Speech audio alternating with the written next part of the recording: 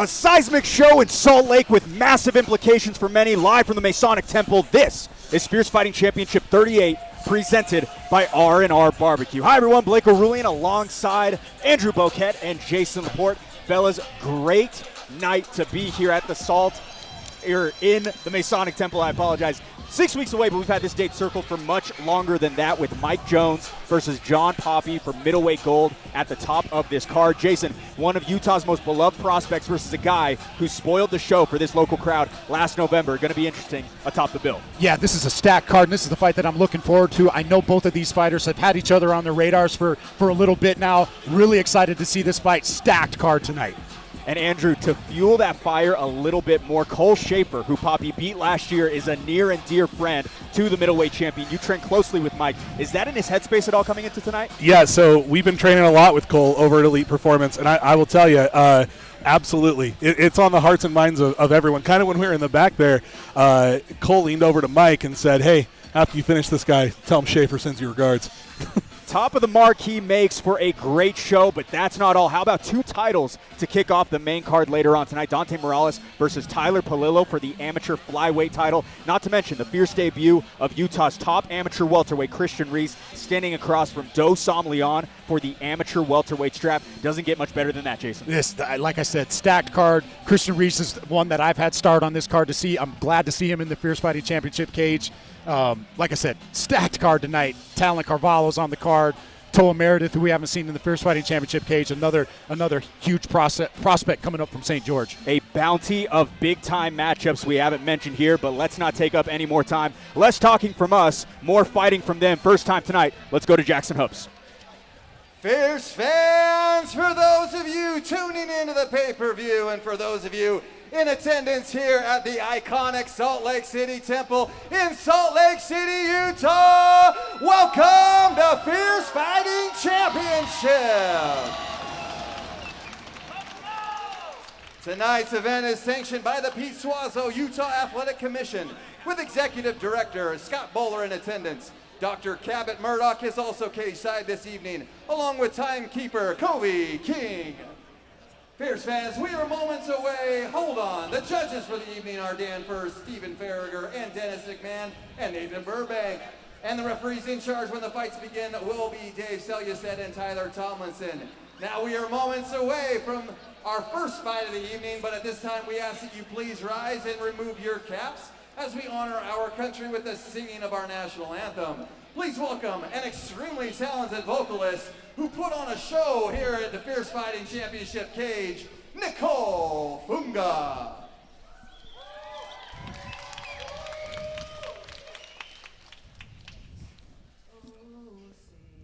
Can you see by the dawn's early light what so proudly we held at the twilight's last gleaming, whose broad stripes and bright stars through the perilous fight o'er the ramparts we watched were so gallantly streaming, and the rocket's red glare, the bombs bursting in air, gave proof through the night that our flag was still there. Oh, say does that star-spangled banner yet wave o'er the land of the free and the home of the brave?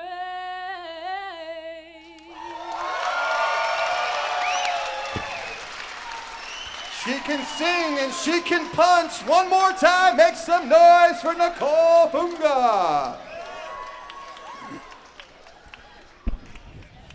Fierce fans, we have now arrived to what you all came here to see. 24 mixed martial artists, 12 total fights, including 3 title fights for one Fierce Fighting Championship evening. So Fierce fans, let the fighters in the back know that you are here. Put your hands together and make some noise!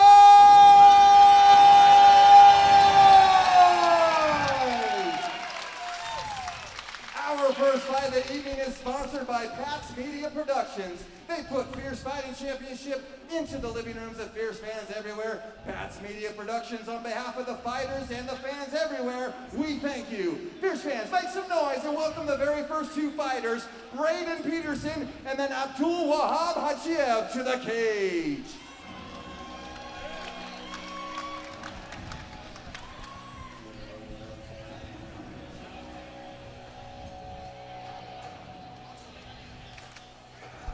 Already off to a hot start with his second walk of 2025. Here is Braden Peterson. Andrew, a 1-0 record on your screen, but went toe-to-toe with Ruben Brownstone in an exhibition as well last year. Yeah, Ruben, obviously a very seasoned veteran of fighting in all sorts of styles of combat sports.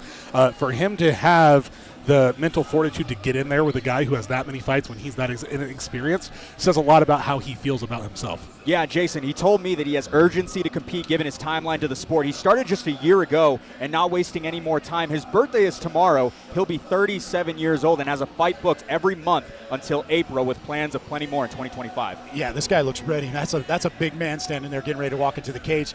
And do I notice a John Wayne tattoo on his leg there? I think he's got a John Wayne tattoo on his leg, on the outside of his calf right there. Don't have it on the monitor, but Braden Peterson out of Absolute Training Center in Kalispell, Montana. Played offensive line collegiately at Slippery Rock University in Pennsylvania. A Division II school. We will see how things look for him in the Fierce debut, but plenty of years backing him, or reps, I should say, over anything else, competing alongside some of the best in Montana already. And more than anything, lots of confidence out of him too, Andrew. Yeah, I mean, he's fighting a kid that I don't think guys are exactly lining up to fight, right? So, and especially at his age, he's fighting a young prospect. It's impressive.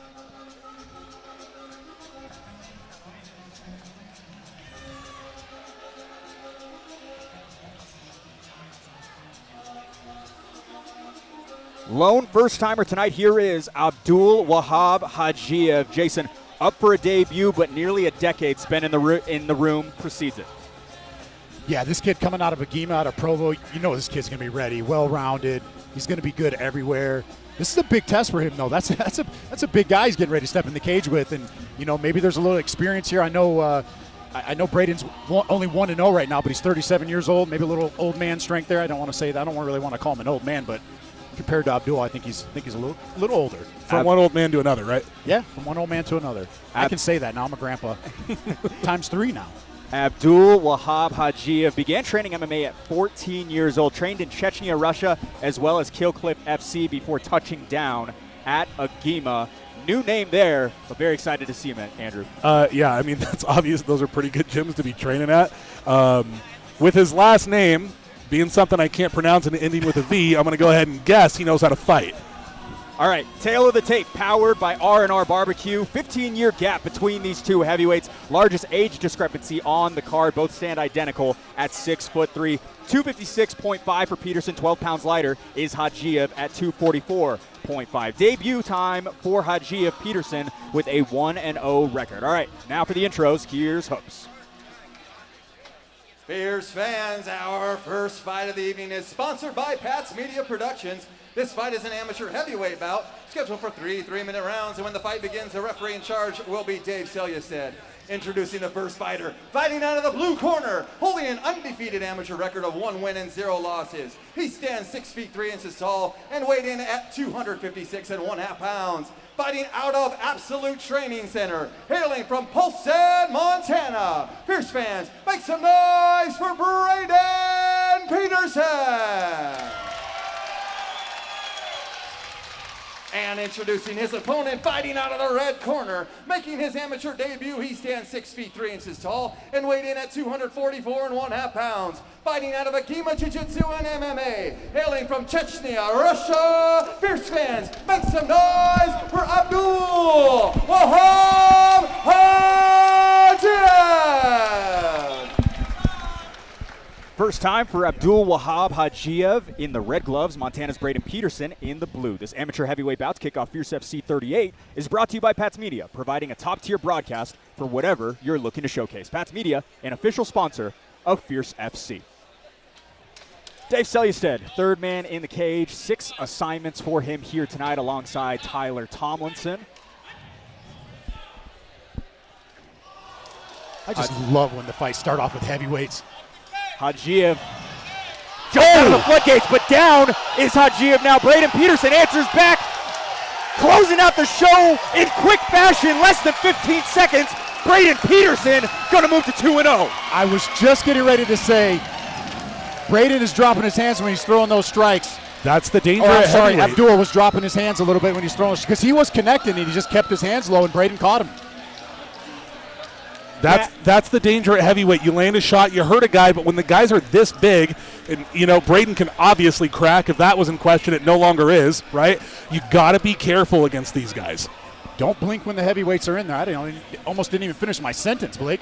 Back-to-back first-round finishes for that man. Braden Peterson seems to be a man on a mission, and he's going to move to 2-0 in emphatic fashion, Andrew. Yeah, as far as starting off your career, that's a pretty damn good way to do it. Here we have on the monitor, big shots, God, just right on the chin, right on the butt. Chin. 1-0 with the John Wayne tattoo. And that one-shot knockout power, right? Literally one shot put him right down. That was right on the butt. Not only that, but met with a lot of pressure to start that exchange as well. Abdul was the one who initiated Braden Peterson the counter. Yeah, he was connected with shots, and he just unfortunately kept his hands a little too low. Yeah, it does say a lot about Braden, though, the ability to, because he got stung, and the ability to get hit like that and still stay composed, stay in the pocket, and then throw a punch that ultimately landed at the end of the night. It's impressive. That was a good performance on his part. All right, let's go ahead and make it official. Back into Jackson Hubs. Fierce fans, referee Dave Selyusted has called a stop to this contest at 13 seconds of the very first round, declaring the winner by knockout and still undefeated, Braden Peterson.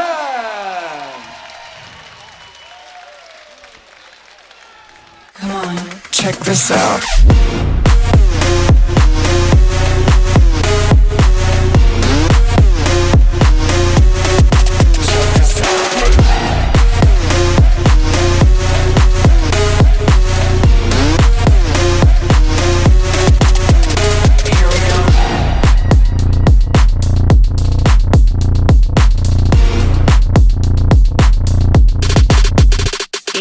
Check this out.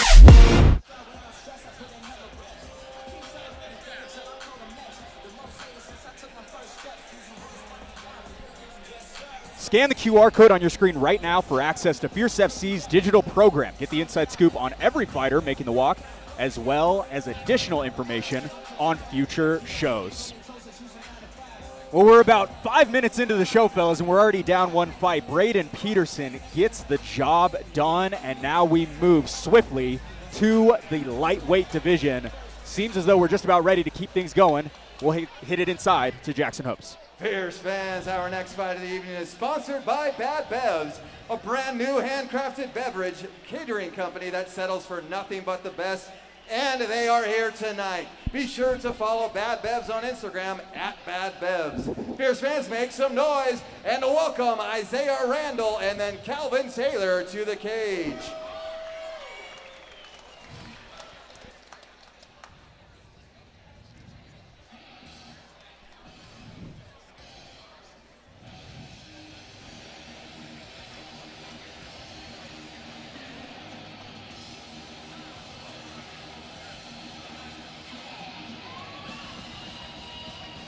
North of 2 years since the last walk back to throw is Isaiah Randall. Andrew, an 0-2 record, but it seems as though there's been no days away from Uprising MMA. Interested in that showcase of time off tonight? Yeah, those when you see records like this on guys that are amateurs, you really shouldn't put too much stock into it being 0-2 as an amateur, I mean, if you're going to do it, this is the time to do it, right? I saw him before the show. He's warming up in the cage. He looks good. He looks loose. He's a really long guy. He looks like he wants to keep the fight, I would guess, probably on the outside. And he's been training the whole time and staying busy. So he's probably going to look quite a bit different than he did in his last fight. Yeah, Jason, it'll be interesting. First time at lightweight. Previous two were contested at featherweight. We'll see if he's filled into that frame over the past 2 years. Yeah, he looks good. Looks in phenomenal shape. It looks like he's kind of filling out that frame a little bit. I don't know how old he is, but he looks like a younger kid. 21. Yeah, 21. He's a young kid. You can see he's starting to fill into his body. Yeah, he's about negative 3% body fat over there. Yeah, he's pretty shredded. Isaiah Randall out of Uprising MMA in Clark County, Nevada. First fight was a submission loss in round 1. Has filled in that grappling gap in recent years. A blue belt now in jiu-jitsu, and he's also won 4 of his last 5 grappling competitions. You love to see that from a guy who, fancies himself a striker so often, and it goes both ways, right? Strikers don't want to get on the mats, and then a lot of time grapplers don't want to get punched. But if you're going to compete in this sport, you have to be well-rounded, especially now. You can't get away with it, even at the amateur level.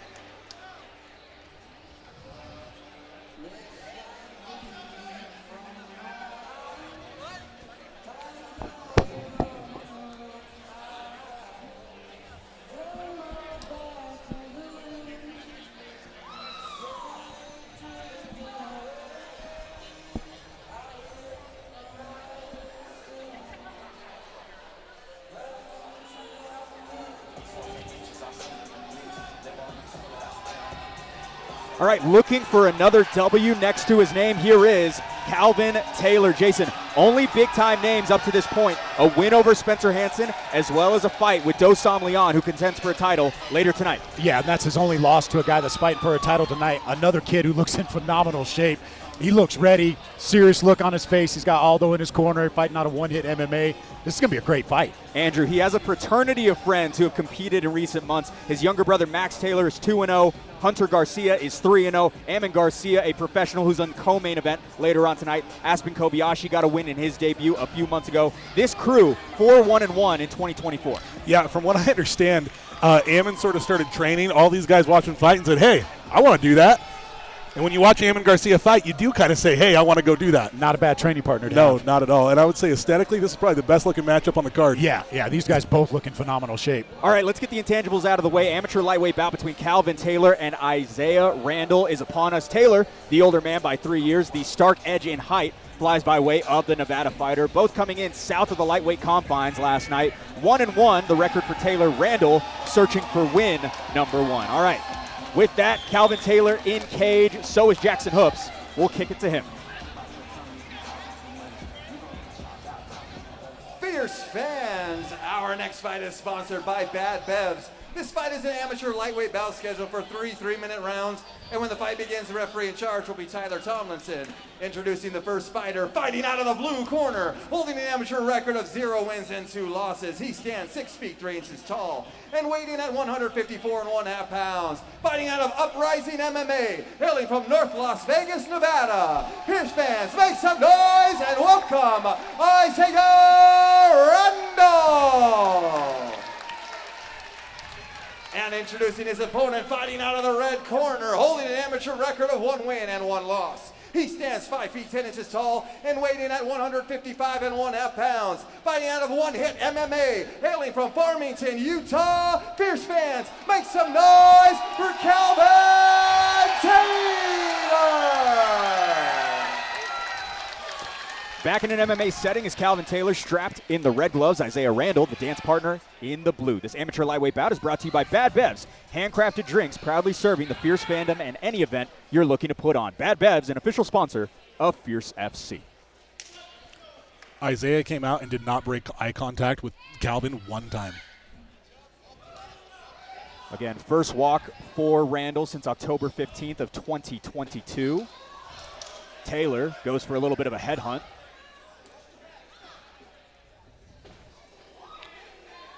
Pistol in the left hand there from Isaiah.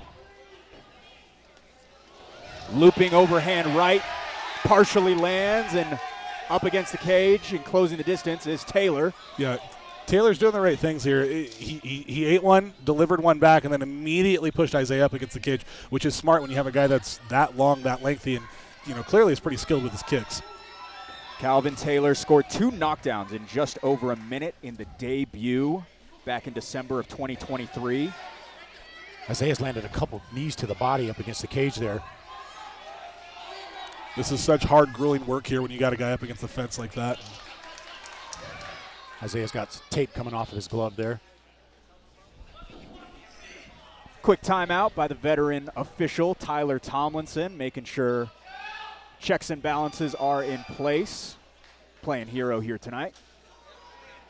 How hard is that, Andrew, when you have a break in action like that? It is. I hate it. I can't even tell you how much I hate it. It is the most. I'm scared all the time when I'm fighting anyway, and I just want to get it over with. And then you have stuff like this that prolongs it. It really can get in your head. Is it the hard stop that really is the part that is most hard? You're already in a flow state of trying to get there. Exactly. You kind of get the rhythm going there, and then it gets stopped, and then you have to restart, and it's difficult to do that. Especially only 63 seconds in. Back to the action we go.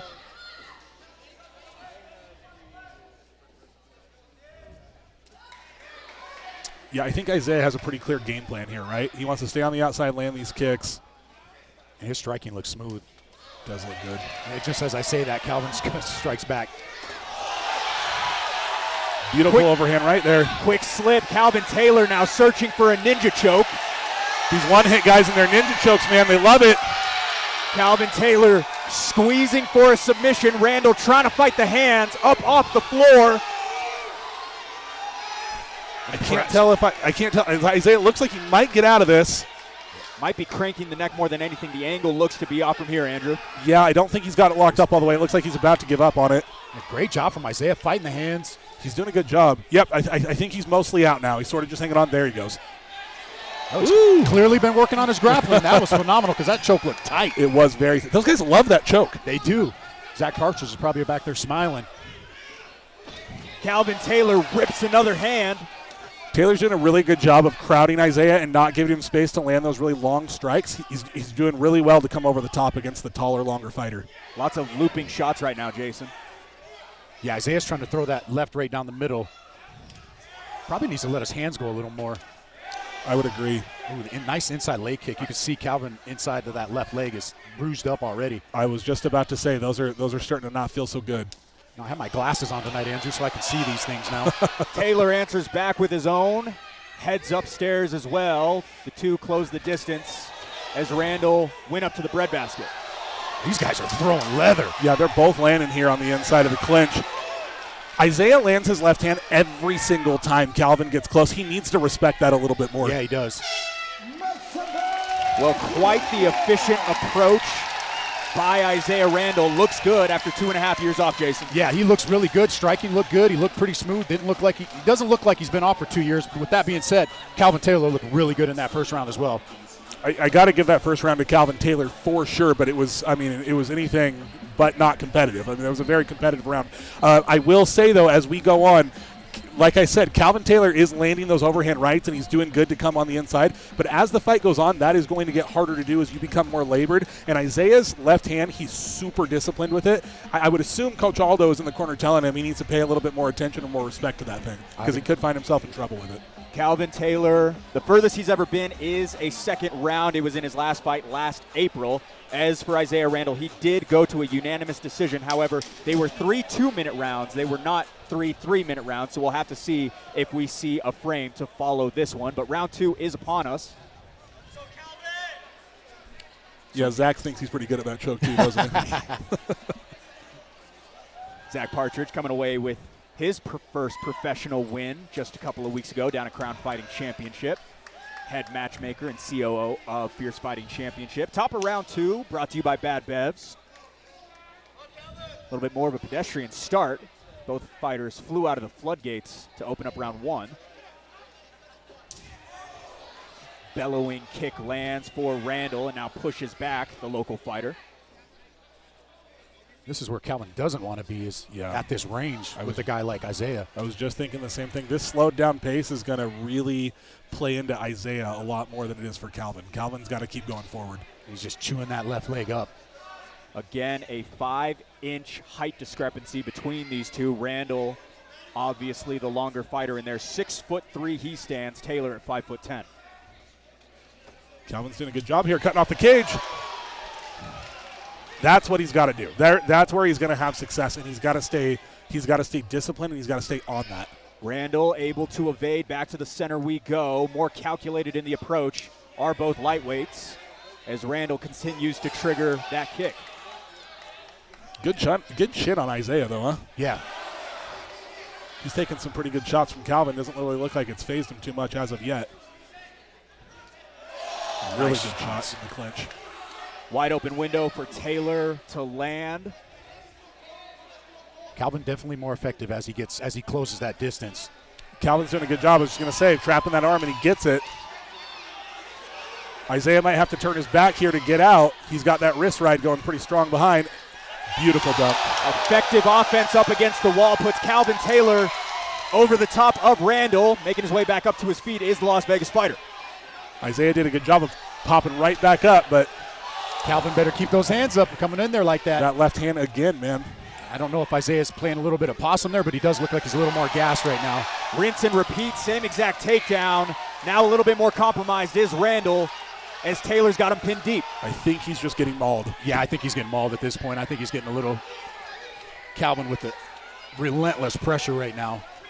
Yeah, it would seem to me that Calvin has a bit of the athletic and strength advantage here, and he is really pushing it hard on Isaiah. And honestly, we should talk about from the clinch when he had that wrist ride from behind, transitioning to the double leg. That was really great work by him. Calvin looking right at his corner, Aldo telling him to go for that head and arm choke, and here it comes.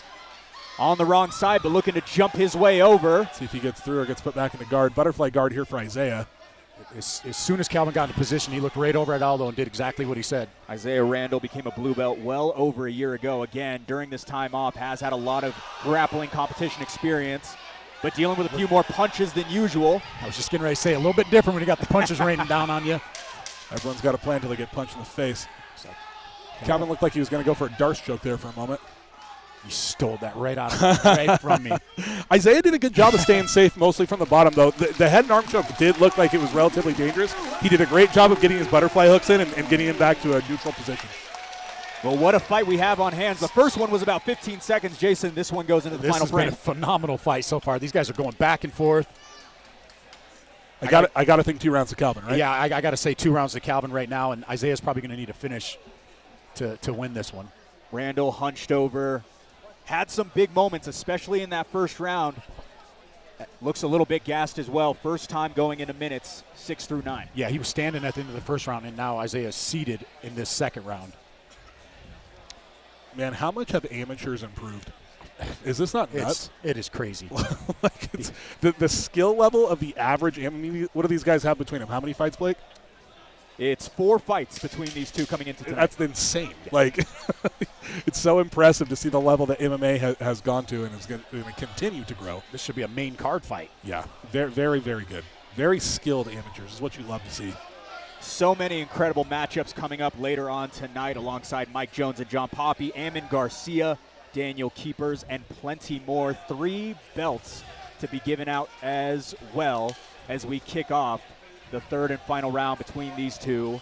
Calvin Taylor in the red, Isaiah Randall sports the green. Oh, good knee there by Isaiah Randall at the very beginning. They both look really labored. It looks like Calvin knows he needs to get the fight to the ground. Whoever, if he can get on top of him, the fight's probably over, would be my guess. I don't know that either one of them have enough energy to stop an assault from the top position. A little bit of jockeying for position between the two.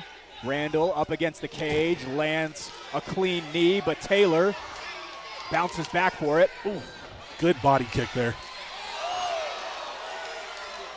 Still in his face is Taylor, not going away by any means as Isaiah Randall lands another kick to the breadbasket. Yeah, those kicks are starting to get Calvin's attention. He does not like that. Yeah, he dropped that left hand there on that one. You know, those kicks sometimes, and I'm sure you guys know this, you've sparred before, it doesn't matter if you block them sometimes. They still freaking hurt, and especially when a guy's kicking you with as much pop as Isaiah Randall has in his shots. Taylor searching for takedown number 3, able to land it. Isaiah lost his mouthpiece there. Try to grab the fence too, but I can appreciate it. If you're not cheating, you're not trying. Yeah. In close quarters is Calvin Taylor to his corner. Vince Wright alongside Aldo Aregia and the one-hit MMA team. Calvin needs to be careful not to be too high. He does a good adjustment there to shift his weight back so he doesn't get kicked off the top.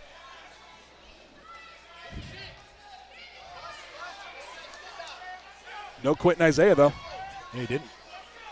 Great job getting back up to his feet is Randall. A lot of fighters would have given up in that position. He's down 2 rounds. There's 90 seconds left. They would have just kind of sat there and relinquished control and let it go. You couldn't even blame him because he's kind of getting beat up a little bit. But nope, right back up, and he's in this thing. He's trying to win it. That cannot feel good. Couple of echoing foot stomps land. Get some oohs and ahs from the Salt Lake crowd. Calvin Taylor seems to be in the driver's seat with just about 60 seconds to go. Those look like they hurt. Yeah. Right in front of us. My foot's hurting from that. Calvin Taylor's doing a good job of getting that wrist right again, trapped behind the back. We'll see if he switches once he gets that back to the double leg that he landed. He's got 2-on-1 on that right arm. Here it comes. Single leg attempt to a high crotch. And more pressure up against the fence. Calvin's doing a great job of keeping his head pressure on Isaiah. That's what's keeping him pinned up against the cage. They're so important to have proper head position against the cage. Talking to Zach Partridge, mentioned the improvements that Calvin has made over the past few months. His first walk in 10 months, and he looks like a different fighter, Jason. Yeah, he does. Those knees to the body from Isaiah. Quick timeout by Tyler Tomlinson. Isaiah Randall lost his mouthpiece like you guys were talking about. Able to get it back in. Isaiah better get it going here if he wants to win the fight. He's got to do something big.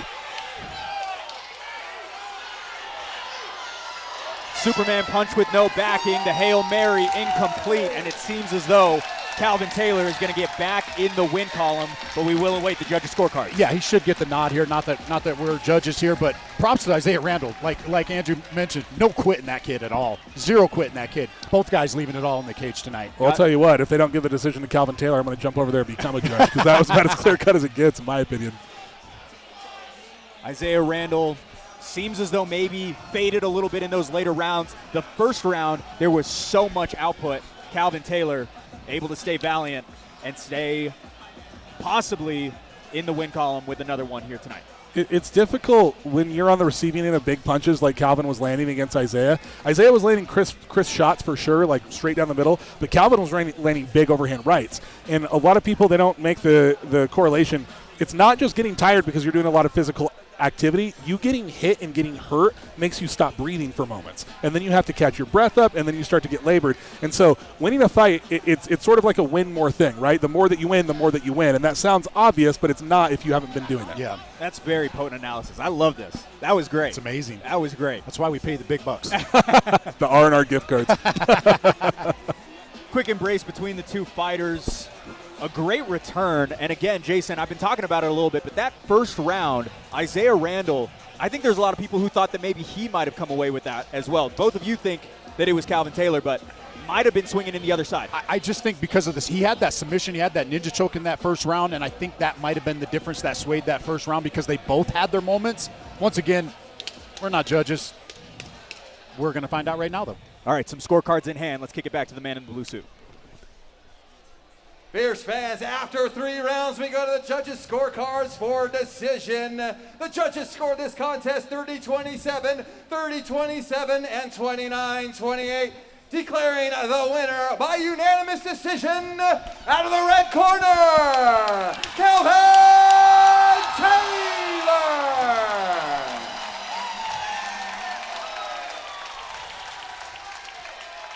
Big Show Field backed by Belts on the Line, live from the Maverick Center in West Valley, Utah. This is Fierce Fighting Championship. The pop when you come out here is so loud and it is so electric. Out cold! This is your house. That right hand was nuclear. He's got that violent look on his face that I always love to see. He makes his mark at the Maverick Center To prop up the Utah MMA scene.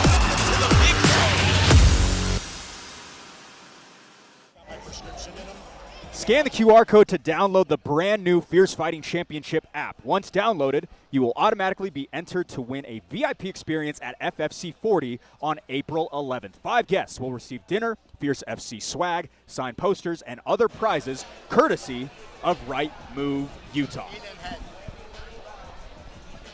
What a performance by Calvin Taylor. He gets the job done in the second bout of the evening. We go to scorecards. Might not see him in this one. Tayson Royer, Toa Meredith, a couple of flashy finishers. We'll bring him out with Jackson Hopes.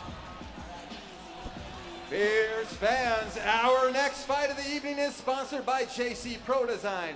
For your custom apparel, banners, signs, decals, vehicle wraps, and more, go with the pro, JC Pro Design. Fierce fans, make some noise and welcome the next two fighters, Tyson Royer and then Toa Meredith to the cage. Yeah.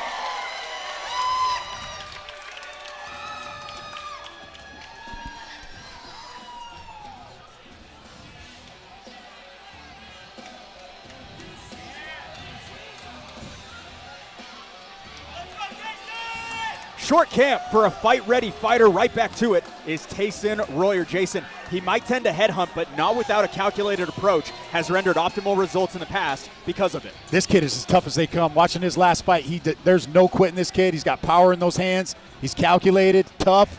This is going to be an exciting fight. And Andrew, the common denominator between Tyson Royer and Toa Meredith is Ben Evans. Royer finished him in 50 seconds. Toa did it in just under 2 rounds. Yeah, that is always interesting when you have a common opponent. Look, here's the thing, right? Guys love to look at stuff like that because it can give you sort of a mental, oh, I finished the guy first or whatever. I did better. I didn't get hit as much. But the reality is MMA math never works. Like, it is the worst sport for that. It even works a little bit better in boxing, and in that sport it doesn't really work either. But looking at like, I beat this guy who beat this guy who beat this guy, so I beat you, it never works out, right? But I guarantee you they looked at it. I guarantee you they studied it because you're looking for anything to give you that mental advantage.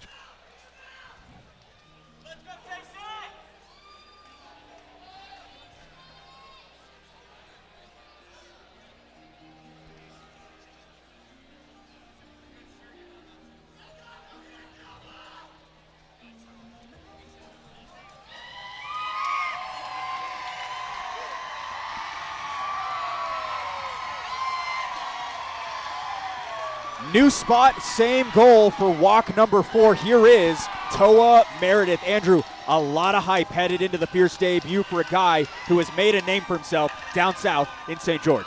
3-0, obviously perfect record, right? Fusion MMA is a very, very good gym. Aaron Reese is actually a black belt underneath my jiu-jitsu coach, Justin Ellison.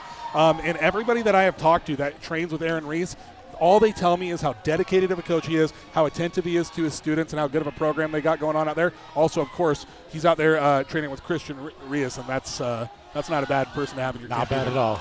Jason, a 41-second finish in the amateur debut, dropped the jaws of everyone in attendance. Couple of kicks was all it took. Yeah, I talked to a friend of mine that lives down there in St. George and knows this kid really well, and he asked me if I'd seen him fight. I told him no. He said, buckle your seatbelt, don't blink when this kid fights. This kid is talented as they come. Got a good one here. Toa Meredith, 4-year senior, also 2 inches taller. Both fighters find themselves well under the featherweight limit at 143 and 143.5 pounds. Unbeaten up to this point is Meredith. Royer with a record of 1-1.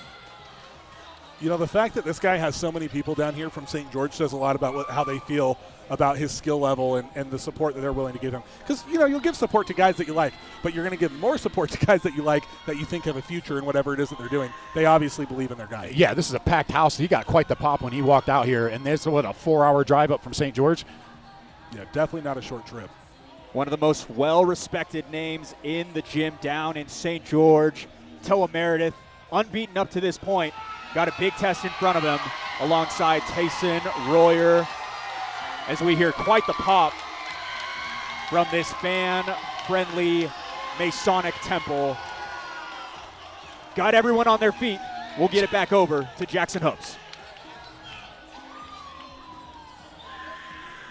Fierce fans, this fight is sponsored by JC Pro Design. This fight is an amateur featherweight bout scheduled for 3 3-minute rounds. When the fight begins, the referee in charge will be Dave Selyuset. Introducing the first fighter fighting out of the blue corner, holding an amateur record of 1 win and 1 loss. He stands 5 feet 8 inches tall and weighed in at 143.5 pounds.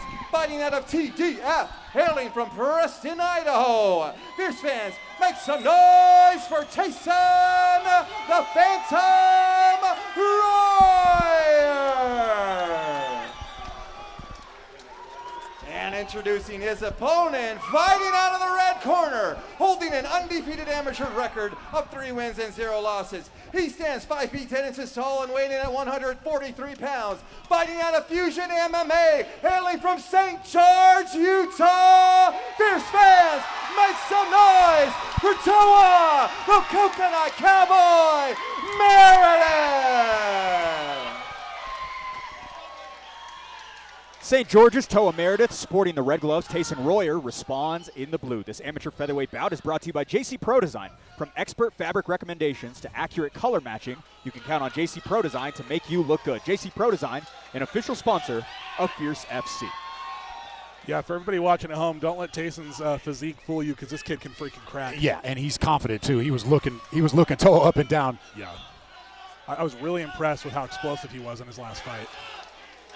Both fighters waxed with confidence, rightfully so, as Royer catches the kick, but Toa headhunts. Tayson complaining about an eye poke. It looked like maybe the toe. Couple of weighty knees go up the middle. Toa Meredith looked for the high kick a couple of times already, Jason. Yeah, he throws those head kicks like he's throwing a jab. Yeah, Toa looks great shape. I felt like in Tayson's last fight, the only thing that really held him back was his conditioning. But he's got such an explosive style, that's hard to do for 3 rounds. Fought well against a veteran in Nate Ayers. Lost it via unanimous decision. That was in November of last year.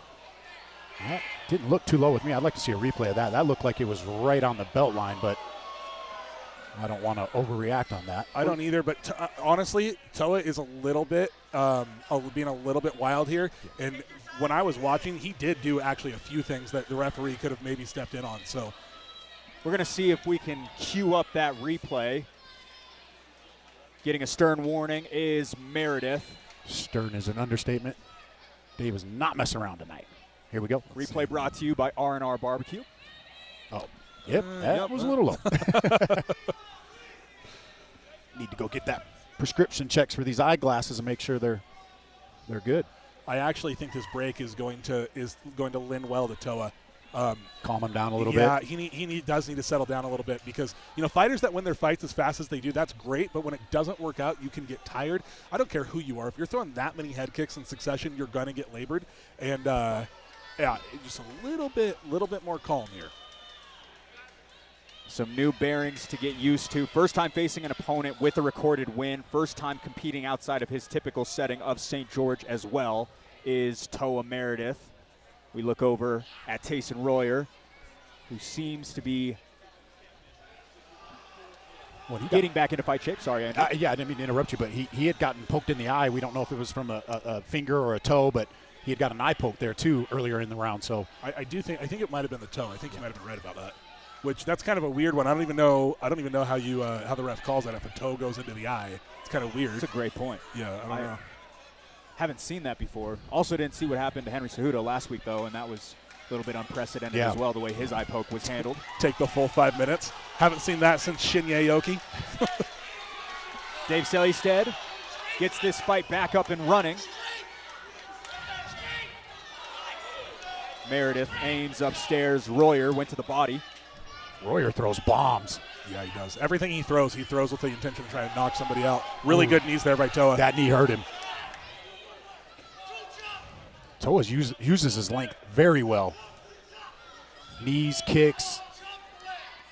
He's got great kicks, but I would love to see him set these up a little bit more. Oh, went for the jumping back kick there. Athleticism on full display for the Coconut Cowboy.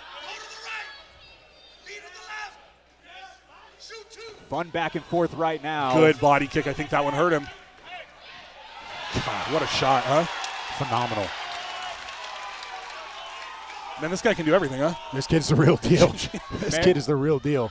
Meredith marries the striking to the grappling well. Puts Royer on his back with just about a minute to go here, round one.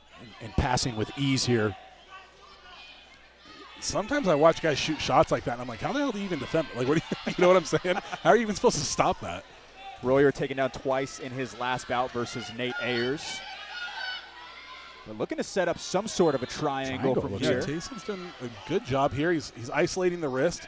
Toa's looking to pass on that right side. I don't think he's going to get it. Tayson's doing a really good job here. He's doing a good job controlling posture, making sure he's controlling the wrists.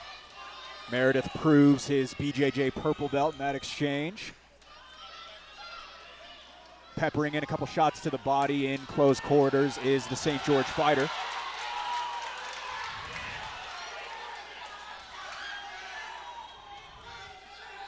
You know, I think that Tayson was hurt right when Toa took him down. This might actually have been the best thing to happen for Tayson. That's not. Those are big shots from Toa. Was trying to close things out late round one. Toa Meredith got the fans something to cheer for. What a way to close the round, Andrew. Yeah, definitely putting an exclamation mark at the end of that one. I mean, he was definitely already winning the round. Kind of some weird dynamics going on there in that round. I'm going to be really interested to see how they come out in this second. Tayson's not like declawed here by any means. No, not at all. Yeah, Toa needs to stay on his toes. I'm sure that Aaron's telling him that over in the corner, but he needs to stay relaxed because Tayson absolutely throws with reckless abandon sometimes, and that will knock people out.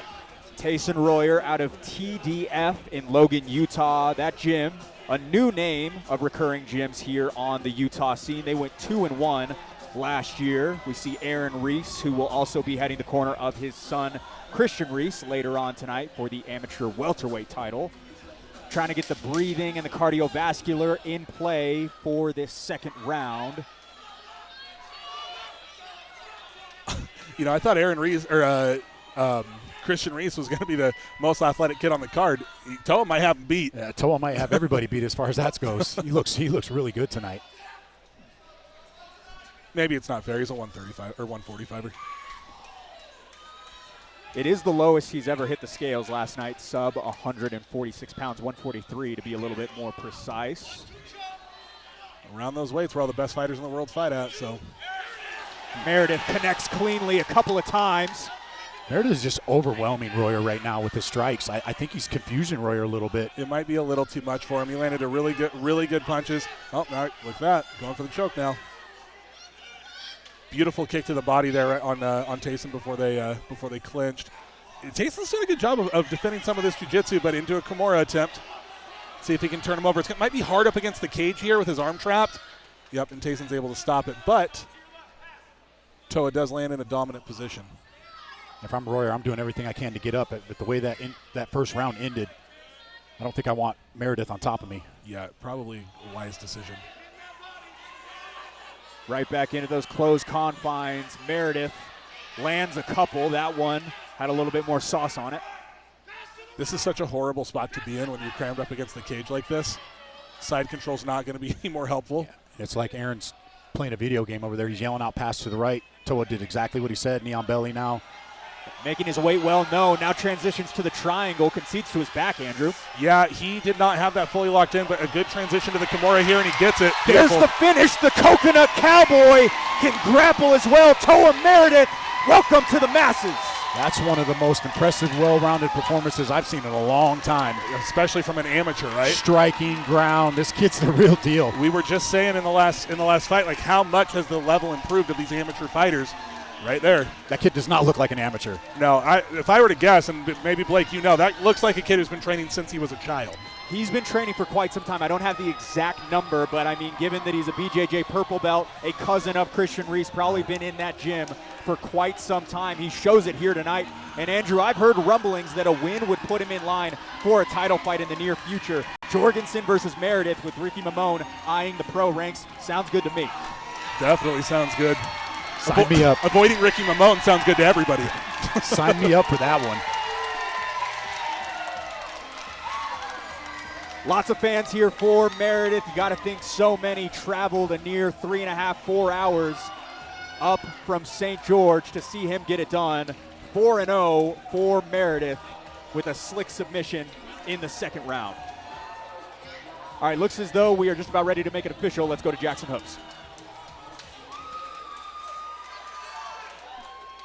Fierce fans, referee Dave Salyastet has called a stop to this contest at 1 minute 20 seconds of the second round, declaring the winner by submission, Duke to a Kimura, and still undefeated, Toa the Coconut Cowboy Meredith.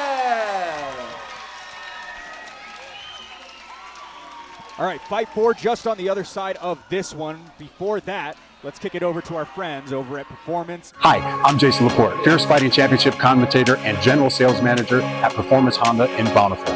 We are the fastest growing Honda dealership in the state, and we have one of the largest certified pre-owned inventories in the state of Utah. Our service department has master technicians with over 100 years experience collectively.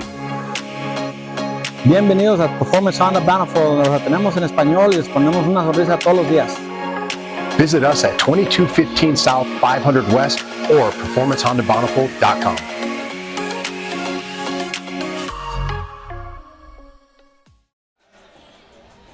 Scan the QR code on your screen right now for access to Fierce FC's digital program. Get the inside scoop on every fighter set to make the walk, as well as additional information on future shows. Got the Fierce team taking some photos with the now 4-0 featherweight Toa Meredith as he exits the cage alongside Brevin Barrowman, our ring girls Kirsten and Hillary. And we will move down one weight class from featherweights to bantamweights. Aiden Egler alongside Tristan Parks, ready to make him walk, is Jackson Hopes. Fierce fans, our next fight of the evening is sponsored by Underground Farm. They strive to provide cutting-edge peptide solutions that enhance health and wellness. Driven by science, committed to your wellness, Underground Farm. Fierce fans, make some noise and welcome Tristan Parks and then Aiden Egler to the cage.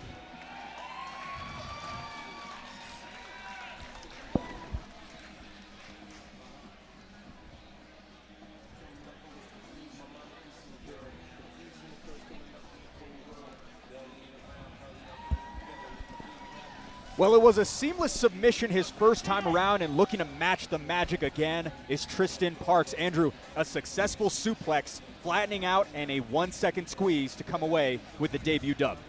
Yeah, sometimes that level of aggression can carry you through, especially in the amateurs, and this guy certainly has it in spades. Jason, still growing at just 19 years old, was born in 2005. He's the youngest fighter on this card. What were you doing in 05, Jason? What was I doing in 05? I was selling cars in 2005. Having a second mortgage or something? I was a second mortgage. I was out of the Marine Corps by then. What was the age? Can we get a number? I was, what was I? How old was I? Almost 30 years old then. Okay. Yeah. I was a sophomore in high school. I'm aging myself here, aging myself a little bit. That all being said, Tristan Parks, quite young, but possesses a tight squeeze. Only took about 1 full second for Dylan Smith to concede in the debut. Reminds me of an Islam Makhachev type squeeze, Andrew. I mean, that's not a horrible comparison to make, and that's that's definitely something you want to hear if you fancy yourself a grappler. So, yeah, hopefully, I mean, if he's able to implement his game plan and get this fight to the mat, I'm sure that's what he's looking to do.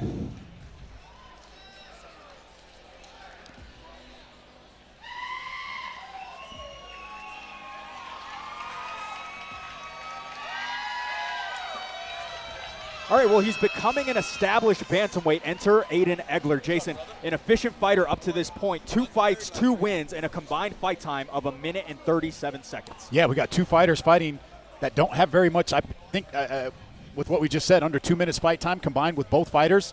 Don't really know a lot about both these guys, but they're both aggressive and they both look to finish fights. That's what we know so far. Andrew, I've been so impressed by his dedication to Agima. He commutes 40 minutes to train in Provo, lives in Saratoga Springs, but feels as though he's found his home out there in a mall at Agima. You guys are never going to let that one die, huh? It's still funny to think about that. Yeah, I mean, look, Agima's a great gym to be at. Obviously, I've trained out there once or twice, and the room's filled with great guys, really good instruction. Dane's a great coach. And it looks like he's got Marco over there in his corner, too. So, probably helping him with his striking. I'll be interested to see. He's got those white Agima shorts, which are always looking so slick. But I'm going to be interested to see where he wants to take the fight on this one. All right, tail of the tape, courtesy of R&R Barbecue. Aiden Egler is 22, 3 years older than the opposition tonight. No issues on the scale for either party as well. A couple of undefeated fighters set to figure it out inside that cage as he enters the white shorts shown. Apollo Creed shorts the first time around. The second time, it was the blue belt being showcased. Now we see the all white as we kick it back to the man in blue, Jackson Hopes. Fierce fans, this fight is sponsored by Underground Farm. This fight is an amateur bantamweight bout scheduled for 3 3-minute rounds. And when the fight begins, the referee in charge will be Tyler Tomlinson. Introducing the first fighter, fighting out of the blue corner, holding an undefeated amateur record of 1 win and 0 losses. He stands 5 feet 6 inches tall and weighed in at 134 1/2 pounds. Fighting out of Uprising MMA, hailing from Las Vegas, Nevada. Fierce fans, make some noise for Tristan Parks. And introducing his opponent, fighting out of the red corner, also holding an undefeated amateur record of 2 wins and 0 losses. He stands 5 feet 7 inches tall and weighed in at 135 pounds. Fighting out of Akima Jiu-Jitsu and MMA, hailing from Saratoga Springs, Utah, by way of Sycamore, Illinois. Fierce fans, make some noise for Aiden Eckler. Undefeated Aiden Eggler rocking the red gloves. New digs for Tristan Parks in the blue gloves. This amateur bantamweight bout is brought to you by Underground Farm. Optimize your performance, recovery, and overall well-being with advanced peptide solutions. Underground Farm, an official sponsor of Fierce FC.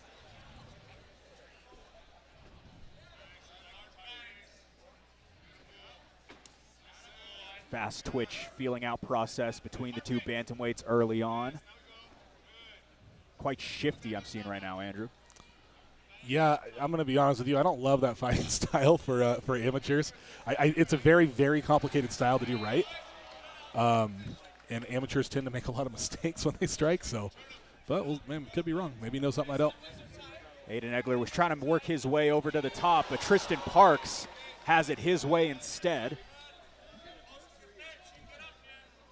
Tristan looking really, really composed. Has competed in some point boxing tournaments along with his MMA resume. But a big jump to go from a fellow debuter last time to a 2-0 prospect tonight.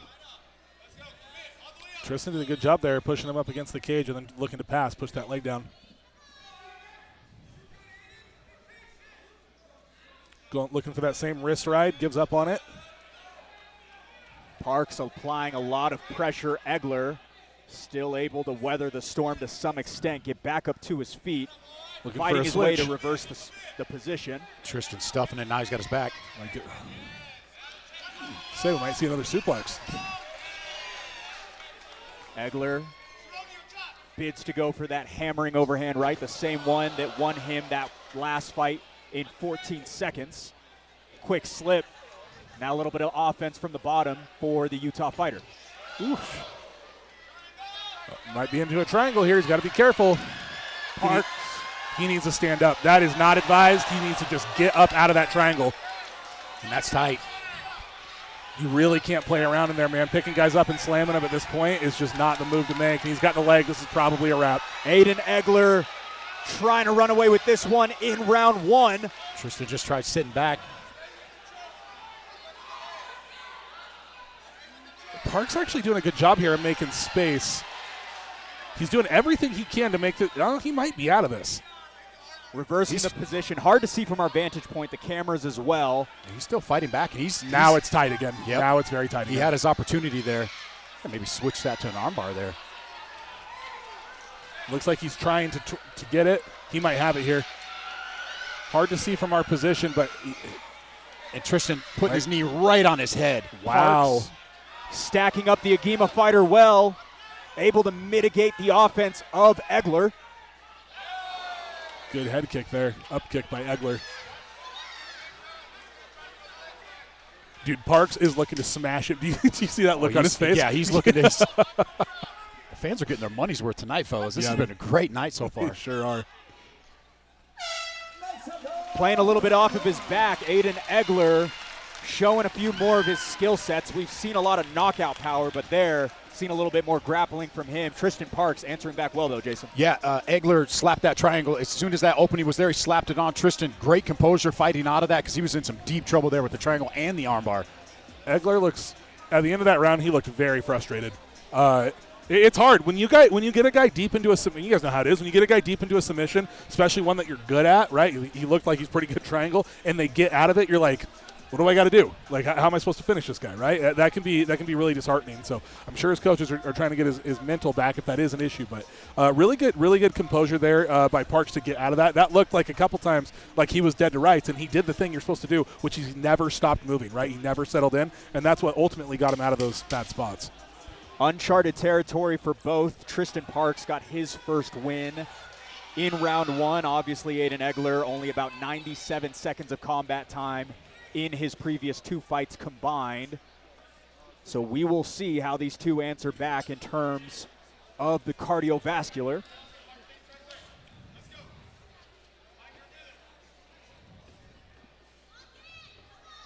Egler says no glove touch. I like it. That's what I'm talking about.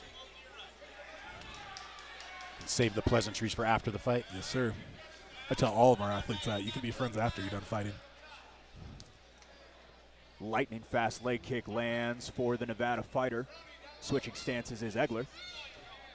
How is this an amateur fight? I don't know. All of these are like. I mean, both guys super composed.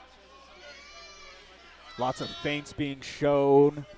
High IQ on both sides of this one.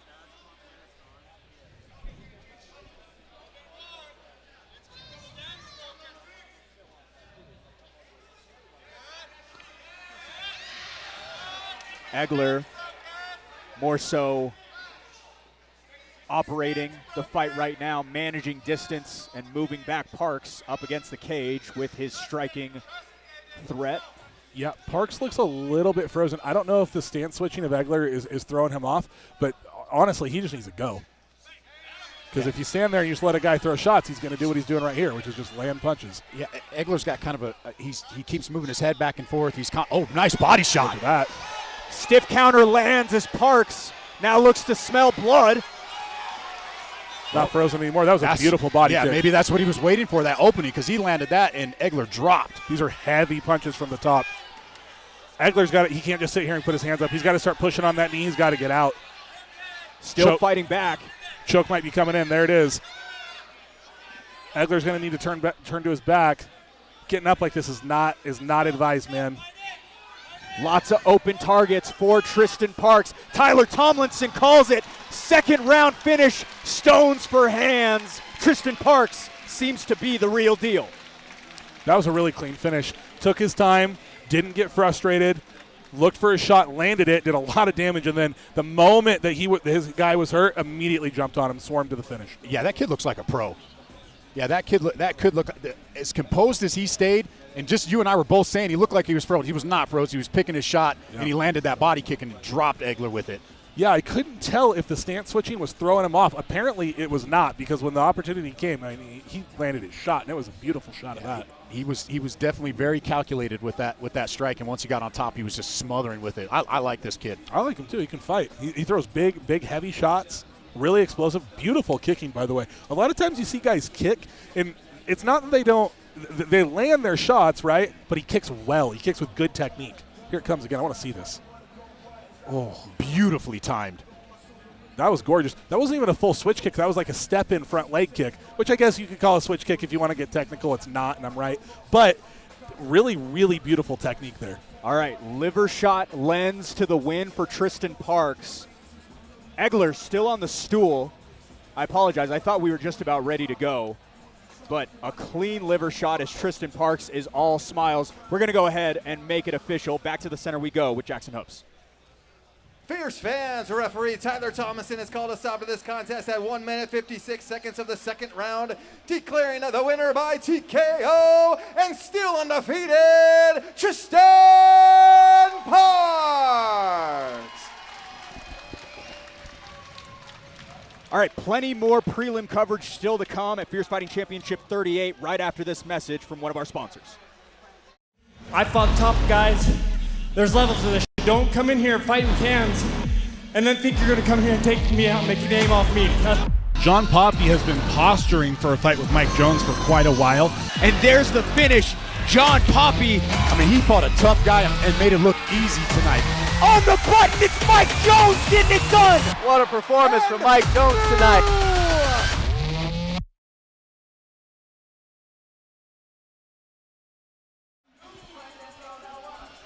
Scan the QR code to download the brand new Fierce Fighting Championship app. Once downloaded, you will automatically be entered to win a VIP experience at FFC 40 on April 11th. 5 guests will receive dinner, Fierce FC swag, signed posters, and other prizes, courtesy of Right Move, Utah. Tristan Parks comes away with the win. We will stay at 135 pounds. With that, let's go back to Jackson Hopes. Fierce fans, our next fight of the evening is sponsored by FightCon. The biggest fight event of the year is coming to Salt Lake City, May 16th and 17th from the Salt Palace Convention Center. You do not want to miss the Fierce Fighting Championship card at FightCon. Fierce fans, make some noise and welcome Zach Spreitzer and then Nate Reinhardt to the cage.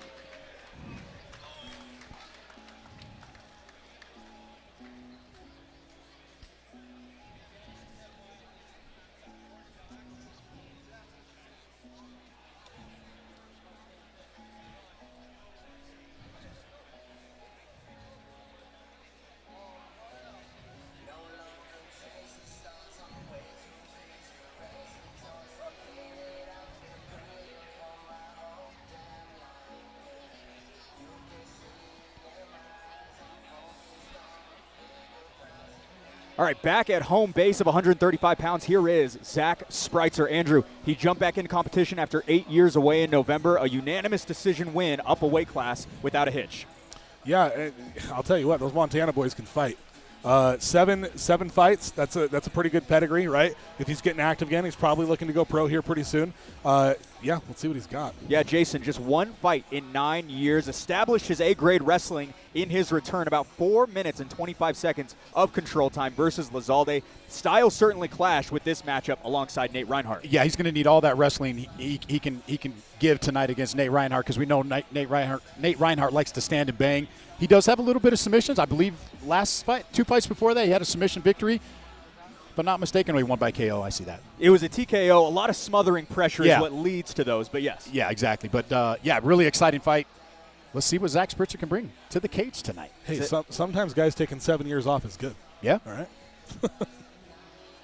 Context clues needed there, but Andrew Boquette had a couple of lengthy layoffs in the past, but always brings the fight to Fierce Fighting Championship. Yeah, until one of my coaches randomly signs me up for a fight without telling me. That's typically how they get me back in there.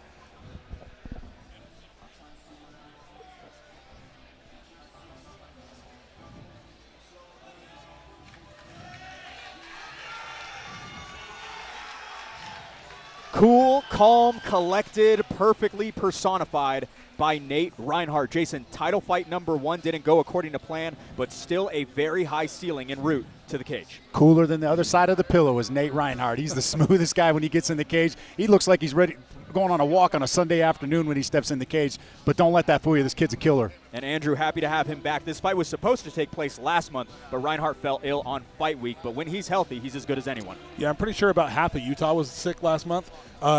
Look, your losses, especially in amateur, they don't matter much, but it's important that you examine who you're losing to, right?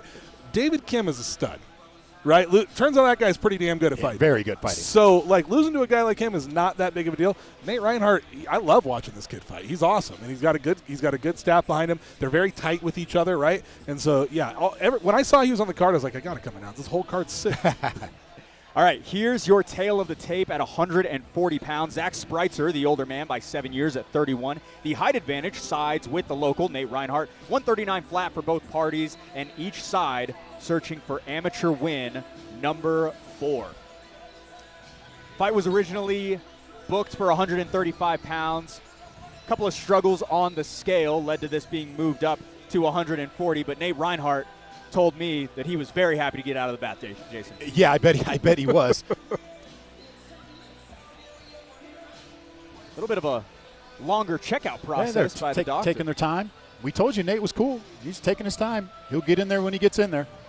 Overwhelming grappling displayed over the course of his career. We saw it against Lars Wittenberger, John Smith, Dustin Larson, all been subject to the skill set of Reinhardt in the past, Jason. Yeah, phenomenal. Very well-rounded fighter. Nate, I take my time, Reinhardt. Yeah, I think we just came up with a new nickname for Mr. Nate Reinhardt. One of the big names out of Soul Fighters, Wasatch, entered and set. Seems as though Jackson Hoops is in his spot as well. We'll go to him.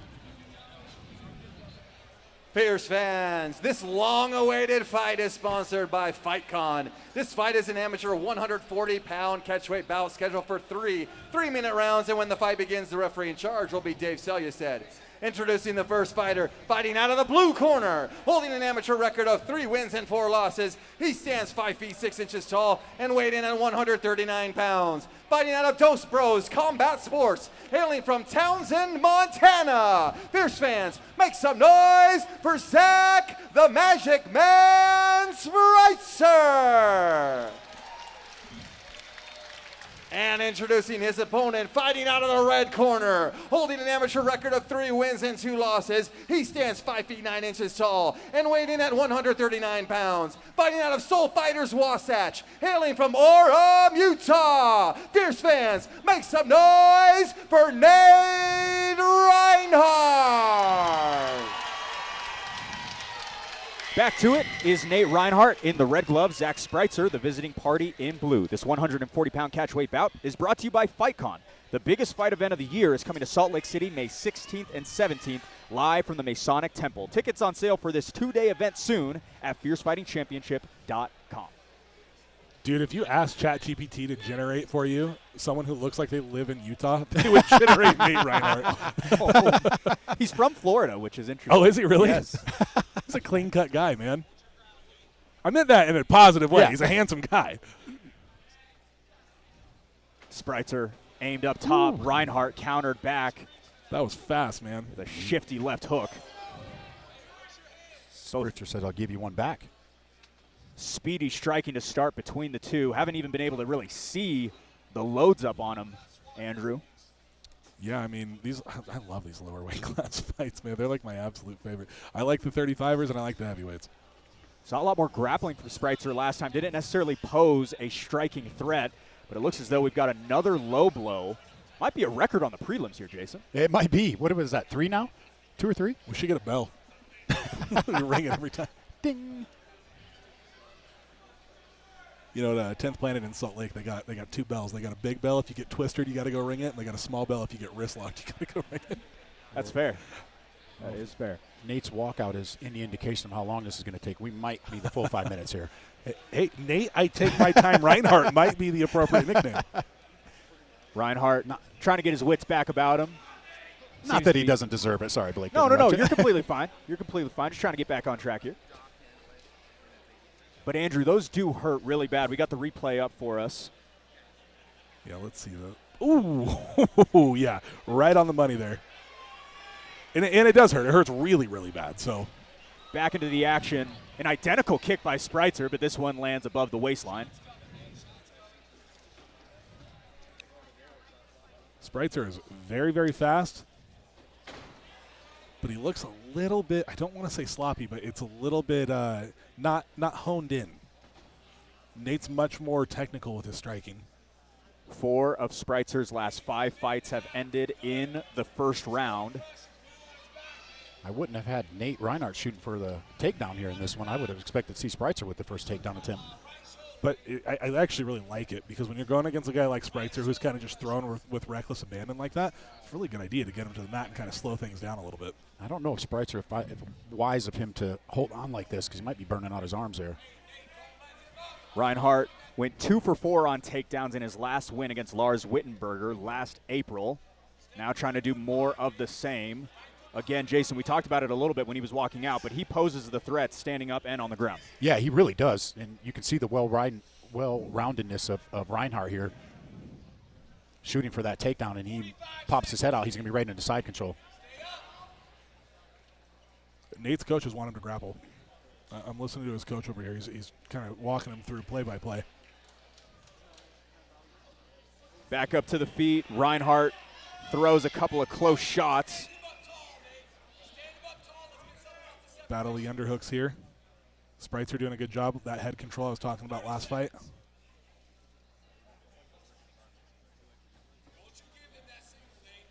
Back and working the wrestling now is the Montana fighter. Back and forth we go with the wrestling exchanges. Lots of knees traded as well. Yeah, that was a nice knee to the body by Nate.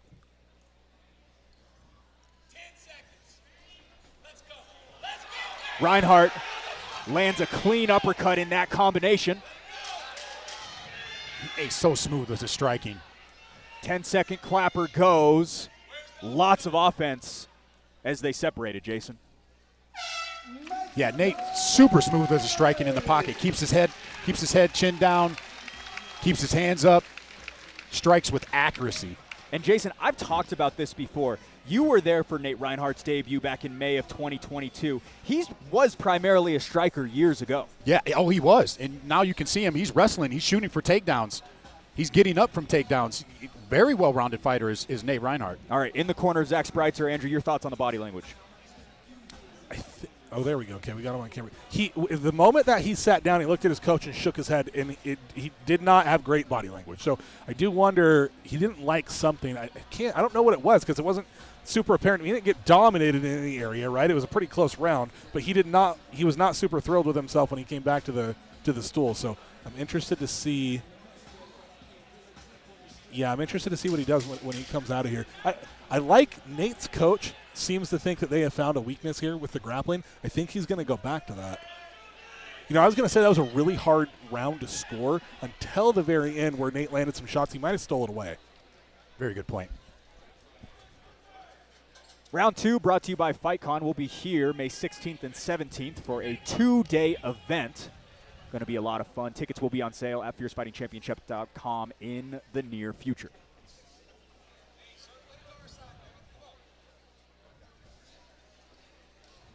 Reinhardt punishes the chin once again. Reinhardt cutting off the cage beautifully. Oh, there's the shot again. He needs to watch that neck. Yeah, it must be pretty deep, because Nate immediately went to fight the hands, but gonna be pretty tough if he's able to get to side control here. And his coach is yelling at him to elevate the feet so he can go into that crossbody position. 75% of Spreitzer's losses have been by submission, but right now he's the one doing the damage. Nate Reinhardt was submitted against David Kim in September of last year. Also a little bit of leakage right above that left eye of Spreitzer. I don't know if you're seeing that, Jason. Yeah, I caught that right before they shot the takedown there. And Reinhardt right in side control now. As soon as he pops his head out, he'll be in a really good position. You can generate a lot of pressure from there as well, Andrew. Yeah, you absolutely can. I wonder, his coach is yelling at him to start putting pressure on that chin. I wonder if he's going to potentially go for a Von Flue, because he's looking to get his hands locked up here. Jeremy Horn's going to get mad at me if he hears me call that a Von Flue choke. What does he call it? I don't know. A Von Fluke? Jason Von Fluke. Oh, Blake. A little bit of shoulder pressure by Reinhardt. Spreitzer doesn't seem too hindered by it at the moment. About minute 20 to go, round 2. It's definitely tight enough to it's causing Reinhardt to every time Spreitzer tries to get that leg in, Reinhardt's going right to the side. He does not want Spreitzer to get that leg through. He doesn't, but this is a heavy investment. And you talked about this in the last round when he grabbed a neck and he was holding on to it. Like, you can't just grab stuff and squeeze it for the entire round, right? Like, if you're going to invest that amount of energy, you need something to pay off. And it seems to me like it's unlikely that this is going to work out. I don't know why Nate has not switched to attack that Von Flue. Just crossface right here and push down. There we go. This is great. More so possibly just tallying up control time. He's done that a lot, and that's been his path to victory in so many fights like we talked about, Jason. Yeah, right now just heavy pressure. Spreitzer just basically just holding on at the moment. Yeah, but are you really winning the round if you're just crossbody while the guy potentially chokes you, right? Like, it's dangerous because you might not win the round. Effective striking, though, on the feet led to True. the takedown, which likely in the judge's eyes we'll see it in Reinhardt's favor. I think you're right about that. And he's doing damage on the top. He's throwing punches. I think we got spoiled those other fights where they were so high-paced inside. A little bit. A lot of action back. Not that this one hasn't up until this point, but Spreitzer popped right back up. Fans are filling in. Final round in this bantamweight bout is upon us. Nate Reinhardt possibly up, Jason. It seems as though he won that second round. Your thoughts? Yeah, I'd give a slight edge to Nate Reinhardt in the second round. First round, there were some good back-and-forth moments there. I think, as Andrew touched on at the end, Reinhardt finished with that flurry at the end of that first round. maybe a slight edge to him in the first round, and then I think he clearly won the second round. Both fighters only gone to the decision once in their careers. Zach Spreitzer is 1-0. Nate Reinhardt is 0-1. And we talked about it a little bit ago, but it dates back to the debut in which Nate Reinhardt did lose at the expense of the judges' scorecards. We'll have to see how these final 3 minutes go, but right now, cool as can be is Nate Reinhardt in his corner. He's not even breathing hard. I mean, he looks like he just did a round at the gym, and now he's ready to go back to have another sparring round. And maybe that was part of it, is just slowing the pace to make sure that if you do have to go to a final round, ready to go. Yeah, fair enough. If he's been on the losing side of decisions before, then yeah, he probably does want to be a little bit more conservative, make sure he has some in the tank for this. Good body shot there by Spreitzer to start the round off.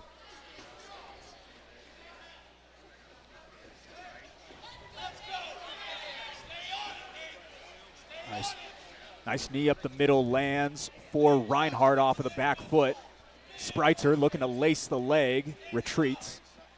That was interesting. Reinhardt did the right thing by fighting to the underhook, and then he pulled his arm back. I just did it again. He needs to get that underhook and drive up hard and turn into Spreitzer here. I don't know. He keeps getting good position then pulling away. It seems like he's unsure. I think he's a little worried about that leg getting Spreitzer behind that left leg there.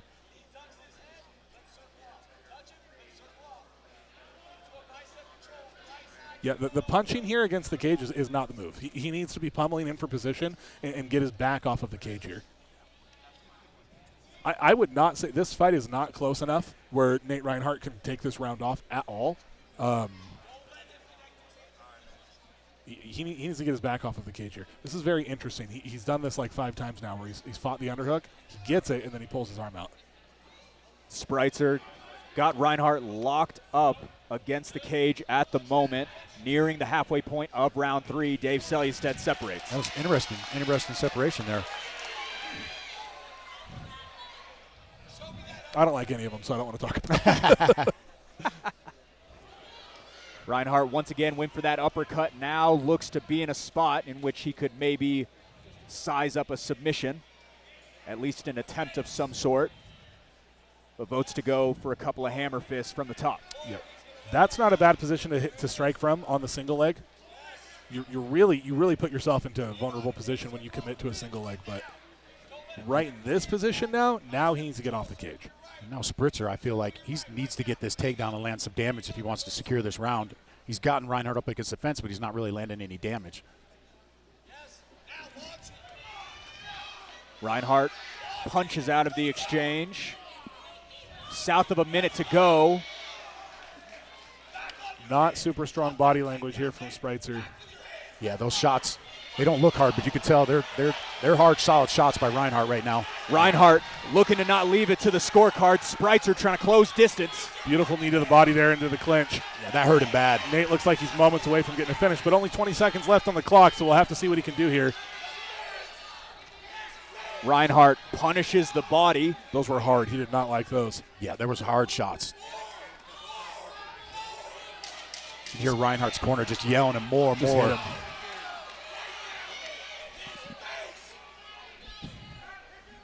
This coach is yelling for blood, man. Well, it seems as though Nate Reinhardt might have gotten it done.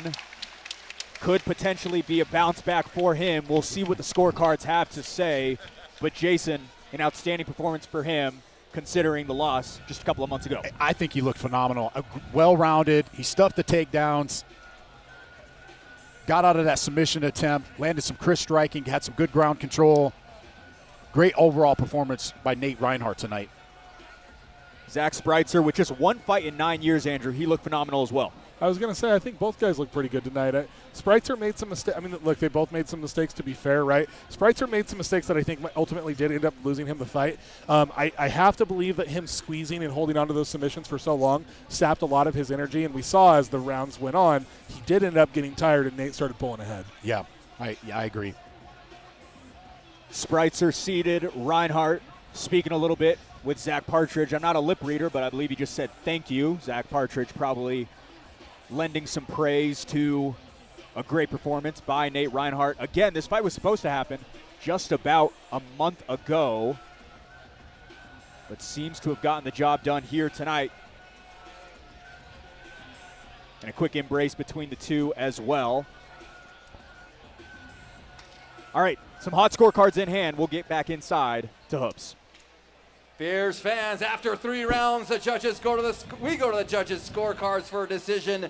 The judges score this contest 30-27, 30-27, and 29-28, declaring the winner by unanimous decision, Nate Reinhardt.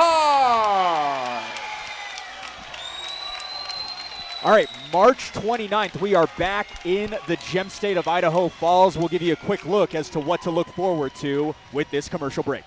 And everybody here inside the Mountain America Center, put your hands together and make some noise! Oh, I'm so excited to be in Idaho Falls. Less than a minute to take home the amateur middleweight belt. This is my last amateur fight. I'm going pro. Just so much talent on the card tonight. Jared Bandera remains the standard at heavyweight. Scan the QR code to download the brand new Fierce Fighting Championship app. Once downloaded, you will automatically be entered to win a VIP experience at FFC 40 on April 11th. 5 guests will receive dinner, Fierce FC swag, signed posters, and other prizes courtesy of Right Move Utah. All right, well, there are a couple of fantastic bouts still to come on these prelims. 2 of them to make the walk right now are Hannah Silva and Casey Pierce waiting in the wings. We'll bring them out with Jackson Hoops. Fierce fans, our next fight of the evening is sponsored by Prime Labs. If you or anyone you know needs blood work for any reason at all, they provide various panels with affordable pricing that can't be beat at Prime Labs. Fierce fans, make some noise and welcome Hannah Silva and then Casey Pierce to the cage.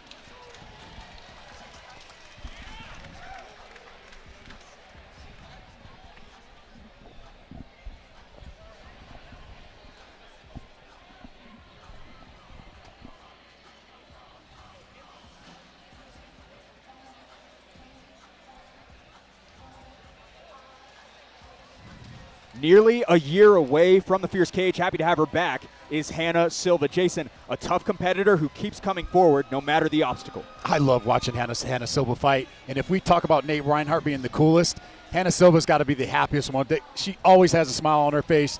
She's tough, she brings it, and slick submissions from anywhere. Yeah, and Andrew, we speak so highly of the durability factor for some fighters. Hannah Silva, certainly a part of those conversations.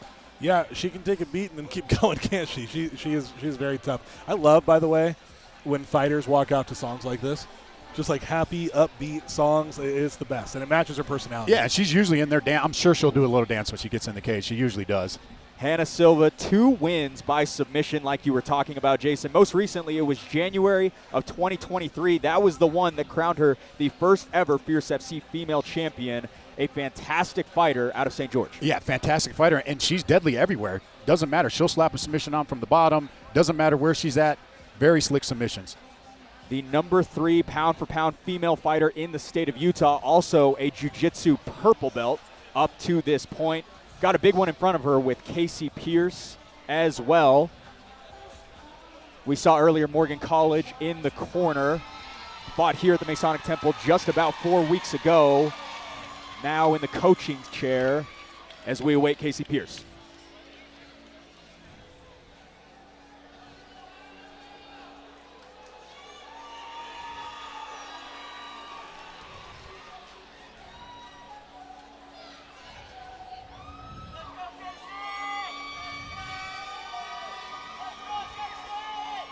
Well, it's wheels up on the return. Back in the home state is Casey Pierce. Andrew, 3 wins, 3 emphatic first-round finishes. Finds her well-equipped for another walk. Yeah, I mean, obviously that's a pretty good way to, to collect your wins is in the first round. She comes from a really good team. I really like Cash Valley. I like Kofi a lot. He's a great coach. He's got a litany of experience. I mean, he was fighting all the way back before I think I even had my first fight. Yeah, way back in the day. Yeah, so she's with a great team. This should be a really good fight. Full disclosure, I don't always love women's MMA, but this one in particular I actually was looking forward to. I think this is going to be a good fight. Yeah, Jason, all grappling matches I could find online were won by steep point advantages. The wrestling and positional games seem to be where she separated herself from the pack. And that's what makes this fight so phenomenal. Is like, what's going to happen? Is the wrestling going to overtake the jiu-jitsu? Will Hannah Silva be able to slap on a submission? This is a great matchup. That's why I was excited. I'm hoping this fight gets to the ground because that is actually what I want to see. Jiu-jitsu blue belt in Pierce, jiu-jitsu purple belt in Hannah Silva. Let's take a look at this one side by side. Pierce, 4-year senior and 2 inches taller, 10th fight for Silva. She is 5-4. Casey Pierce rocks a record of 3-2, and with that, we await the first of a couple female fights. Again, Casey Pierce back in Utah. Hasn't fought here for quite some time. Took a lengthy layoff, about 5.5 years, and returned last November in Las Vegas as she gets a pop from the local crowd. Casey's in phenomenal shape. She's shredded.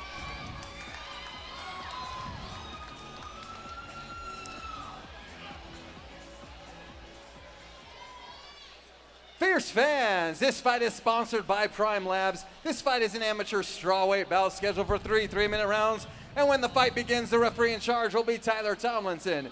Introducing the first fighter, fighting out of the blue corner, holding an amateur record of 5 wins and 4 losses. She stands 5 feet 3 inches tall and weighing in at 115 pounds. Fighting out of St. George MMA, hailing from St. George, Utah. Fierce fans, make some noise for the former strawweight champion, Hannah Silva.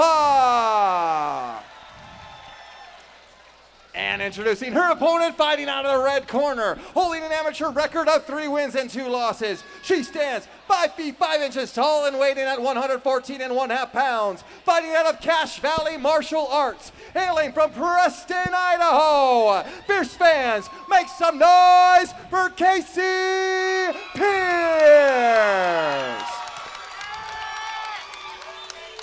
First time at Fierce is Casey Pierce in the red gloves, Hannah Silva to respond in the blue gloves. This amateur strawweight bout is brought to you by Prime Labs, providing fighter blood testing with a same-day to 48-hour turnaround at a discounted price. Call today at 385-645-7400. Prime Labs, an official sponsor of Fierce FC. I couldn't tell if that's the way she meant it, but when they introduced Hannah Silva, it looked like she called for the belt. She's been eyeing a title fight ever since she lost it in April of 2023 to Kelly McKay. Right now, lots of action between the two strawweights to open up as Pierce lands the first takedown. All right, here's what we said, right? Here we go. Wrestling Yep. versus jiu-jitsu. Let's see. Both fighters brought quite the crowd tonight. Immediately high guard by Silva. Well advised. Good job. Inside guard here, blocking those shots. Pierce looks strong. Sorry to interrupt you there. She does look. You had mentioned that. She looks like she's in phenomenal shape. Never been submitted is Casey Pierce. Made her amateur debut in July of 2016. Been at this for quite some time. This is where Hannah's dangerous. She'll look for these open, and there it is. Really, really fast triangle there. And she looked like she had her arm trapped in there, but Pierce doesn't seem to be alarmed by the attack of Silva. Quick transition, but now moving her base is the St. George fighter. She's doing a good job of keeping Silva stacked. She's trying to step over the head, which she does want to do. Silva's game to it, though. She's blocking that knee. Coach Kofi over here yelling at his fighter to step over. She's trying. Well, might have just gone from bad to worse, though. Mounted into a triangle. Back against the wall early is Pierce. Hannah Silva trying to TKO her way. Lost her base a little bit. Pierce does a good job. Slips out. That was pretty tight. That was pretty tight. How quick was that submission? So fast. I couldn't even say it. Silva looks like she might be going to invert here. This is never a good idea in mixed martial arts. A couple of thudding body shots land for Pierce as Silva looks to posture up.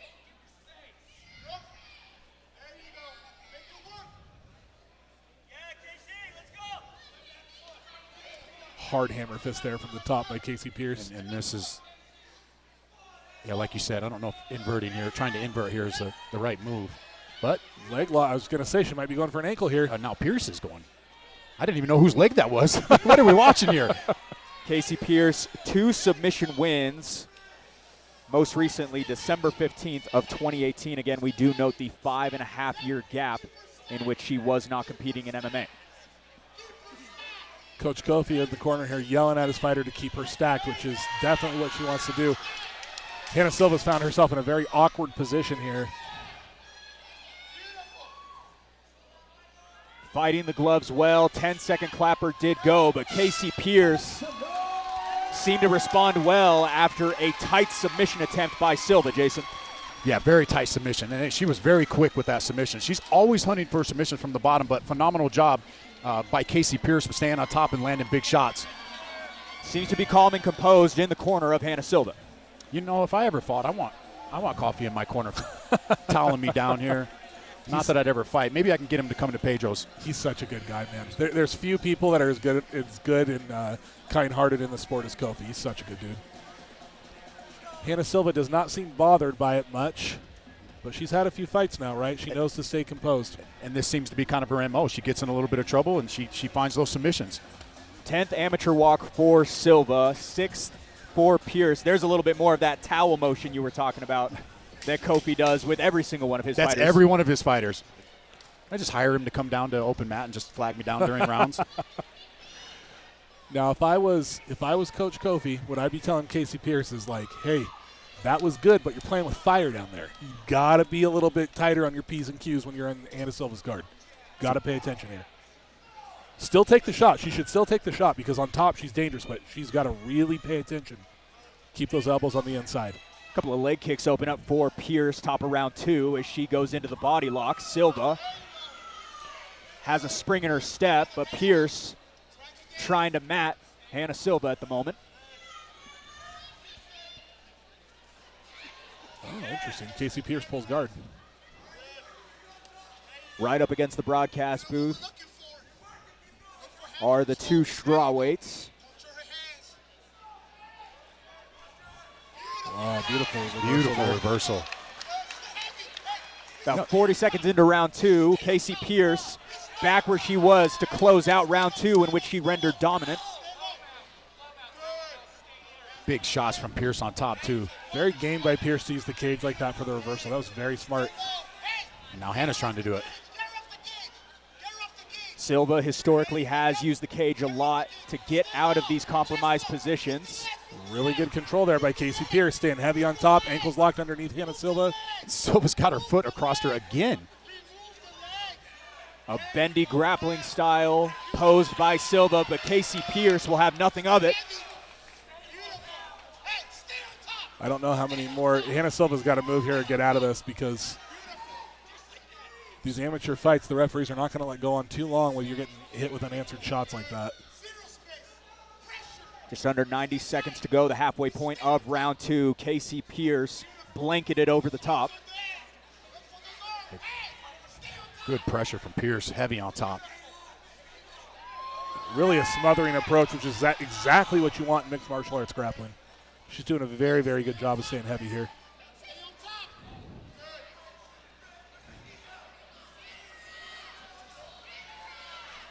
Hannah needs to accept that she's going to get punched here and start working to escape on those knees.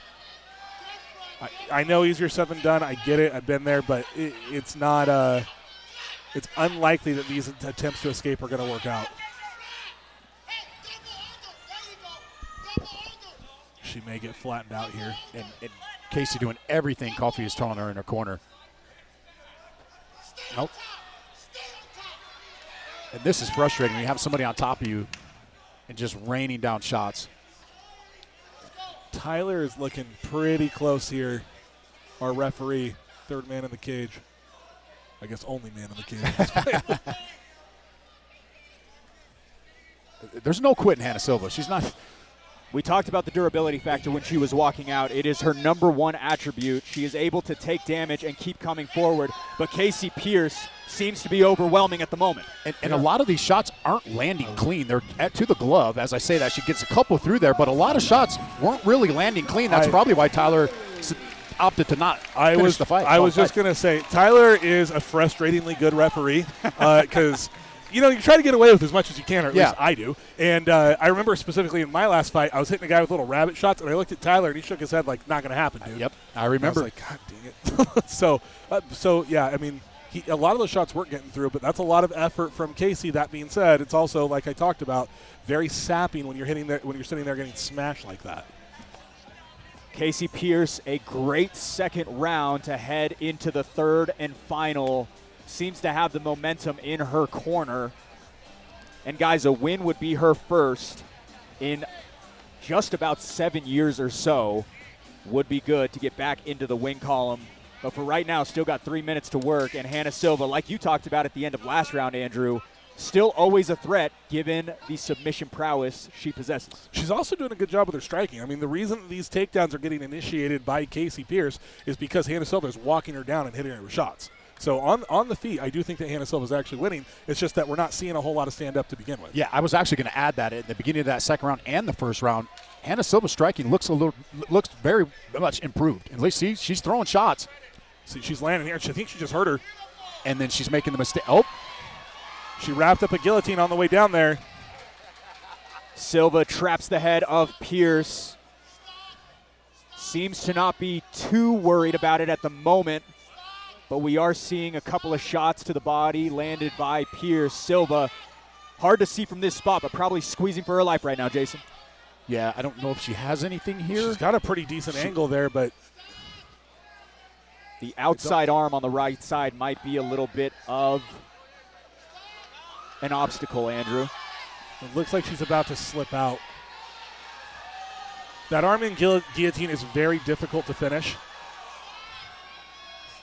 She seems confident in it, though. Let's see. And now Silva trying to make her way over to the top. This would be the best spot for her so far through 7 minutes. Casey Pierce is loading up, though, off of the cage. She's looking like she's going to try to burst. I'll tell you what, mounted guillotine is not easy, though. Now Hannah's staying heavy on top now. She's blanketed over Casey. All right, so she lets go. Let's see if she can land something meaningful here. Back giving up immediately. The durability of Hannah Silva. And it's deep. This might be deep. Trying to get under the chin. She does. Wow. Hannah Silva mounts the comeback. I'm looking over at Zach Partridge, and he just said, wow. He's amazing. How about that, huh? Never out of the fight. Never out of the fight is Hannah Silva. That was extremely impressive. Blake, you brought up how durable she was, and we brought it up a couple times during the fight. She lost every part of both of those rounds. She was losing those fights, almost finished in the second round. Jason, I'm absolutely speechless. That's one of the greatest comebacks I've ever seen at Fierce Fighting Championship. I'm a little bummed I can't do the post-fight interview on this one. Just when I was saying jiu-jitsu doesn't work. And it works. There's this – it's interesting, right? There's a little bit of a commentary I can make here about this current state. Before I do, we'll see this. I want to see the back take. A little too late. But, she tapped quick. Flattened her out. Yep. And that's what finished it. She got that arm in. As soon as it went she went belly down, she got that arm in, and it was over. A massive win for Hannah Silva. She's going to move to 6-4. With that, let's cue it up with Hoops. Fierce fans, referee Tyler Thomason has called a stop to this contest at 1 minute 26 seconds of the third round, declaring a winner by submission due to rear naked choke, Hannah Silva!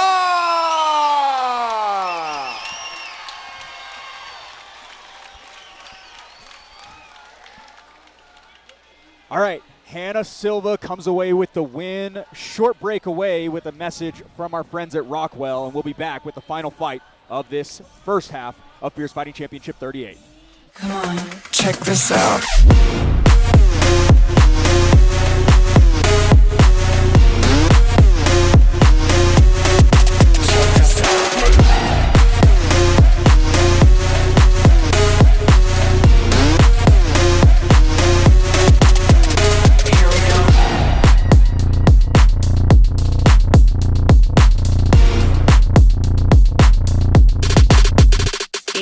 Check this out. Scan the QR code on your screen right now for access to Fierce FC's digital program. Get the inside scoop on every fighter making the walk tonight, as well as additional information on future shows. All right, 6 down, 1 more to go on these prelims. With that, let's bring them out with Jackson Hoops. Fierce fans, our final fight of the preliminary card is sponsored by Rockwell Watches. They sincerely hope your Rockwell watch serves as a reminder of a time when you could proudly say, "Watch me." They don't just tell time, they tell a story at Rockwell Watches. Fierce fans, make some noise and welcome our final 2 fighters of the preliminary card, Thomas Linton and then Talon Carvalho to the cage.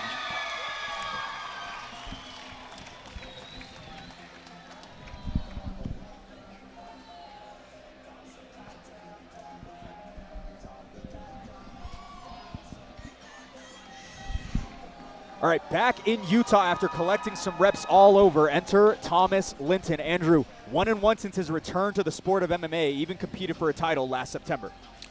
It's pretty impressive for an independent guy to be in there fighting for titles, right? Probably speaks a lot to how tough the guy is. So he's got Steve Ergel over there in his corner. I wonder if he's been spending time out there with him or if Steve is just being charitable and cornering guys like he always does. Yeah, that's a little surprising, independent guy coming in here, but clearly, like Andrew said, you got to be pretty tough. You're 3-2. You're coming in here fighting a guy like Talon Carvalho, who's not going to give him an inch when he gets into that cage. Yeah, and Jason, a smaller size than normal tonight. Never come in south of the lightweight limit. Hit the plate last night at 155.5. Yeah, I'm really curious to see how this one's going to go tonight. Yeah, because Talon Carvalho is definitely not an independent fighter. No. Thomas Linton won 2 of his last 3. First time in Utah since October of 2019. Lost to Justin McDonald, who was scheduled to fight in the co-main event, unable to do so due to suffering an injury as we await Talon Carvalho.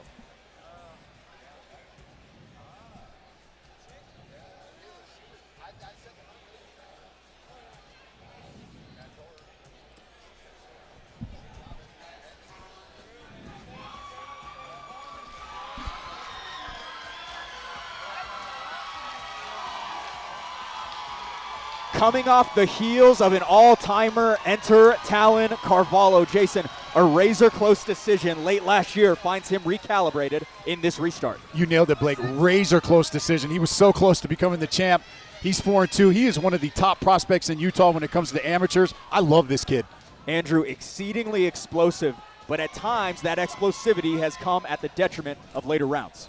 Yeah, I mean, there's a cost-benefit analysis to everything. I remember when Dominic Cruz was first talking about Conor, and people were being really critical of his gas tank, which, fair, it's a fair thing to say. Dominic said, look, I don't know that a guy with Conor's style can go 5 rounds, right? I don't know if you explode with that amount of energy, if you can do that. And Talon is so explosive, right? Mike Tyson famously said, if you go for the finish, you're never going to win the decision. All wins for Talon Carvalho in the first round. Never won a fight outside of the first frame, but they're all by emphatic KO or TKOs. Emphatic. And what I really like about this kid is he tries to improve his game. I've seen him with boxing coaches. I've seen him getting some training in with Joe Haro. Like, this guy's all over. He's perfecting his craft. All right, final fight of the prelims falls to Talon Carvalho and Thomas Linton. 11 years separate these two. Linton is 34. Talon, the taller fighter, standing 6 feet and weighing in at 155.5 pounds. Same can be said about Linton. 4-2 for the Utahn and 3-2 for the visitor. Talon Carvalho, a special name, and has so many people planting their flags in his corner. Despite losing 2 of his last 3, so many people see him as one of the highest ceilings in the state. Yeah, in my opinion, he does have one of the highest ceilings in the state. Like I said, he's constantly improving, he's constantly learning, and he just gets better and better every time he steps in the cage, and he's still an amateur.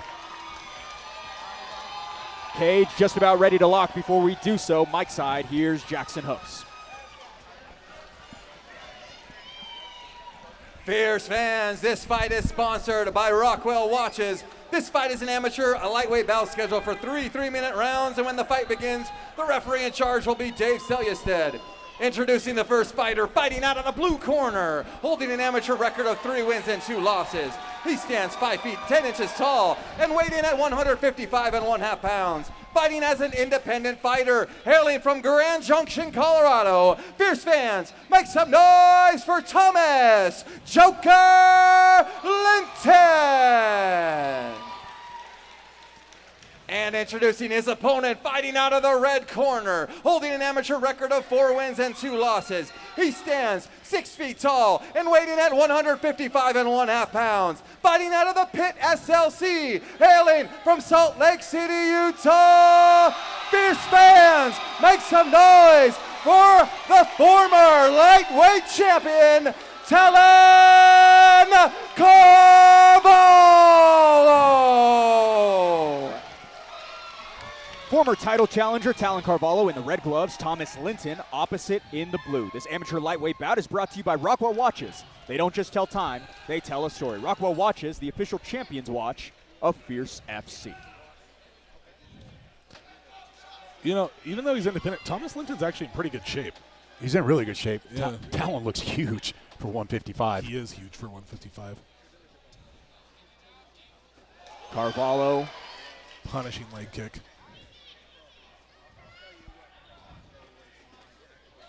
Another one lands. Some imposing power displayed already by the fighter out of the Pit SLC. Linton has felt every single one of those shots. Yeah, he nodded his head. That was an indication of, yeah, those hurt. This is where you've seen the growth in Talon. Composed, not rushing in, picking his shots. He's claimed in the past that his calm composure does keep him around in the later rounds. But right now, backed up, Thomas Linton, down he goes. A cracking right hand. Talon Carvalho, how's that for a bounce back? Yeah, not bad. He hit that guy so hard. I'm really glad that Talon didn't follow up with any shots because, I mean, that was as hard as it comes. I think he broke his nose. He might have broke more than that. Yeah, his nose is broke. You could see it. Oh, he broke his nose. Look at it. His nose is on the other side of his face.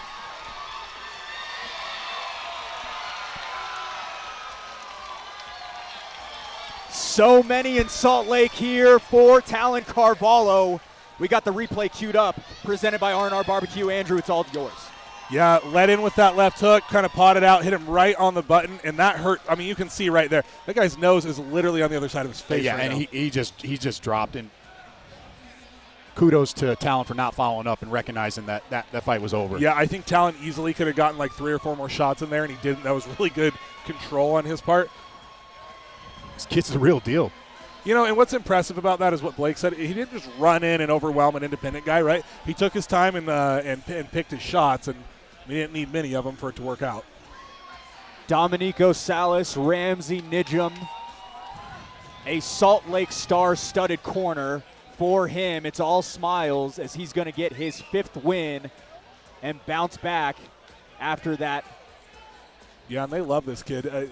Ramsey was really, really upset. He felt like Talon won, his last title fight, and I know this feels good for them because they really almost kind of took it personally that he lost. I was going to say a devastating split decision loss found him on the short side. Now he gets to get his hand raised with Jackson Hoops. Fierce fans, referee Dave Selyaset has called a stop to this contest at 41 seconds of the first round, declaring the winner by TKO due to referee stoppage due to strikes, Talon Carvalho.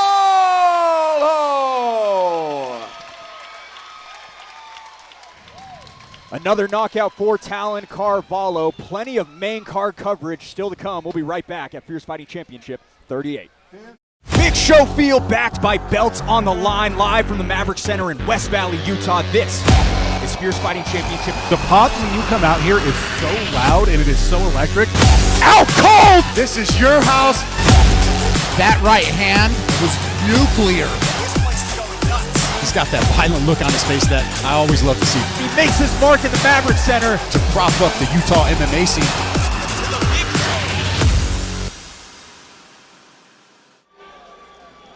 All right, 7 bouts down with plenty of pending fighters waiting on the other side. For right now, you can learn a little bit more about each and every one of them with this segment from the Damage Plan MMA podcast. You're watching Fierce Fighting Championship 38, presented by R&R Barbecue. Back inside the Masonic Temple with 2 titles up to bat. This is Fierce Fighting Championship 38, presented by R&R Barbecue. Welcome in, everyone, to the main card. Blake O'Rulean alongside Andrew Boquette. Jason, any specific fighter you're most looking forward to on this main card?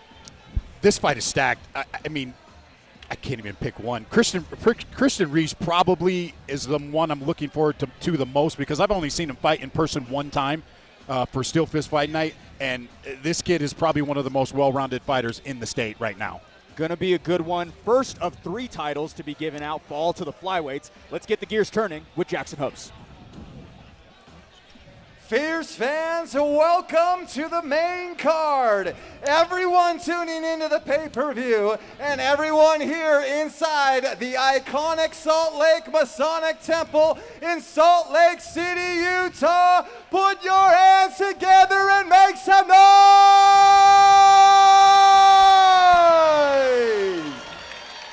We'll start this card off with the next fight of the evening, sponsored by Accelerated Athletics. Follow the best athlete and product development company on Instagram and shop online for your combat gear, training apparel, and much more. Geared for greatness, Accelerated Athletics. Fierce fans, make some noise for our very first 2 title fighters, Tyler Polillo and then Dante Morales.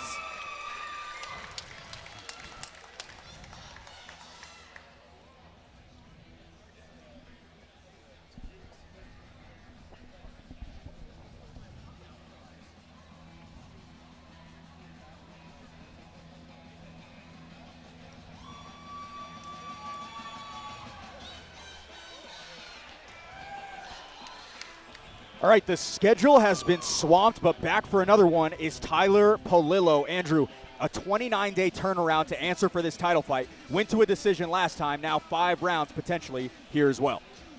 Yeah, I'm going to be honest. I don't know a ton about Tyler, but I know he's Hawaiian, and I know those boys know how to fight. So it's crazy. Like, you watch, like, these street fighting videos online of, like, these Hawaiian 15-year-old kids, and it looks like amateur MMA fights. It's insane. Tyler Polillo out of Legacy Muay Thai in Honolulu, Hawaii. And to speak to that point, Andrew, Hawaiian fighters are already 3-0 at Fierce this year. Abijah Meheula, Ricky Mamone, Kamuela Mamone, all at Fierce FC 37 getting their hand raised.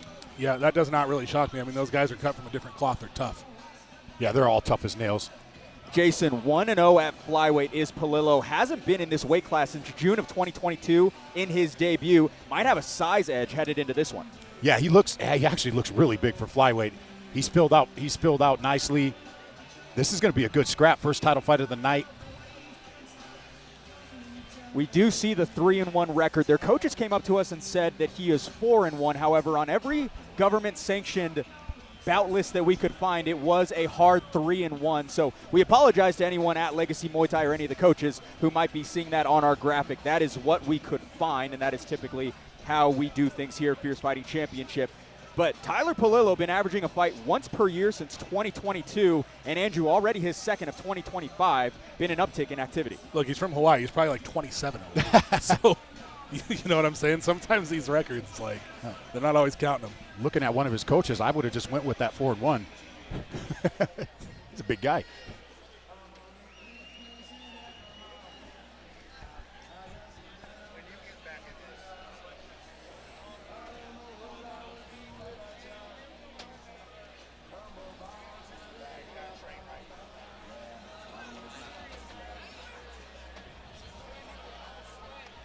First time up for a title, here is Dante Morales. Jason, he delivered a fiery finish last September and now looks to fill the flyweight champ shoes of his teammate, David Kim. You know, I sound like a broken record when I talk about some of these amateurs and I talk about some of these up-and-coming guys, but here's another guy that you need to star on your list of up-and-coming fighters in the state of Utah. 3-0, brings it, well-rounded, finishes fights. I'm excited to see him get this title shot tonight. 3 wins, 3 finishes, and Andrew, he noted his natural power after that finish of Mateo Romero. We certainly saw that on display. Yeah, 100%. I mean, when you have guys that are at 125 pounds that have stopping power like that, it's impressive. Not everybody does, right? That's one of the critiques of the division. So when you have a guy who can put lights out like that, it is impressive, and it's nice to have that trump card. Dante Morales ranked a top 5 flyweight in Utah for the better part of 6 months, heavily aided by the activity and flashy finish as we've been talking about, Jason. Yeah, he's quick to finish fights. He's going to want these fights going to decision. We'll see if he can make quick work tonight of Tyler Paolo, but something tells me this fight's going to go into the later stages. All right, first of 3 championship tale of the tapes provided by R&R Barbecue. Morales, the younger fighter by 9 years, both flyweights hitting the championship rim last night with ease. Unbeaten at 3-0 is Morales. Palillo is 3-1, might head scratch for a 4-1 record. We'll see how things play out tonight. Big fight feel on hand. Let's get it back to Jackson Hoops. Fierce fans, this fight is sponsored by Accelerated Athletics. And when the fight begins, the referee in charge will be Tyler Tomlinson. This fight is scheduled for 5 3-minute rounds.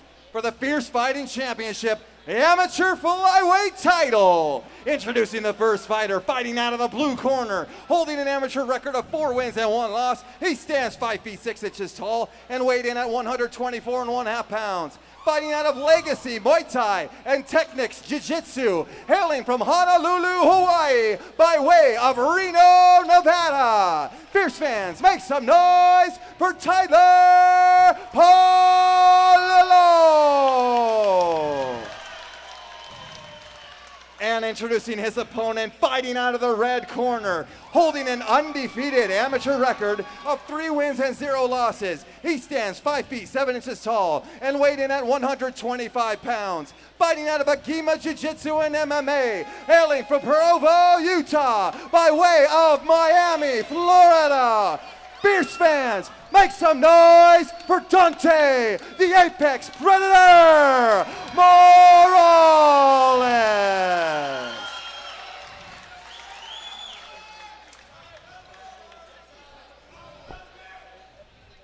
Okay, amateur fight, amateur rules, guys. Listen, obey my commands at all times. Protect yourself at all times or I will stop the fight. You guys have any questions? Touch, gloves, and back up.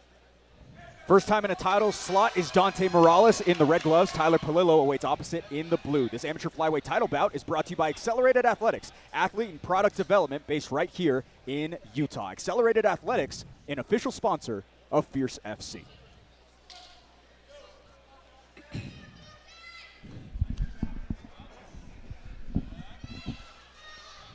Morales ripped a kick to open up the exchanges, doubles up on it.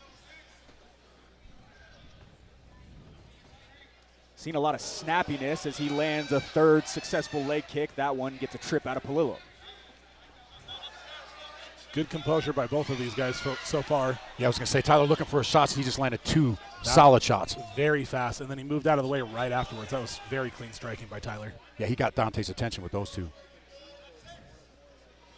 Standing right in the pocket. Excuse me, sorry to interrupt. No, you're all right. Tyler Palillo, training at Legacy Muay Thai. And for anyone keeping score at home, that is where UFC BMF champion Max Holloway trains. Little interesting tidbit, probably the best room in the state.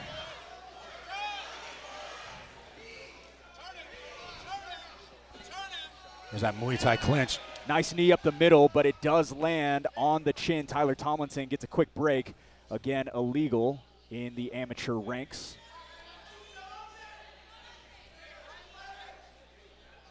Tyler's like, where did it hit? No, it definitely hit him in the chin.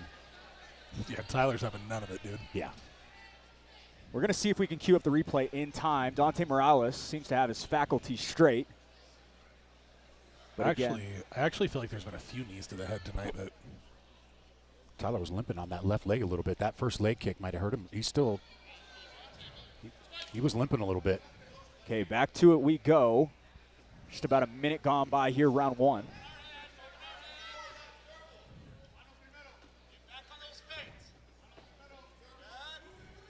Dante Morales' corner calling for a few more feints in his striking. Dude, Tyler's striking is crisp, man. He looks really good. Palillo snaps out a couple. Morales answers back. Beautiful, beautiful set up there by Dante. That snapping jab of Tyler, though, man, every single time it's snapping Dante's head back. That leg kick, though. Keeps losing the base. Now a little bit of grappling is initiated. Both fighters fighting to get top. That was a great single leg into a very beautiful wizard defense there by Dante. Very, very clean. And I think he shot for that because I think his left leg's a little hurt. It's a little compromised. Nice knee to the body from Tyler. Lots of leg kicks already landed for Morales. Polillo trying to slow things down. Couple of bruising knees land up in the thigh region of Morales.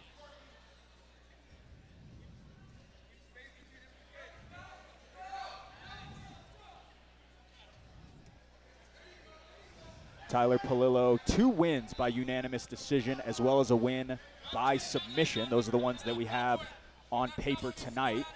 Morales trying to slowly melt his way into the lap of the Hawaiian fighter. Yeah, that was a sort of an interesting position. He allowed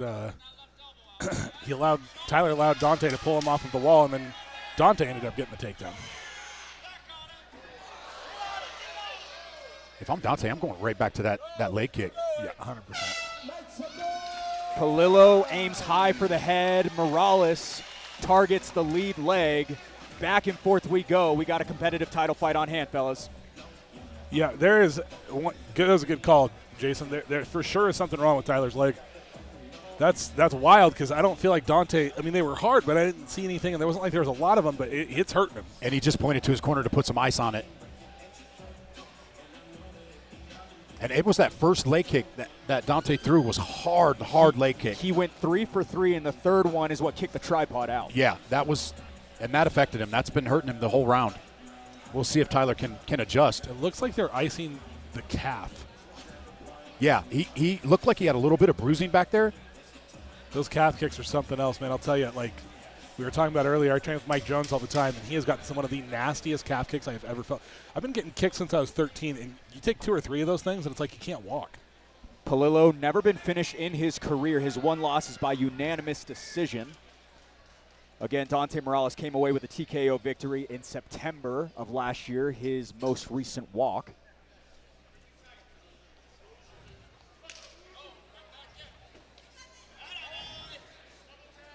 Straight up the gut is Morales to kickstart things. Minutes 3 through 6.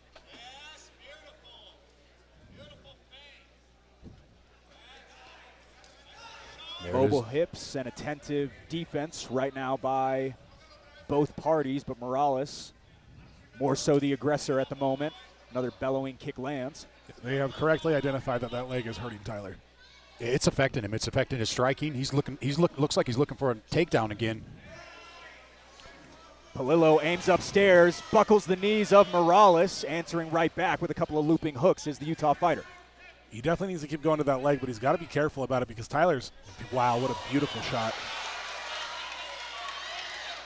Clean entry. Morales tried to reverse the position, but Polillo finds his way to the top as we go to the center of the cage. That was extremely impressive. Dante immediately tried to roll out of that, and I would say that defense would work on most guys.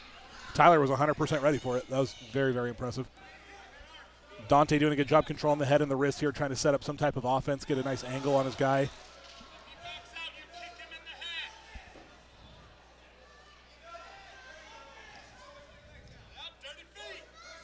Polillo staying in the face of Morales, closing in the distance and stacking over the flyweight contender.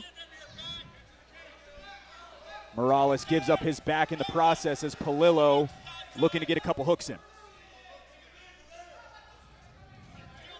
Both hooks in. This is not a good situation for Dante. Went from bad to horrible. Morales, a decorated wrestler as well as a blue belt in jiu-jitsu, but right now Polillo doing a little bit more damage here, second half of round 2. Dante's trying hard to do what we call a scrape escape here. He's trying to use his top foot to push down Tyler's top foot and free his hips, but Tyler's having none of it. Perfectly places himself into mount. Polillo trying to head home with a title. Morales weathers the storm well.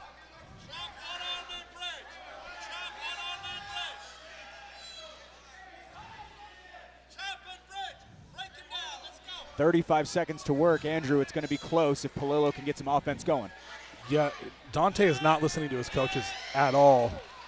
Ends up getting up anyway, but probably wasn't picking up in the mics. What were they saying, Bocat? They were wanting him to bridge hard and try to get him off of the mat, but well, it looks like Dante's got a pretty good handle on things, though. Quite the exchange, but Polillo remains the aggressor.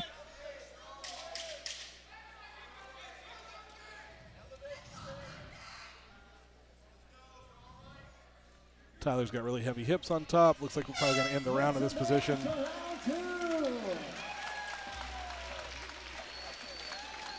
All right.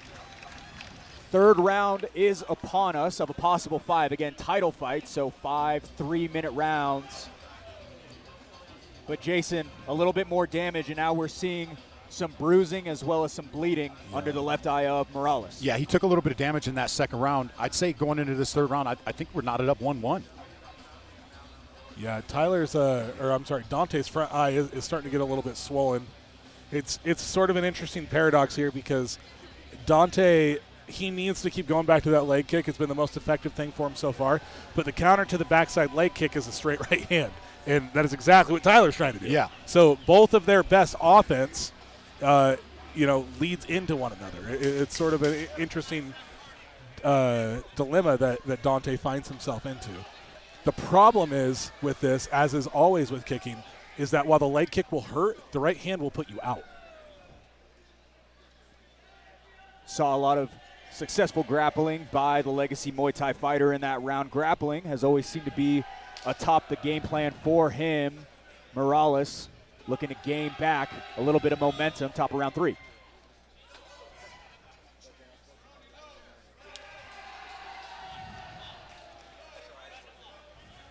And that left eye seems to be closing in a little bit more. Hard to see on the monitor at the moment, but right here, just a mere few feet away, you can see that closing in, Jason. Yeah, you can see it closing in. Dante's picking his shots. That was a good right hand. Yeah, he's the one landing on the feet now.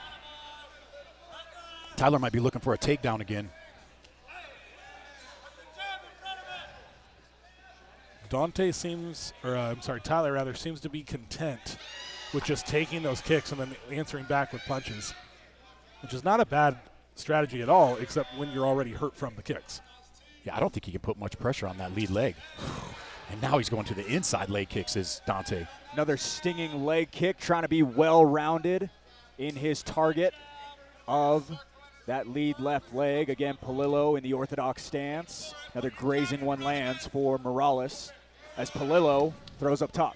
Just as Andrew was talking about, leg kick, straight right hand from Tyler.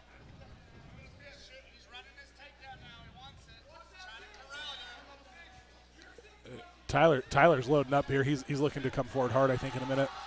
It looked like he was going for a left hook. And Dante just, so far, just picking him apart in this round. He's doing a great job. No takedown threat thus far. Palillo bidding to stand and trade. Slinging uppercut. Yeah, hits air for Morales. Dante's starting to open up here a little bit.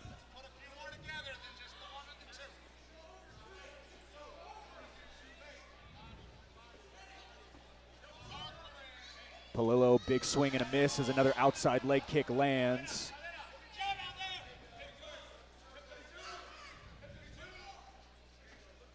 No stagnant targets either, Andrew. Continuing to move is Morales. Palillo eats a couple of shots right there. Beautiful uppercut there by Dante.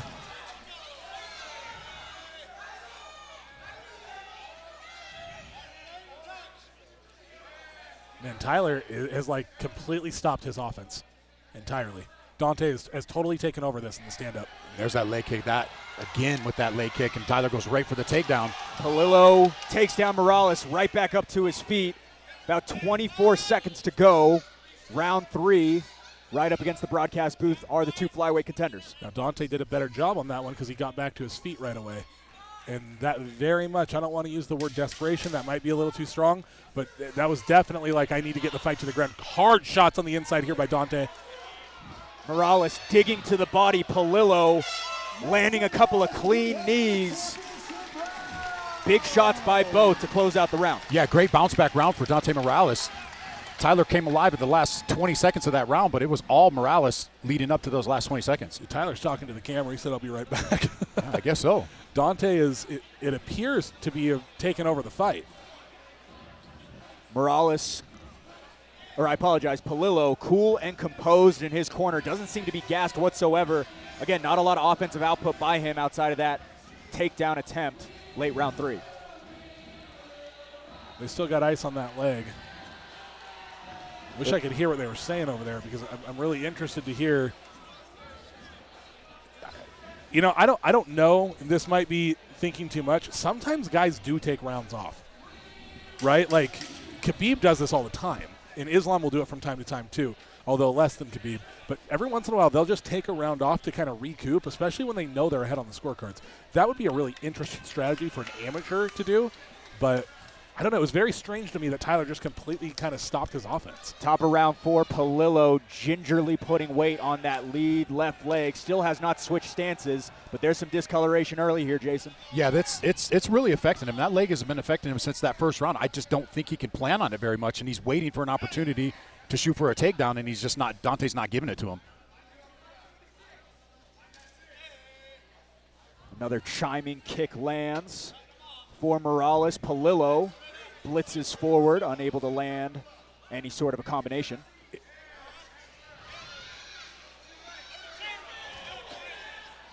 Tyler coming more alive here than he did in the second round, or the third round rather. Getting a little bit more offense garnered, but so is Morales.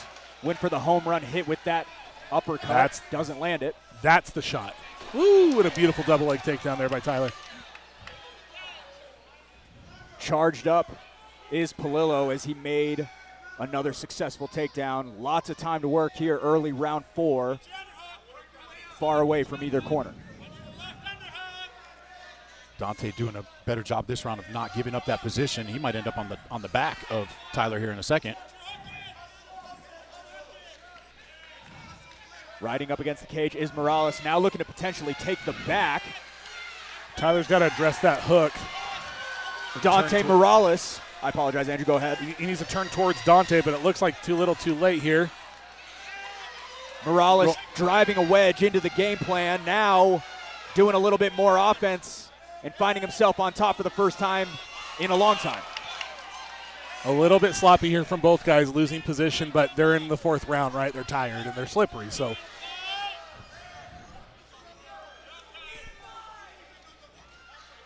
Yeah, Tyler is 100% dedicated to this wrestling. Those leg kicks, like you said, Jason, must have really taken a lot more out of him than I thought. He's probably very hurt. Morales finds himself on bottom. Palillo, another successful takedown for him. Reversing the position, though, is Dante. Tyler leaking blood from his nose from those shots from Dante. Dante, again, rushing the back. I don't think he needs to do that. Just take his time here. His 2 submission wins started from back takes. Does like this position a lot. But both guys are a little bit slick, given they're about 12 minutes into this one. Could potentially be a triangle here up at the top. And you can hear Dane saying, lock the triangle up. Told him don't rush it. Tyler seems savvy to it. He's controlling that leg. Waning seconds here, round number 4. 10-second clapper about 5 seconds away.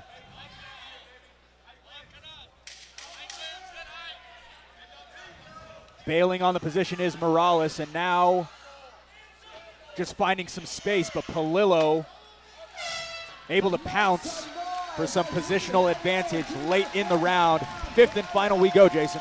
Yeah, this is almost a replay of that 3rd round where you saw Dante picking him apart and then Tyler coming alive in the later half of that round. That'll be a tougher one to score, though, I think. In the corner of Dante Morales, we've seen so many 5-round title fight wars in recent years. This one seems tight too, Andrew. Yeah, I'm not entirely sure I have like someone winning clearly right now.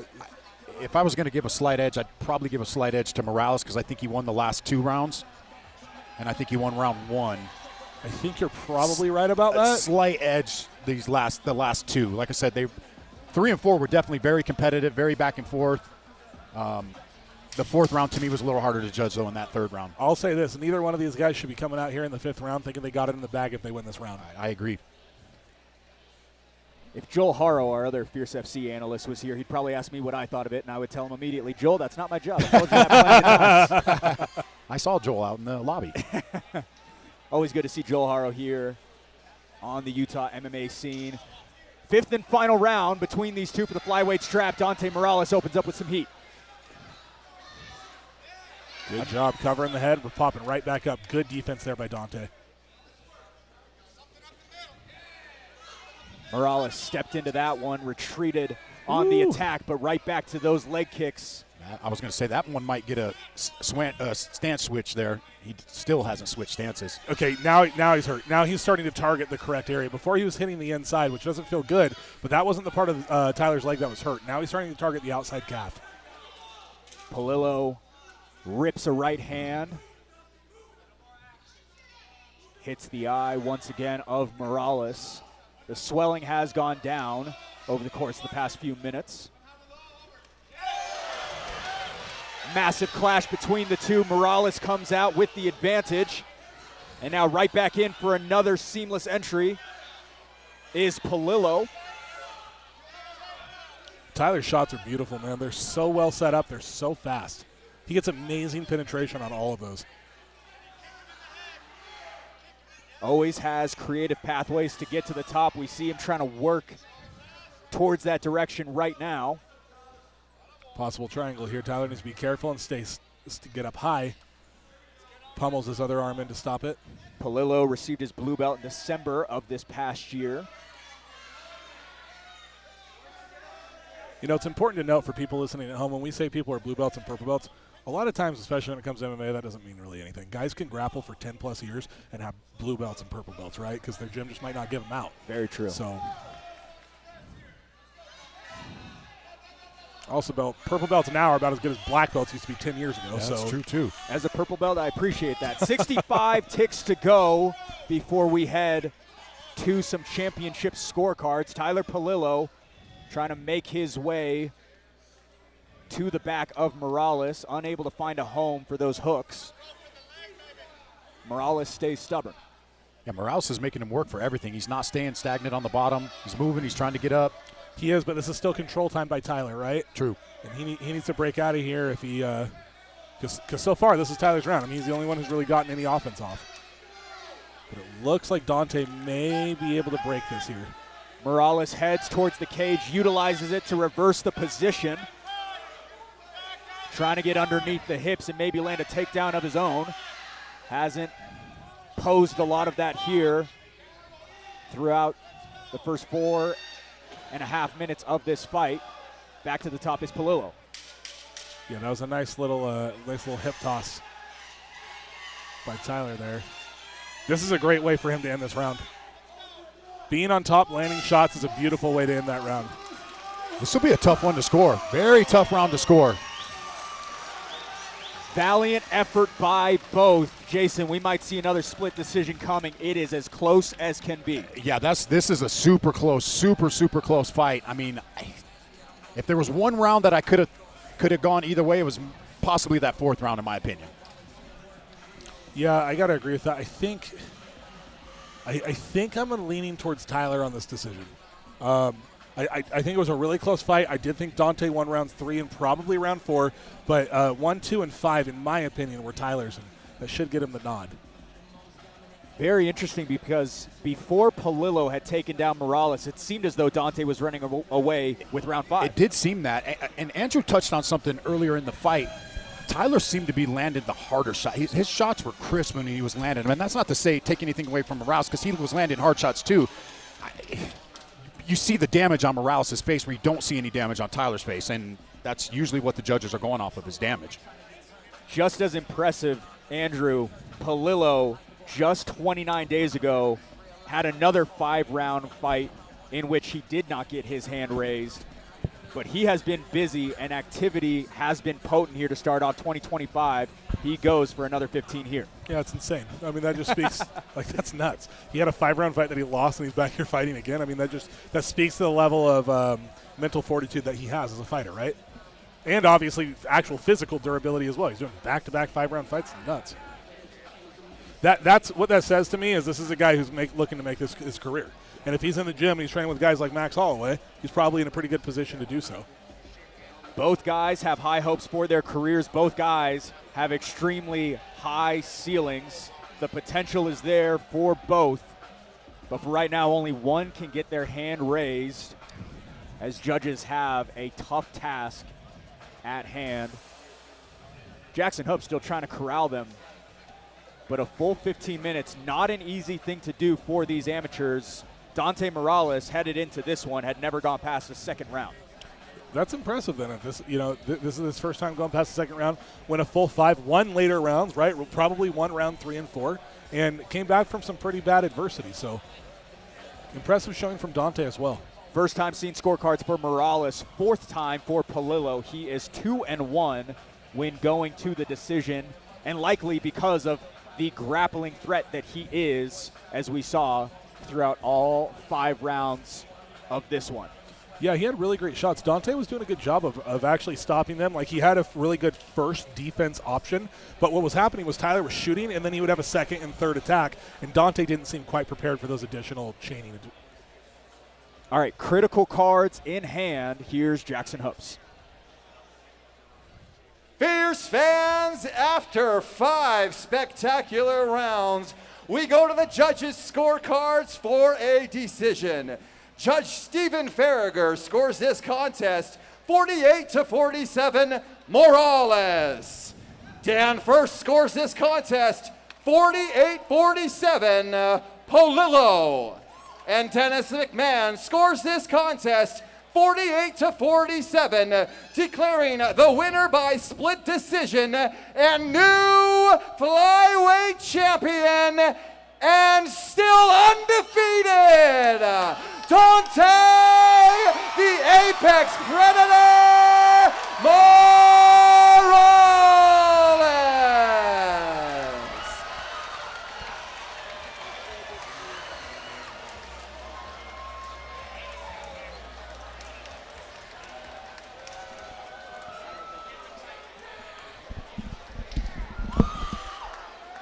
All right, ladies and gentlemen, here with your winner, Dante Morales. Dante, that was a great back and forth fight. Was that the fight you were expecting tonight? Kinda. I expected more like wrestling scrambles. He was really explosive, and yeah, his cardio held up better than I thought it would. I thought it was a really close fight. I'm not gonna lie. Maybe I'm a little bit too hard on myself. I'll have to go watch it. Regardless, he's a great opponent, and all respect to him. I thought it was a really close fight. Honestly, I expected more of myself, to be completely honest, but I'll have to go rewatch it and see what I think.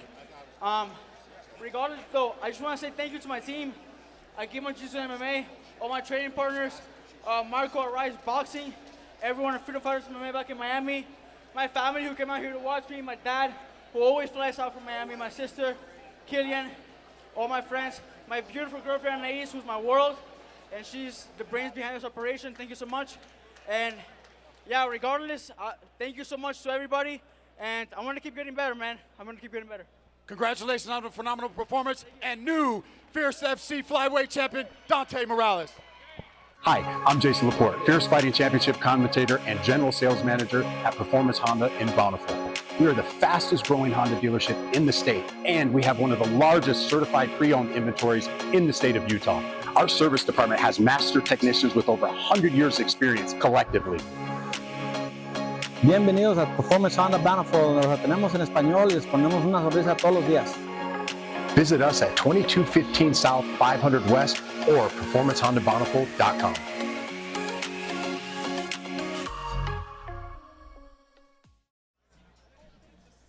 Scan the QR code to download the brand new Fierce Fighting Championship app. Once downloaded, you will automatically be entered to win a VIP experience at FFC 40 on April 11th. 5 guests will receive dinner, Fierce FC swag, signed posters, and other prizes courtesy of Right Move Utah. Well, 1 title down, 2 more to go. Jason, your thoughts on the decision? Yeah, it's a tough fight to score. I think I said before that I thought it was a split decision. I thought it could have went. I thought there were some super close rounds. There's no losers in this fight. I mean, it's the amateur ranks. Yeah, Dante's the champ, but Tyler brought it all tonight. That fight could have went either way. I don't disagree with the decision. I know I talked to a couple people. One person just mentioned to me he thought that it was a robbery. I don't necessarily agree that it was a robbery. But yeah, super close fight. Split decisions typically indicate close fights. Close. I mean, that's typically what people see. And so, Andrew, your thoughts on it? Well, okay, so first of all, fans are kind of stupid sometimes, right? So people love to say a robbery no matter what. Like, if the decision doesn't go one guy's way, they like to say a robbery. A robbery is when someone clearly wins a fight, dominates, gets like multiple 10-8 rounds, and then loses the decision, right? That was not what we just saw. That being said, I thought Tyler pretty clearly won. And when I say clear, I think it was maybe 3-2. I don't think it was 4-1. But I did think that he did enough. I don't agree with the judges on that one. And that's just the difference in the two. I mean, all right, we will see if this one matches the competitiveness. 170-pounders waiting to be crowned. With that, we'll get it kick-started with Jackson Hopes. Fierce fans, our second title fight of the evening is sponsored by the Pit Challenge. From the founder of Proving Grounds Invitational, the Pit Challenge is bringing pit-style grappling in a bracketed tournament to Utah on April 26th. Register now at smoothcomp.com to compete in the Pit Challenge. Fierce fans, make some noise and welcome Dosam Leon and then Christian Reese Jr. to the cage.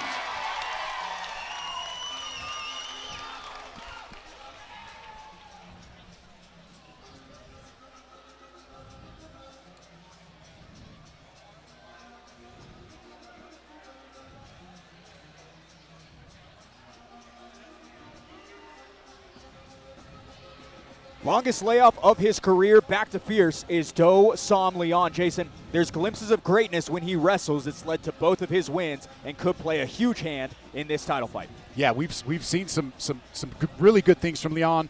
I'm excited to see what he brings tonight. He's got a tough task in front of him. Andrew, big gear shift to prep for tonight. Christian Reese with more wins than all of Dosam's previous opponents combined. Yeah, Christian Reese is the real deal. I had mentioned earlier that one of my jiu-jitsu coaches is Christian Reese's dad's jiu-jitsu coach. I've heard about Christian Reese for years. Justin's told me for a long time how good this kid is, how talented he is. Leon's got a pretty big task ahead of him tonight. It's also his first walk in 5 months. Prior to that, was averaging a fight every 2 months from February to August of 2024. Jason, I'm interested to see if any of his attributes have magnified over those months. Yeah, I'll be really curious to see how everything plays out, see what he's been working on, to see if it translates into the cage tonight. Dosam Leon, a perfect 4 for 4 on takedowns in the 2 fights that we have footage of. Might see a little bit of a wrestling threat early on here as we await Christian Reese.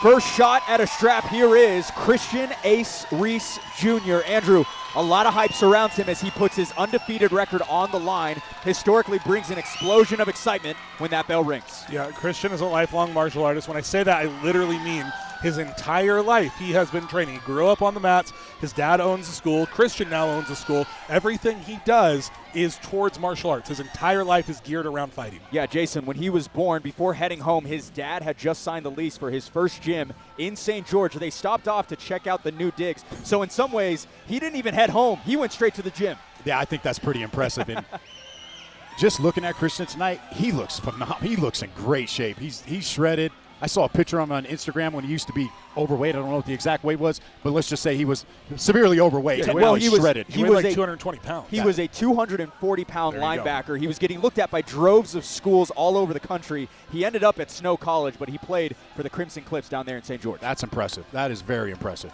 Christian Reese, an exceedingly speedy fighter. 3 consecutive first-round finishes, has not seen a second round since April of 2021. Christian Reese Jr. plays senior in this one at 24 years old. Also, the slight edge in height lies with the St. George fighter. Both sides eligible for this welterweight strap. A perfect 5-0 for Reese Jr. opposite a 2-2 record for Dosam Leon. Lots of questions set to become answers as we see a lot of traveling fans here pop for none other than Christian Reese Jr. We'll get you primed for this title bout with the man inside, Jackson Hopes. Fierce fans, this fight is sponsored by the Pit Challenge. And when the fight begins, the referee in charge will be Dave Selyusted. This fight is scheduled for 5 3-minute rounds for the Fierce Fighting Championship Amateur Welterweight title. Introducing the first fighter, fighting out of the blue corner, holding an amateur record of 2 wins and 2 losses. He stands 5 feet 9 inches tall and weighing in at 170 pounds. fighting out of Family Boxing, hailing from Twin Falls, Idaho. Fierce fans, make some noise for Dosam, the Burmese Hammer Leon.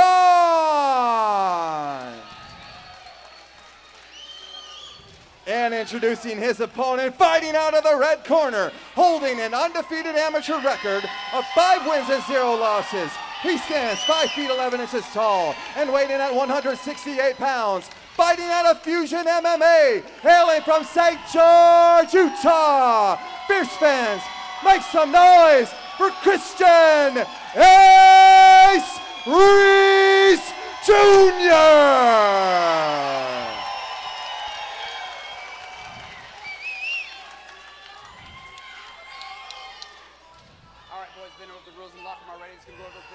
Stay up at top, back of the head, neck and spine. Keep your fingers out of the cage. Still in the amateur bout. The only thing that strikes the head is either a punch or a kick. Got it? Touch him up. Perfect up to this point is Christian Reese Jr. set to throw in the red gloves. Dosam Leon counters in the blue. This amateur welterweight title bout is brought to you by the Pit Challenge, a new pit-style grappling tournament coming to Utah on April 26th. Register now at smoothcomp.com. The Pit Challenge, an official sponsor of Fierce FC. Cracking right down into it is Christian Reese. Sorry, fellas, had to get the ad read in. I still can't catch my breath. Christian Reese is coming out swinging for the fences. Dosam Leon getting his wits about him, and he's looking for that takedown. Christian, very good jiu-jitsu game, very good grappling game. Dosam Leon, successful in his first takedown attempt, though. Talked about it now. 5 for 5 in the data that we have on him. Christian Reese now getting creative with it, throwing up a triangle with his legs and hips suspended up in the air. This is a very, very wise decision for Leon to get this fight to the mat. He took a hard shot, dropped to a knee, and got that takedown. Very impressive for the young fighter. On the scouting report for Sam Leon, he smoothly settles into those spots when grappling. We saw a lot of it versus Calvin Taylor last April. Reese makes his way back up to the feet. Christian looks like he's attacking something. I can't quite see what he's going for. Might be trying to dig the arm out. Yeah, he's digging that arm out. He might have Kimura there. Yep, trying to isolate, and in the process reverses the position. It looked like Leon was going to tap. How slick is Reese on the bottom there, just slapping submissions from everywhere. He's doing great, but Leon is doing an amazing job of defending this onslaught. He's doing really good. Just for some context, don't shoot the messenger, a brown belt in jiu-jitsu for Christian Reese, so I will say that as well. I'm so mad right now. But part of the homework, and also shows the grappling abilities of him over the years. Leon is doing a good job of staying out of trouble here, man. He really is. I'm impressed with this kid. He's not letting the environment phase him at all. No, Christian has thrown up some really good attacks, but Leon he's like one step ahead. He's not letting the Kimura was close, and he's got Christian on his back. Yeah, and he has landed some shots too. He's doing well. Have we seen Christian in a compromised position like this yet? I can't think of a fight where I've seen him like this. Unbeaten up to this point, 2 submission wins, 1 by KO or TKO, and 2 wins by decision. He's coming off back-to-back submission wins by armbar. And how impressive is Leon's wrestling to be holding Christian down like this? It's very good. It's very, very good. And obviously a good jiu-jitsu game too. Like, guys, measuring how good you are at defending attacks is, to me, one of the most important things about your jiu-jitsu game. Jiu-jitsu is designed to stay alive, and he's doing that. Back up and swinging is Reese.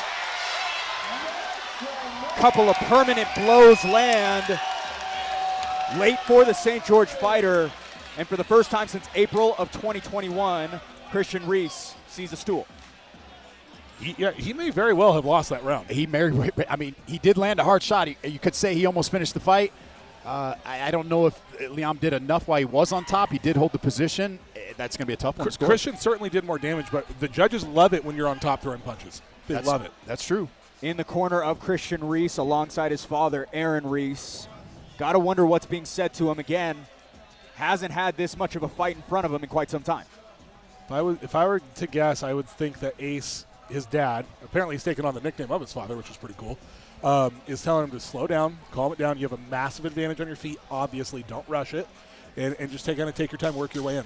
And maybe with a guy like Leon, does he go for some of those weird submissions, where he's trying to throw a leg up? Maybe he could have gotten up a little earlier in the round if he wasn't hunting for some of those off-the-wall submissions. Yeah, and that's always the payout. That's always the give and take, right? If you're going for submissions off your back, that means you're staying on the floor. And Christian clearly here has a massive advantage on the feet. So Sam Leon jumps straight to the center of the cage. Christian Reese aims high for a head kick. Good hip toss there by Christian Reese. Strength from Christian Reese. Able to plant Sam Leon right into his corner. Christian Reese trying to crawl up top, but Sam Leon up onto nearly his feet now, elevates up, but Christian Reese punishing the midsection now. Yeah, those were hard knees by Christian against the foot. Oh, and a good right hand by Leon. Leon is waiting for that kick to come, and he is countering with that right hand hard. Reese steps in, hits the ribs of Leon. That one looked like it stunned Leon for a minute on the way in. Wow. Back up and lifting is Leon. And I think he's got some fans. Yeah, he's making one out of me right a little now. bit. I think they're sweating a little bit on all the Christian Reese fans. Leon's giving him a fight. Dosam Leon, 2 losses, both of them by unanimous decision. Interested to see how that could have played out because of the wrestler that he is. How is he losing judges' scorecards? Yeah, I mean, right now, who beat this kid? I was just thinking the same thing. 2 losses. To who? Yeah, to who? Right now, he's doing all the right things. He's got Christian in his corner right now. Now, important to keep in mind, he is controlling this right now, but Christian's really not taking any damage here, right? He's doing a really good job of keeping himself safe. He's controlling Leon's posture. He's holding him down, right? He's not allowing Leon to land any of these big shots. But right now, he's landing shots, though. They might not be heavy, but he's in the judge's eyes, he's doing all the work. It's more than nothing. You're certainly right about that. It's more than nothing. You got one of the judges on their feet trying to make sure see all the action over there, Stephen Farrader. Man, and this is where for pros, those elbows are so deadly, but an amateur, you can't do it, right? And so what ends up happening is, as an amateur, you have to make space to land your shots, and that space that you need to land your shots is the same space that the guy on the bottom needs to get up. That's a great point. And Leon doing enough to not let Christian just hold him down there. He keeps posturing up. He throws a few shots. He doesn't want Dave having him stand up from this position. Yeah, Christian needs, well, now it might be a little too late, right? But he's just getting to cocoon, and he's not really doing anything from there. Leon just had another big shot from the top.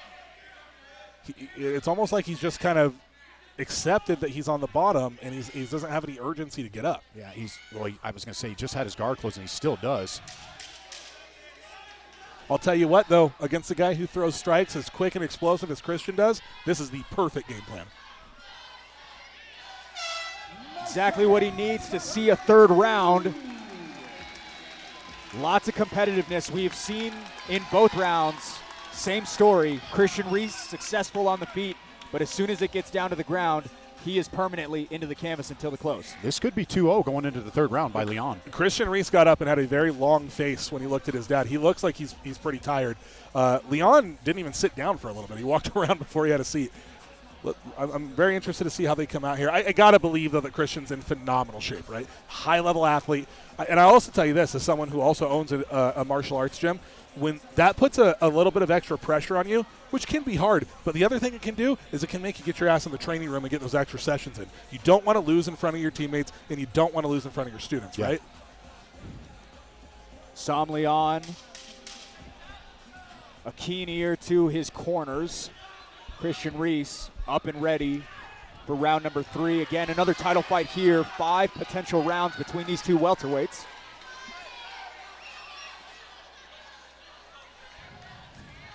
You know, I talked to Zach Partridge before this, and I said, I don't know how even a fight this is. He just looked over at me and said, told you.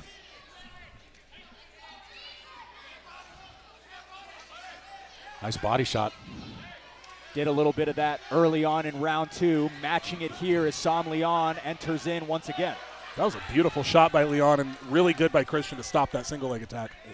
Is Christian going to be able to keep this up, though, because he's exerting a lot of energy? He is, but Leon just got hit with a big shot. This kid, what is his freaking chin made out of? I have no idea, but he just keeps coming forward. And now how gassed is Christian going to be, because he just exerted a lot of energy fighting the takedown, and he threw some heavy shots, and he almost just gave that up. Wow, man, Leon's like a Terminator. He's like a little wrestling Terminator. And that's a scary thing to deal with, right? When you have a guy who you can't really hurt on the feet, and then he's going to just continually spam takedowns on you, that's difficult to deal with.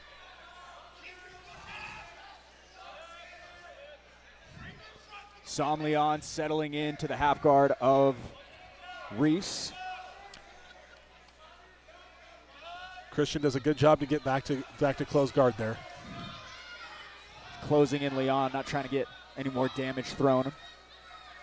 He needs to get working up from the bottom. Right now he's just trying to hold Leon down, and that's not going to – this is what's going to happen. Christian is not liking these shots. He's wincing. He's turning his head. He's not enjoying by Leon. And this is getting bad now. I think he's getting tired. I think you're right. We were talking about this, right? When you have this high energy style, it's difficult to keep that up. Leon is smelling the blood. And Christian was throwing – he was putting everything into those shots, everything. You can just never tell with a fight, can you? On paper, you can just never tell what's going to happen. And Dave is looking really closely at this.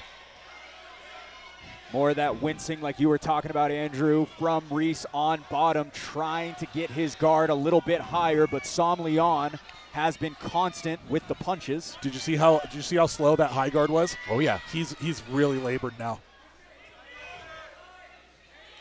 Still potentially about 7 minutes to go here in this one. Christian is doing a good job of he is still protecting himself from a lot of these shots. He's got a really strong overhook here, but Leon, every time he gets a little bit of space, he lands 2 or 3 punches, and that is enough, right? It's enough to certainly win you the round, and it's definitely not comfortable when you're there on the bottom. And I'll tell you, getting punched in the face when you're on the bottom on the mat is a lot worse than getting hit when you're standing up. You can't move. And that head pressure from Leon is he's just all over Reese right now. Of note, when talking about the weight between these two, Sam Leon weighed in at 170. Christian Reese, a little bit lighter at 168. Got to wonder what those two rehydrated to overnight, Jason. Yeah, they both look really big tonight. It's always interesting. It's only 2 pounds, but it tells a whole story, doesn't it? Because if a guy is cutting all the way to 170 and he gets to 170 on the mark, by fight night, he might weigh closer to 190, right? As opposed to if you're 168, you might be close to that 170. And I was there at weigh-ins, and the relief on Sam Leon's face when he did make championship weight told a million stories as we head into round number 4. Slow to get down to the stool is Reese as we begin uncharted territory for him. Yeah, I mean, he's got that. He looks exhausted. He's got that long look on his face. This fight's not out of grasp for him yet. Yeah, but right now, if you're looking at body language, Leon looks like the fresher fighter. He absolutely does. What Christian needs to do is he needs to settle down. He cannot come out with these high explosive movements, running into him, doing these jumping kicks, all this crazy stuff, because he's exhausted. He's got to settle down and get to his basics.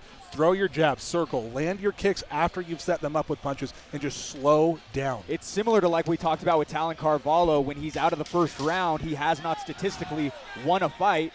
As for Christian Reese, 3 straight wins in the first round. Maybe he's become a little bit more explosive over the years. And he's used to when he throws those big shots and they land, he's finishing the fight. He's not finishing the fight with those big shots. And as Andrew said, the Terminator over there just keeps coming. You know, another thing that's worth noting, and I'm hesitant to even say this because Christian is so dangerous at the beginning of every round, but sometimes when you get into a fight that is harder than you thought it was going to be, things can go very badly very quickly. And here's Christian, right? Beginning of the round, every single time he's almost knocking him out.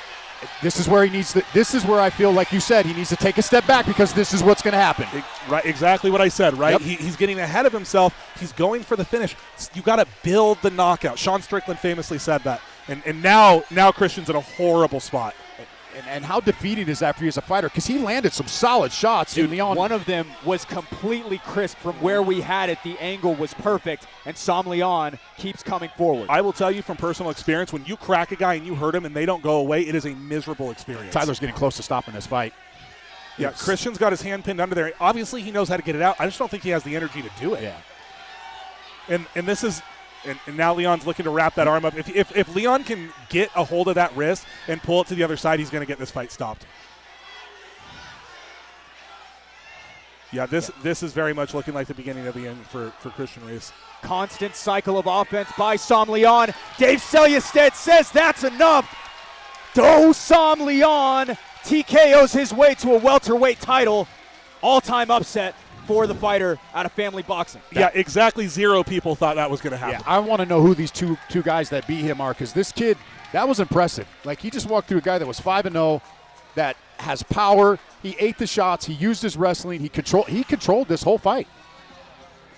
Yeah, man. I mean, that was an impressive performance. He went through adversity, took a lot of hard shots, and just wouldn't go away and stuck to his game plan. Very, very impressive fight, and it's going to get him a strap.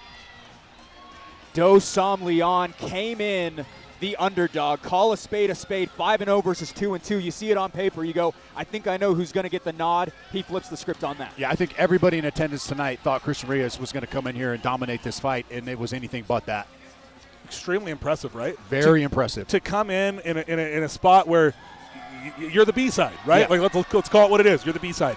And come in and I don't want to say dominate, but absolutely control the fight. He pretty much dominated that whole fight. It was really good showing by him. A granite chin stops Christian Reese in his tracks, and Do Sam Leon is about to be crowned the Fierce FC Amateur Welterweight Champion. Just about ready to cement this one. We're going to kick it inside to Jackson Hopes. Fierce fans, referee Dave Selyestedt has called a stop to this contest at 1 minute and 11 seconds of the fourth round, declaring the winner by TKO and new undisputed welterweight champion, Do Sam the Burmese Hammer Leon.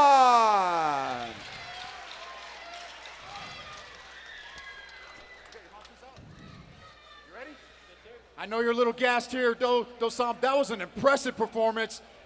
Dominant wrestling. Is that how you expected this fight to go? Honestly, I wanted to strike first, but he hit way too hard. I have to wrestle him or else I'll get knocked out. So I had to wrestle him, and yeah. He caught you with a big shot in that first round. How hurt were you? I just blinked and I was on my butt. I just know I wasn't supposed to be there, you know? Well, you got right back on top. You dominated the fight. What's next for you, man? Are we going to see you come back and defend the title? Of course, we'll see what my coaches think. And after that, we can get more fights, so definitely. And one more thing. I would like to thank my Lord and Savior, Jesus Christ, and for everything he done in my life. Yeah, I wouldn't be here without him, everything he gave me. And yeah, first and foremost. And secondly, my family, my coaches over here, they all sacrificed their time and their life into this, so I just really appreciate them as well. Thank you. Congratulations once again on dominant performance. Everybody give it up for your winner and new Fierce FC welterweight champion, Do Sam Leon.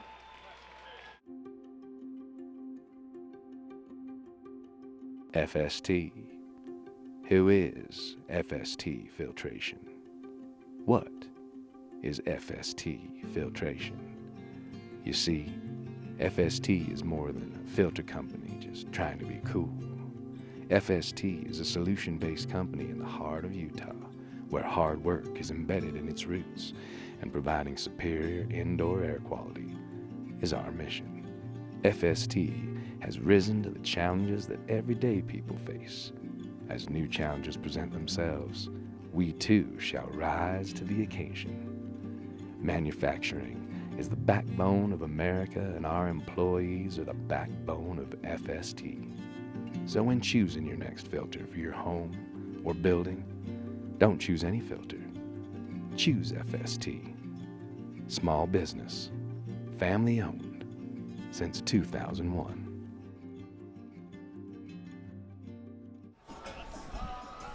Scan the QR code on your screen right now for access to Fierce FC's digital program. Get the inside scoop on every fighter making the walk tonight, as well as additional information on future shows. Blake Arulian alongside Andrew Boquette, Jason Laporte. Dosam Leon just walked past. Andrew, you had something quick to say to him. I'm a fighter, right? And I'm a martial artist first and foremost. And when I see a guy come into what was essentially enemy territory and pull something like that off against a guy like Christian Reyes, it's impressive, man. And it's a little bit inspiring, right? Very, very inspiring. I was very impressed with what that kid was able to come in here and do tonight. All right, amateur fights down, pros still to come. Jenna Williams and Tyler Schaefer will kick it off.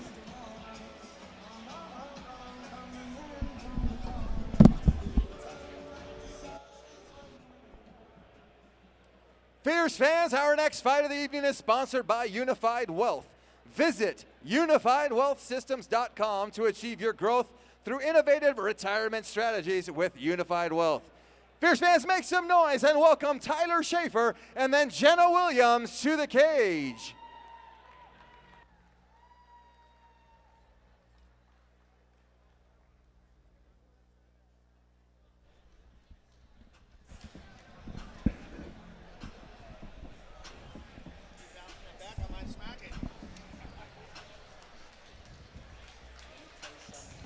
Hoisting up the Philippines flag nearly 1 year removed with sights set on nothing short of a W, here is Tyler Schaefer. Andrew, been in a slump in recent years. In your experience, what's got to give to get back in the win column?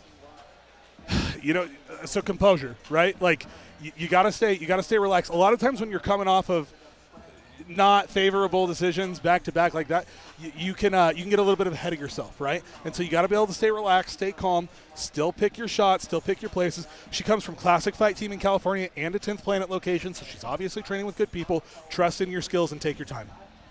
Yeah, and Jason, 4 of her last 5 fights have been in the state of Florida. It might be nice to just have a change to scenery. Yeah, that could be a good thing for her too. Just kind of get out of fighting out of the state of Florida, come to Utah and get a good scrap in here tonight.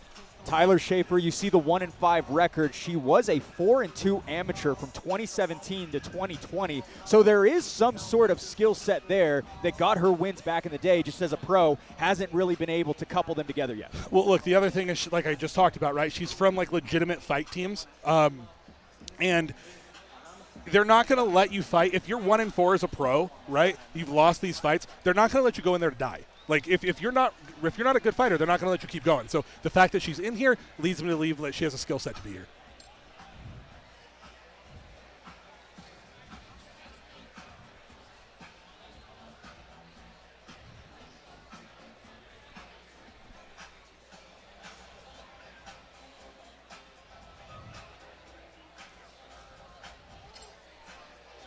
You can see her peeking through the curtain as Jenna Williams makes her way out back in Utah for the first time in a long time. Jason, 5 years clocked in as an amateur, perfectly placing her at this pro debut. I love how she waited for the beat to drop to walk out of that curtain there. No, I'm really excited to see what Jenna brings to the cage tonight. She's another one. Man, we've had so many fighters coming in this cage tonight that are in phenomenal shape, and Jenna Williams looks in phenomenal shape tonight.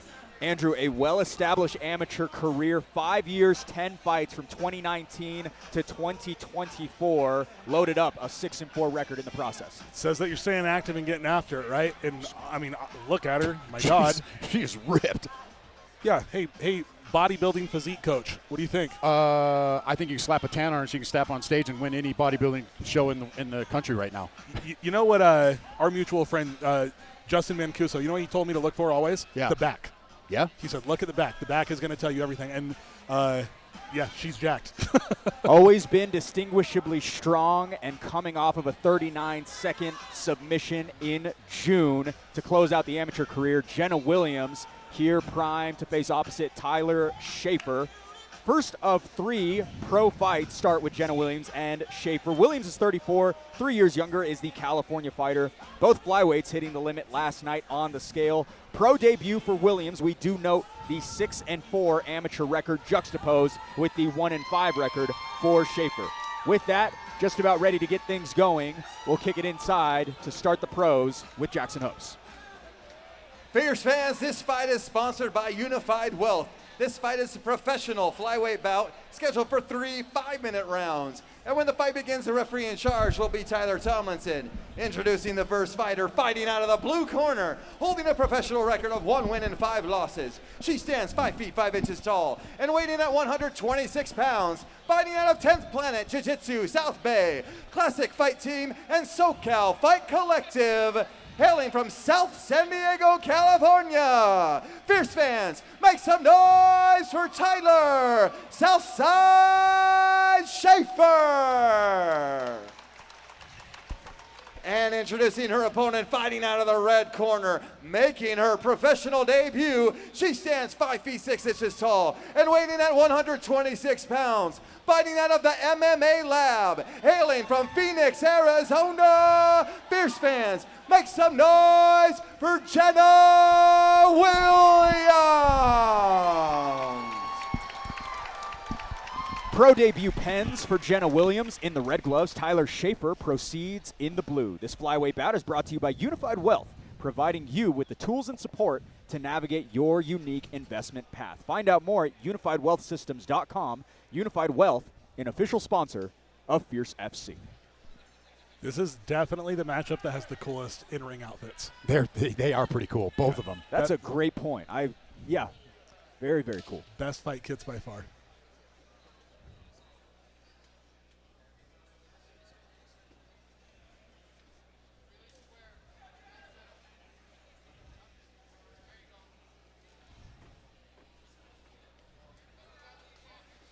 Composed approach so far. Both fighters kind of feeling it out. Williams poised defensively. Schaefer so far been the one throwing, but steps in for a couple and immediately gets out of the way. Schaefer looks good on her feet. Crispy kick lands for Schaefer as Williams closes the distance. Yeah, Schaefer sticking and moving pretty well there.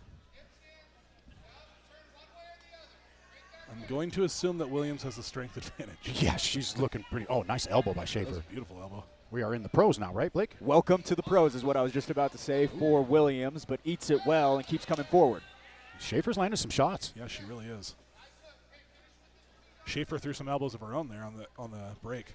Schaefer's one win was a dominant 31-second knockout back in July of 2021. It was her pro debut. She just landed a very well-timed overhand right there. Williams pieces together something nicely, connects cleanly on the front of the face. That was a beautiful inside leg kick by Williams, rather. Now Williams starting to get her jab going. Inside leg kick lands as well. Williams right back to where she was about 45 seconds ago.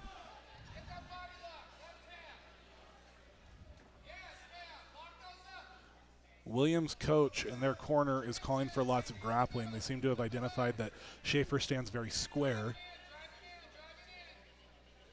Not necessarily seeing the correlation there, but we'll see if it pays off.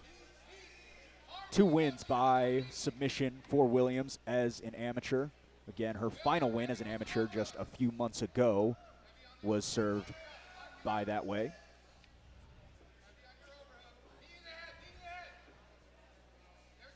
Nice underhook by Schaefer's.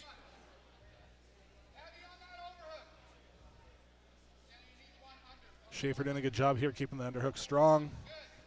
I thought she had an opportunity to turn out there when she had both of those, but she didn't take it. I think Williams is too strong.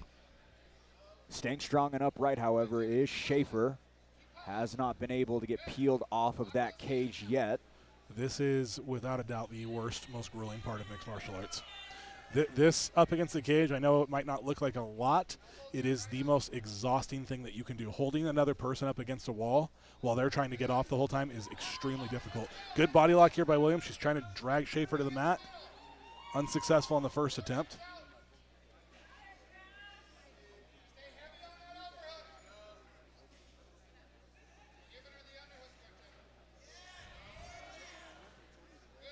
Williams plastered over the top of Schaefer, not giving her any room to breathe. Just under 2 minutes to go, round 1.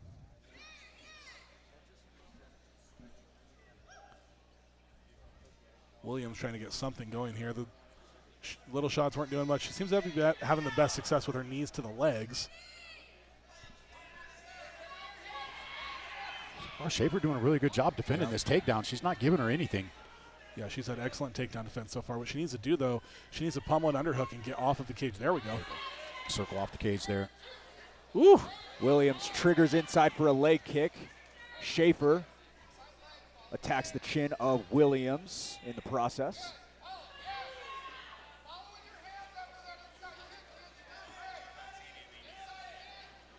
Now sifting out that jab, utilizing a little bit of her length is Williams. Every single time Williams throws a strike with her right hand, her lead side, she drops it all the way down to her hip. She's got to watch out for the left hook. Schaefer looked like she just took a deep breath there. Yeah, like I said, right, she had to wrestle up against the cage for a while with what appears to be a bigger, stronger opponent. So, has been to the decision 3 times as a pro is Schaefer. Stiff shot lands up top for Schaefer. Gets a quick pop from the Salt Lake crowd. Very rare you see 2 non-Utah fighters in that cage. We have it right now with about 20 ticks to go. They're both swinging. Williams got a little welt under her left eye, it looks like. Looks like it's populating up a little bit more. Looks like some blood, a cut over a bruise.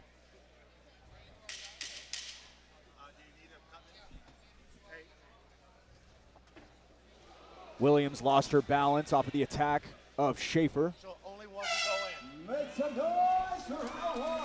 Interesting round, back and forth. Both fighters more so feeling each other out and trying to get some sort of intel on what might be thrown. Andrew, you had a couple of good scouting report notes, though.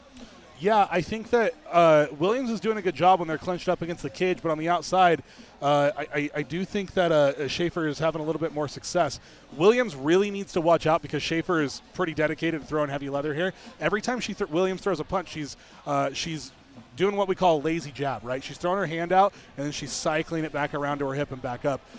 She needs to not do that. That's extremely – and her corner is literally – Schaefer's corner is literally telling her, throw the right hand with the left hook behind it, and that's exactly what she should do. So, Jason, your thoughts on round 1? We're in the corner of Jenna Williams. Yeah, I thought it was a great back and forth fight. Jenna did land some hard shots in there as well. She had the pressure up against the cage. Tough round to score. Very tough round to score. I always like to imagine the judges are leaning towards damage, right? Correct. That's usually, if you read the book on judging, they're always going to lean towards who's doing the most damage, who's closer to winning the fight. Jason's got a PhD in that. I do. I read all about it. Can I make a comment about judges' ability to read? No? Okay, we'll go back to that.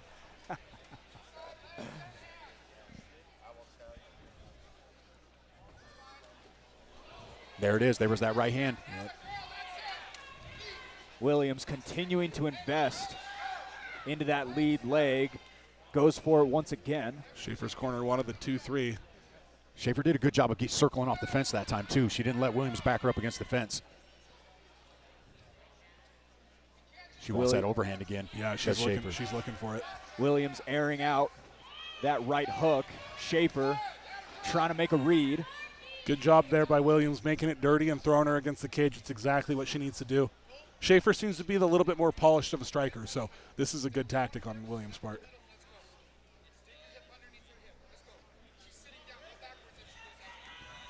Geography of the cage, we are near the corner of Williams. Hearing some sound advice from her coaches out of the MMA lab in Phoenix, Arizona. It's an excellent gym. One of the best, no doubt about it. Lots of great gyms out there in Arizona. MMA lab certainly a part of that conversation. Schaefer exits out, not without some damage taken by Williams. I was just getting ready to say, Schaefer looks like the tired fighter, and Williams' corner called it out and said it looks like she's tiring out. That pressure from Williams, I think, is what's doing it. Yeah, they're wanting Williams to press the action here. Schaefer's been going back the whole, round and a half so far. Schaefer's been backing up. Jenna Williams at flyweight tonight. First fight south of 126 pounds since October of 2022. There's that left hook. Does land from Schaefer and a right hand, but Williams controlling the majority of this so far. She's doing a really good job of staying in her face and making it dirty. Long teep kick lands for Williams as she once again gets into the clinch. This is an excellent strategy by Williams. Very, very smart to do this. I do wonder if Williams is able to successfully get a takedown, what's going to happen, because Schaefer looks extremely tired.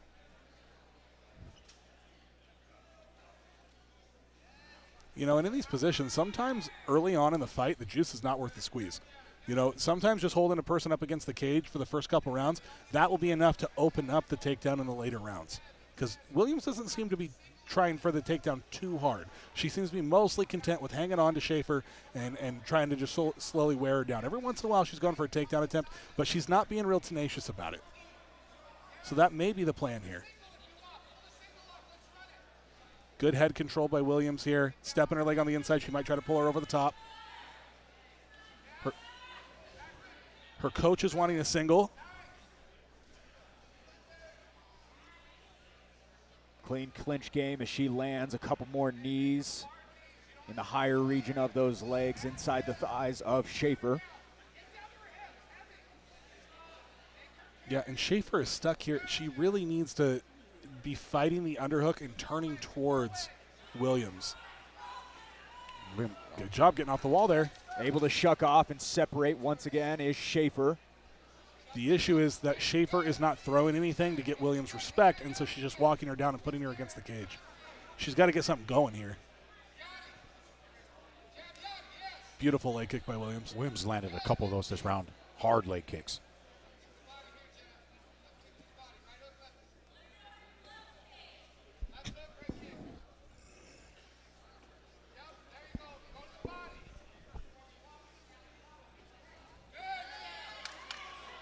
Another teep kick lands for Williams. Wraps inside for another inside calf kick. Good right hand by Williams. Connecting the pieces well right now. Jenna Williams spins for one.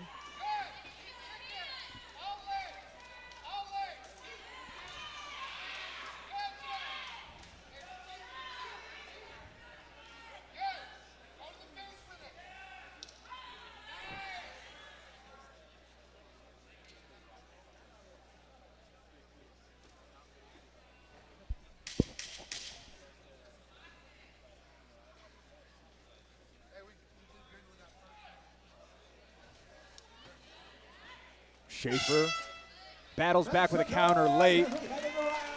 Third and final round. We're seeing a lot of these final rounds here tonight. Jason, it's been a good night of fights so far, but usually we're a little bit more used to the first round finishes. Yeah, I mean, that just goes to show Zach has matched these fighters up very well because we haven't really had any total dominant performance. They've been pretty even fights so far throughout the night. Don't worry, Eamon Garcia's fighting next. Yeah. Someone's going to go. Daniel Keepers, Amin Garcia in the co-main event, but right now in the corner of Tyler Schaefer, breathing a little bit deep right now, Boquette. Yeah, I mean, it's an exhausting pace. Williams is doing a great job of just, holding Schaefer against the wall and not letting her breathe. And it's working really well because Williams has completely shut down all of Schaefer's offense. I think that Schaefer was actually winning the fight in the first round. It looked like she was going to pull ahead. But cardio is a weapon just like any other tool, right? And it's the tool that you can actually control the most in a fight. You can't control if you're a better striker than your opponent. You can't control how good their takedown defense is, but you can always control how well conditioned you are coming into a fight. Happy to be here once again at the Masonic Temple, the beautiful R&R Barbecue Cage. Near sellout here at the Masonic Temple tonight. So many people here in support for their respective fighters. Great venue to be at. Plenty more fight nights to come here at this venue as Tyler Tomlinson is going to take a quick timeout. Looks like we might have some spillage inside the cage.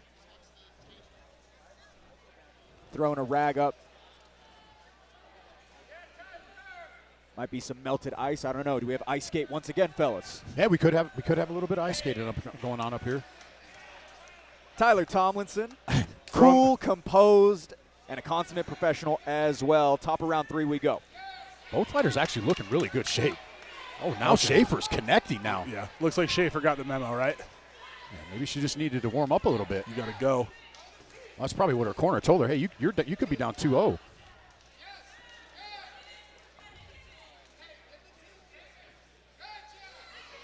some blood from Schaefer's nose.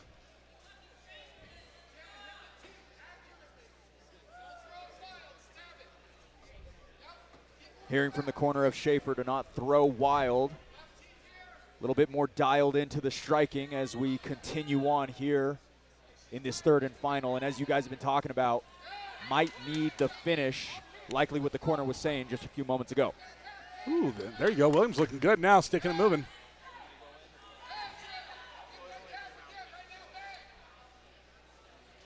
More blood seeping out of that nose of Schaefer. Might be a little bit of a distraction as it hits the lips.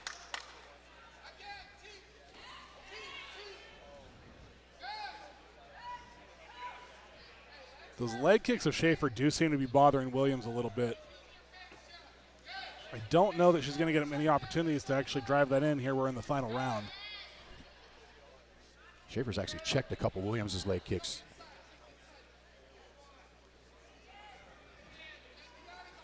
Williams just doing just a little bit more. Schaefer got a mouthful on that jab by Williams. Pinpoint accuracy right down the pipe for the Arizona fighter. Yeah, I feel like Williams has fought better as the fight's gone on.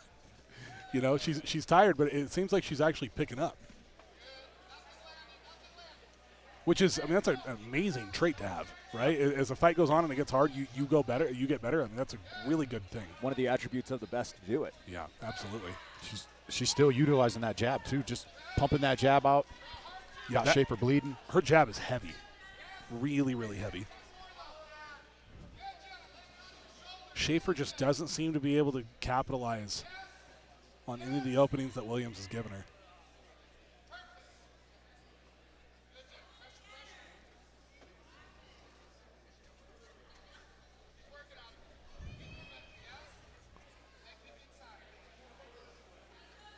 Williams continuing her steady output just past the halfway point of this final frame.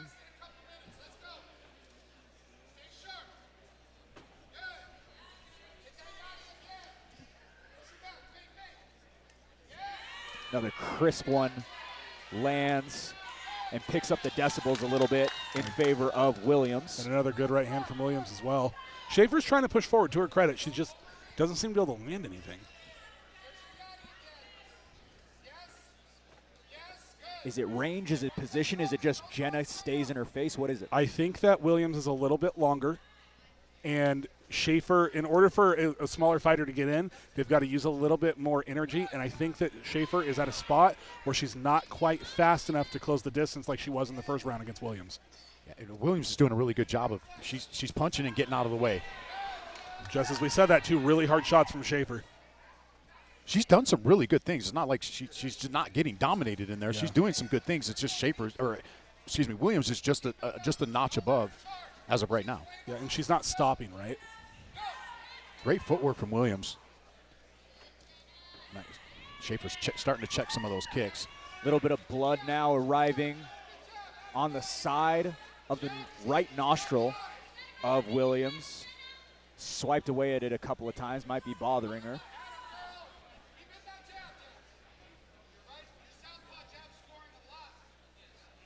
Southpaw jab scoring a lot. Yeah, Coach is exactly right about that. It's the best strike that she's thrown the whole fight.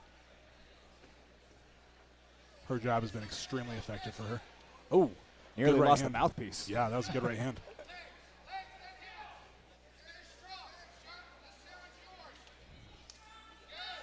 Schaefer rips a leg kick late round 3. Started off this round with a lot more urgency. Still trying to find an opening to possibly finishing this one as Williams swings for the fences.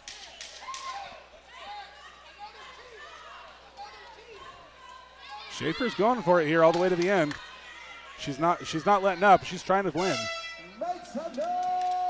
That'll close it out for this one. 15 up, 15 down. A phenomenal performance by both. Jenna Williams goes full time in the pro debut. That was a very evenly matched fight. It's a good fight. That was very competitive, yeah. Very good. Jenna Williams thinks that she has done it A great way to start off the pro career, Jason. Going all 3 rounds. Yeah, I think she looked good. She had great footwork. She used the jab. She had control up against the fence. She did a lot of really good things in there tonight. She did. She absolutely did. Her pace was the story of the fight. That's what won her this fight, in my opinion. In my opinion, I think she won. I agree. I think that threw Schaefer off a little bit. We tell the kids, when you're in your fighting stance, your feet go forward because that's the direction we're going. And in general, it has been a winning strategy across decades of fighting. All smiles on the side of Jenna Williams. Made the jump up to pro for this one. Happy to see her back in Salt Lake City. First time back in Utah since March of 2021. Used to fight kind of a lot out here earlier on in her amateur career. Good to see her back. As for Tyler Schaefer, might be back to the drawing board. We will have to see who the judges anoint the winner. And Tyler did a lot of really good things, right? Like, it wasn't like she had nothing going for her. Her striking is clearly her strong point. And when she was sticking and moving, she did a really great job. It just seemed to be that she got a little bit fatigued too early. If you're going to be a striker, you got to have good conditioning because it takes a lot of energy to put people away. And more than anything, probably the most valuable asset to have is a strong gas tank. You think of some of the best fighters in the world. Making sure that they don't gas out late in fights is what makes their legacy. It's literally the most important thing as a fighter that you can have. Like, in my last fight, I was better than the guy at literally everything, and I gave him every opportunity to win because I did not come in shape. I ended up pulling it out, but it was significantly closer than it should have been against a guy who I literally had every advantage over just because he was well-conditioned and I was not so much. I thought you fought pretty well. It was all right. It was pretty garbage. I got yelled at right after by Jeremy Horn. All right. Judges have made their decision. The mouthpiece for it is Jackson Hopes. Fierce fans, after 3 professional rounds, we go to the judges' scorecards for a decision. Judge Stephen Farragher judges this contest 30-27, Jenna Williams. Judge Dennis McMahon scores this contest 29-28, Tyler Schaefer.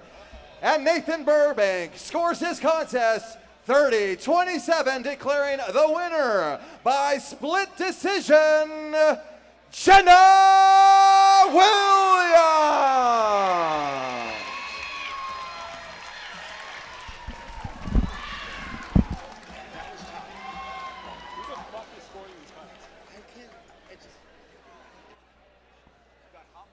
All right, ladies and gentlemen, here with your winner, Jenna Williams. Jenna, you get your first pro win. How you feeling tonight?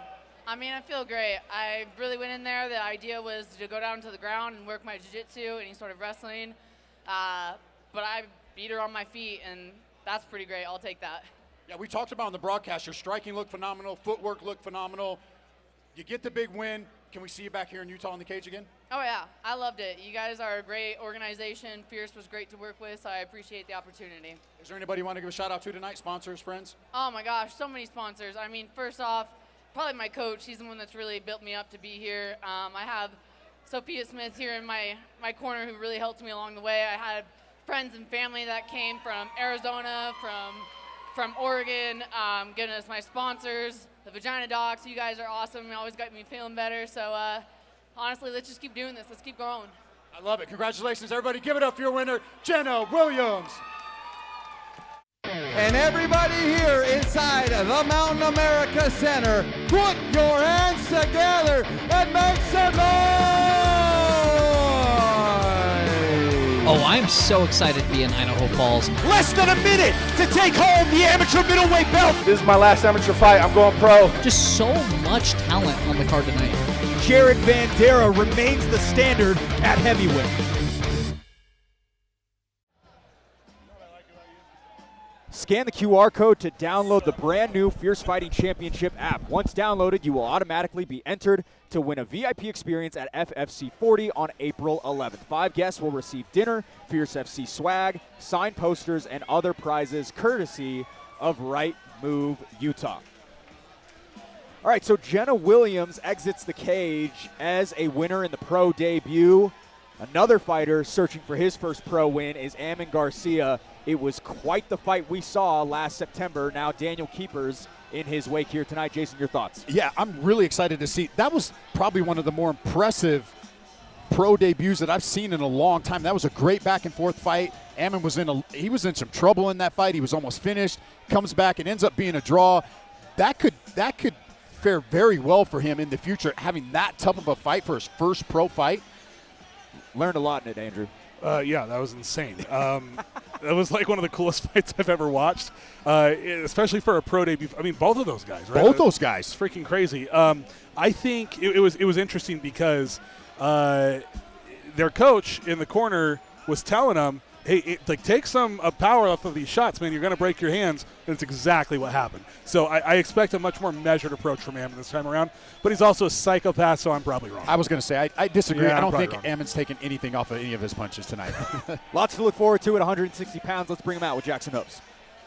Fierce fans, our co-main event of the evening is sponsored by Right Move Utah. If you are in the market to buy or sell a home, Right Move Utah, give them a call and visit rightmoveutah.com. Making the right move Utah. Fierce fans, make some noise and welcome Daniel Keepers and then Ammon Garcia to the cage.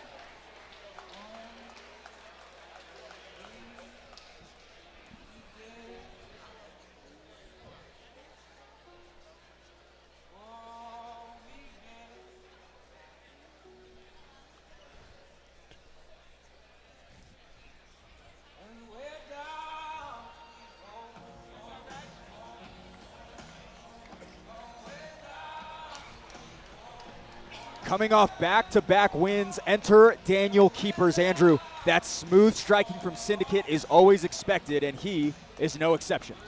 Yeah, no doubt. I expect this fight's going to be nuts. This fight's going to be nuts. Syndicate, obviously, a really well-respected gym, right? Utah, once again, going to war with Nevada. We tend to do that. And, yeah, should be a barn burner, this one.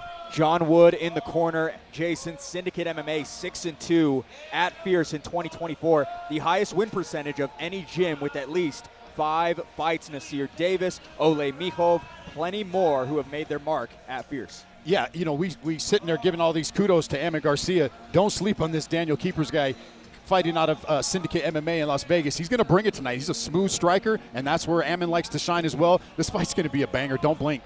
Not to mention, interesting fact here, Andrew, birthday is today. He is 29. Great way to celebrate it. Yeah, hopefully, if he can get the win, right? Might be sad otherwise. You know, I don't want to keep just only praising Ammon, but I do want to say it's rare for a fighter who has a really good amateur career to go pro and then immediately do nothing but fight tough guys. Like, every guy he's fighting is very tough. Like, this guy's is a very, very tough fighter.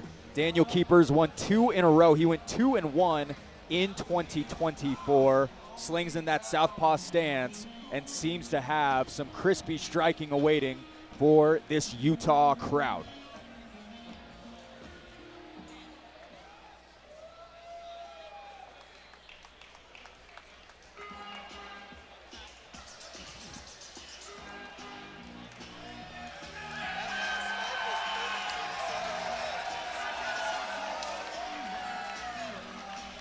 An all-timer last time we saw him, enter Ammon Garcia. Jason, not the way the pro debut was supposed to go, but became a can't-miss prospect in the process. Yeah, it didn't go the way he wanted it to, but that was a great fight, great back-and-forth fight. Here's another kid, very well-rounded. He's got good wrestling. He's got good jiu-jitsu. Obviously, you know, he likes to stand up. He likes to throw heavy leg kicks, and he likes to throw heavy leather. Really excited to watch this kid tonight. Ammon Garcia dons a new nickname tonight given by his head coach, Aldo Aregia, Treta, which is a Brazilian-Portuguese slang term used when describing conflict, a problem, or unexpected trouble. I mean, if the boot fits, right, Andrew? Yeah, I mean, that pretty well describes Ammon. I want to know what he calls Zach Partridge. He doesn't have one yet for him. So Cole Faust has the machine. He's now Treta. Yeah, I'm going to ask Aldo what he calls Zach. What's Zach's nickname? Aldo's we probably can't say it on air. I was going to say, he's told me a few things he calls him, but we're not allowed to say it. It's Alien Head. Alien Head. Just got word from a passing Aldo Areggia. Let's go ahead and pull up that tail of the tape. Co-main event clocks in Ammon Garcia and Daniel Keepers at 160 pounds tonight. Keepers, the older man, he is 29 today and will stand 4 inches taller at 6'2". 0-0-1 draw for Garcia. Keepers sits at 2-2. All right, standing inside, ready to get this one started, is Jackson Hoops. Fierce fans, this fight is sponsored by Right Move Utah. This is a professional 160 pounds catchweight bout scheduled for 3 5-minute rounds, and when the fight begins, the referee in charge will be Dave Selyestead. Introducing the first fighter, fighting out of the blue corner, holding a professional record of 2 wins and 2 losses. He stands 6 feet 2 inches tall and weighing at 160 pounds. Fighting out of Syndicate MMA, hailing from Las Vegas, Nevada. Fierce fans, make some noise for Daniel Keepers. And introducing his opponent, fighting out of the red corner, holding a professional record of 0 wins, 0 losses, and 1 draw. He stands 5 feet 10 inches tall and weighing in at 159 1/2 pounds. Fighting out of One Hit MMA, hailing from Indio, California. Fierce fans, make some noise for Ammon Treta Garcia. Ammon Garcia eyeing that first pro win in the red gloves. Daniel Keepers answers back in the blue gloves. This 160-pound catchweight bout is brought to you by Right Move Utah. With all listings from all agents, there's no need to look anywhere else for your next home. Right Move Utah, an official sponsor of Fierce FC. Man, I feel like Ammon's a big lightweight. This Keepers is quite large. I was just going to say, how is Ammon going to deal with the length of Keepers? And he just landed a nice 1-2 down the middle and another jab. 4-inch advantage in height for Keepers. Long and lanky as well with that 80-inch reach in there here tonight. That's wild. An 80-inch reach from a lightweight is nuts. Correct. Yeah, absolutely nuts. Another chiming leg kick lands on the inside for Garcia. Already thrown a couple of those as Keepers throws a couple 1s and 2s. And I think he checked that leg kick by Ammon pretty hard.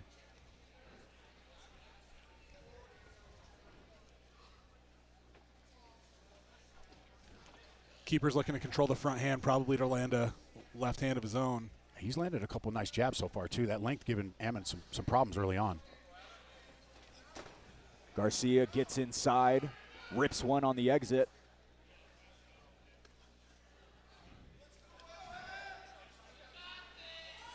I think southpaws typically give orthodox fighters a little bit of trouble, but I know Ammon trains a lot with our own Zach Partridge, who himself is a southpaw.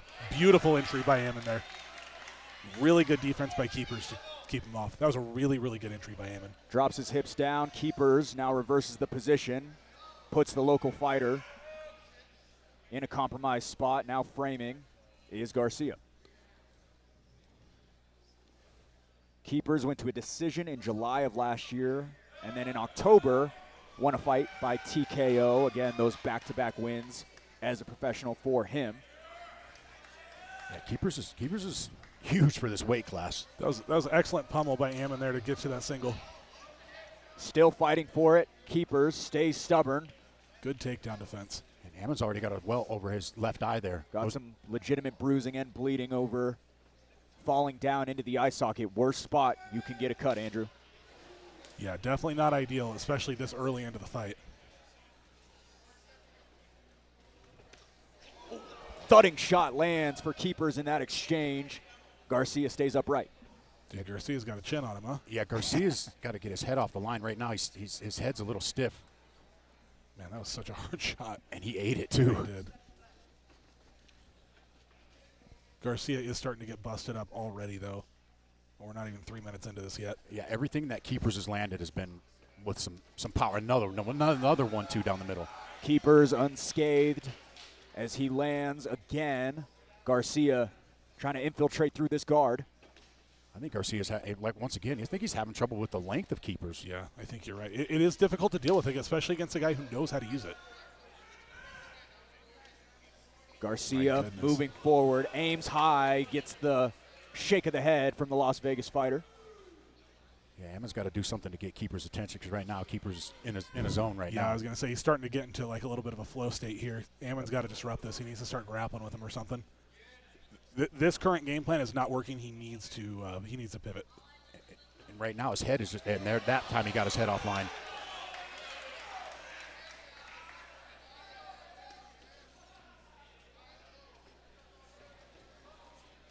Keepers goes up top. Garcia trying to rip down the taller fighter. Falls into the guard of Garcia. It just feels like Ammon can't get anything going at all. He's getting almost completely shut down by Keepers here. Keeper seems strong for this weight class as well because Ammon yanked him right down to Keeper's. Reversed it. Sorry. No, you're good. Stan's 6'2". Looks like he might even be a little bit taller than that, maybe a 6'3". What would it be like, boys? To dunk a basketball. Nice inside elbows landed by Garcia.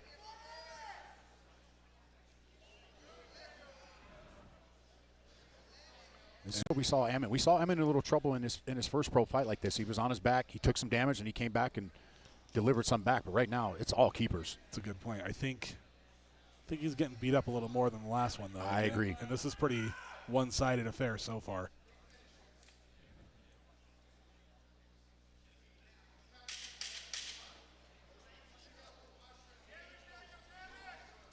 Garcia trying to stay active, but Keepers not letting it go smoothly. Swelling to a favorite right now. Daniel Keepers has a longer look at Garcia headed into round number 2. Jason, very interesting right now.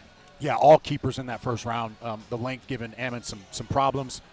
He landed right in the beginning. He landed a stiff 1-2, and Ammon wasn't the same. Barely touched in that opening frame, Andrew. He looks like he did when he walked into the cage. Yeah, he looks really fresh tonight. Keepers is good, man.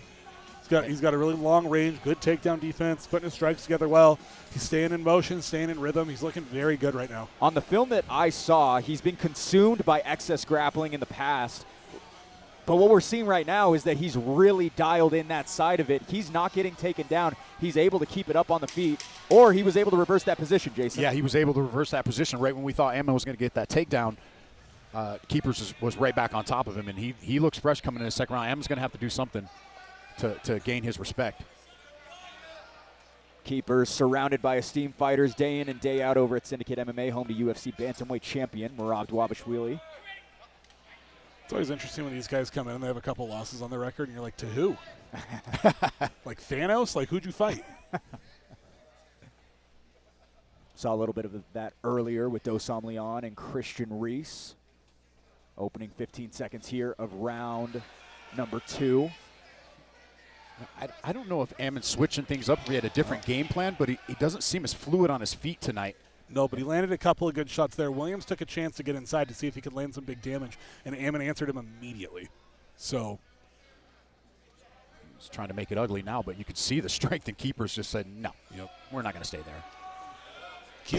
Go ahead. Keepers is very good with these short little elbow strikes that he does. They're not super damaging, but they can cut you, right? And Ammon's already cut open, so.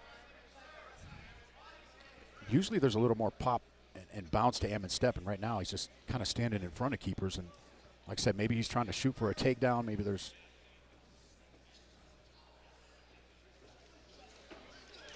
Garcia rips an uppercut, partially lands. Not sure if it was fully flush. And now goes for the body. That's a great body kick. I think Williams blocked most of it, but still.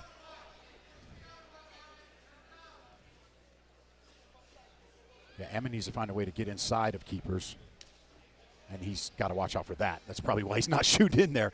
Yeah, I was just going to say, Ammon's motion where he slips to the left and comes over with a left hook is really, really good, but Williams, or Keepers rather, seems to have caught on to that immediately. Shot of his own. Keeper shoots in. Garcia punishes him up top for it.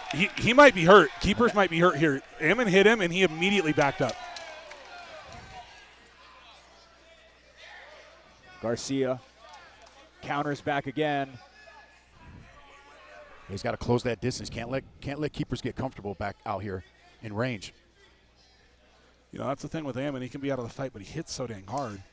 And he throws so much behind every shot that it's only going to take one to get him back in the fight. And he's starting to land more in this second round.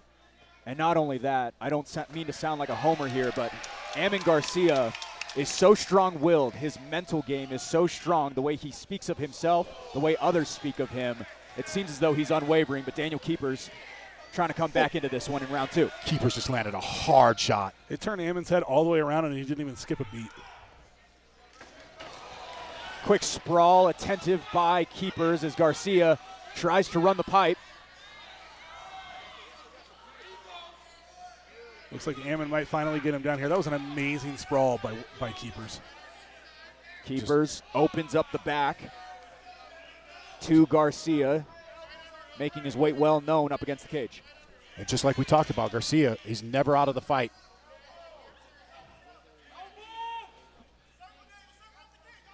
Keepers got a high underhook here. Reverses Ammon against the wall.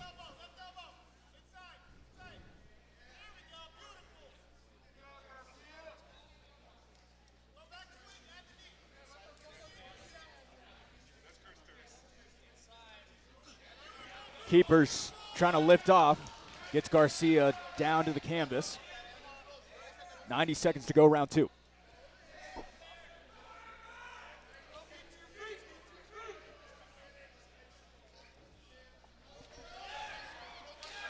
Garcia taken down twice in the pro debut. He was controlled for a total of 6 minutes in that fight.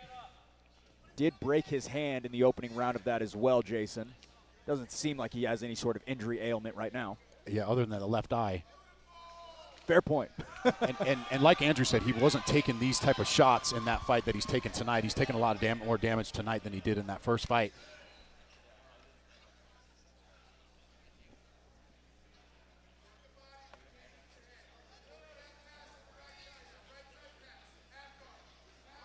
Watch the Darce choke here. It's there. That might be tight. Garcia able to utilize the cage, get back up in reverse position. 35 seconds to go as the Salt Lake crowd loves it. I was going to say, might be too little too late, and Keepers reverses it immediately. Garcia slipped down off of the slick sweat of Keepers. Ammon got a little excited there, overcommitted, and Keepers back on top. And sometimes when you see that opening, you might expedite that process a little bit, Andrew. Yeah, absolutely. And honestly, I know I'm pretty hard on guys sometimes for making mistakes like that. I actually don't blame Ammon. He's losing the fight in a short time. He's got to jump on opportunities. Third and final round upcoming. Ammon Garcia having a rough go at it here in the sophomore slate. Daniel Keepers doing just about anything he wants, and we might see a broken orbital. We see a lot of swelling there on that left eye. Doc's in the ring right now in the cage. He for sure cannot see out of that eye. I mean, that's closed. And what is the first thing Ammon does when he stands up? Fixes his hair. How tough is this guy? Yep. How tough is Ammon? The unfortunate thing is it doesn't matter how tough you are. If someone punches you in the face till your eyes close, you know. Daniel seems to still have his wits about him, though, as we see in the corner, attentive to his coaches, talking back to them. Ammon could be halfway dead, and he's going to tell you it doesn't matter. Like, you know, it's like Nate Diaz. Is he ever going to tell you that he can't continue? Like, it's not going to happen. Daniel Keepers on the other side, smooth sailing right now. Resident Dr. Murdoch here. Looks like he's not going to stop the fight right now. We'll see if Dave Sillystead has anything to say. Didn't pick up on the cameras, but Ammon Garcia all smiles for another fresh 5.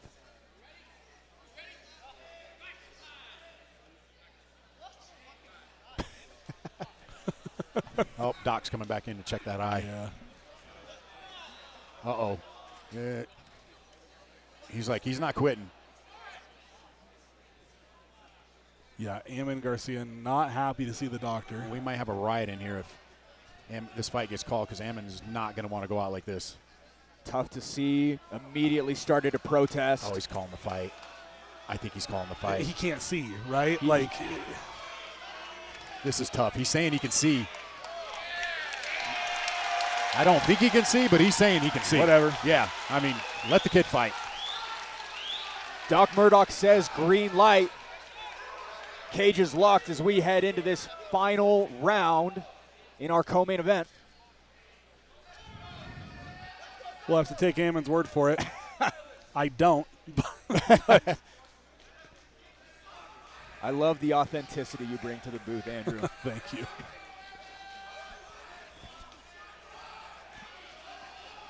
You just never want to see a fighter get hurt, right? That's the ultimate thing. Yeah. I mean, we're in the hurt business, but I guess injured is probably a better word. Nice hard leg kick. Buckle the leg of Keepers there for a moment. Garcia closed in, trying to aim for that chin and the off button. Keepers defensively sound so far. The way that Ammon dips down and comes back up with these shots is so violent. He's so fast. Keepers backs up. Garcia immediately starts to close in the distance. Garcia can get Keepers down. How tough is Ammon Garcia? Dude. Because he's been getting pretty much dominated this fight for the first 2 rounds, and he's out bringing the fight to Keepers in the third round. And you can hear him yell to go for that takedown. Kid's a badass. I mean, he was screaming at Doc. I do know he can see. He can see. I don't know that this is the move for Ammon, though. He probably needs to get a knockout here. And this is buying time for Keepers.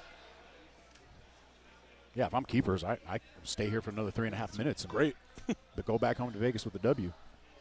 Minute 40 seconds pass, 3:20 still to go. Ammon's still dynamite in his hand. It only takes 1 shot.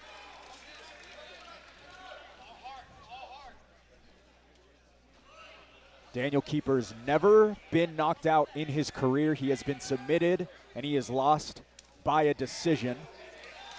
Keepers has slowed him down a step. It's not a ton, but it is noticeable. You got to wonder how much did the first 2 rounds take out of Ammon, though. He absorbed a lot of punishment.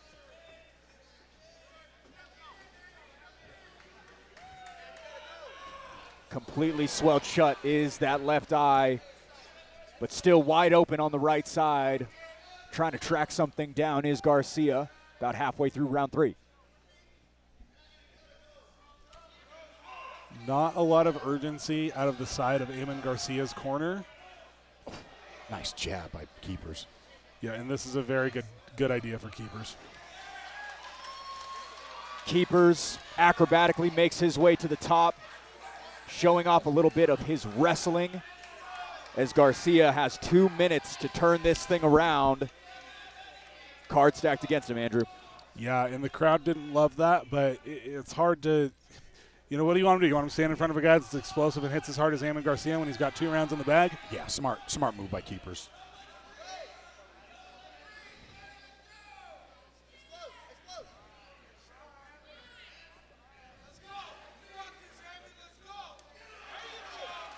Garcia linking himself to a leg, trying to get back into an offensive position. Nearly pushed off the light truss on that one, fellas. Yeah, we're in the danger zone. Yeah. For that one. I'm going to rely on you to keep us safe, Blake. I can hold it up. I'm big and strong. Use some of that karate. Oh, never done karate. Sorry, ground karate.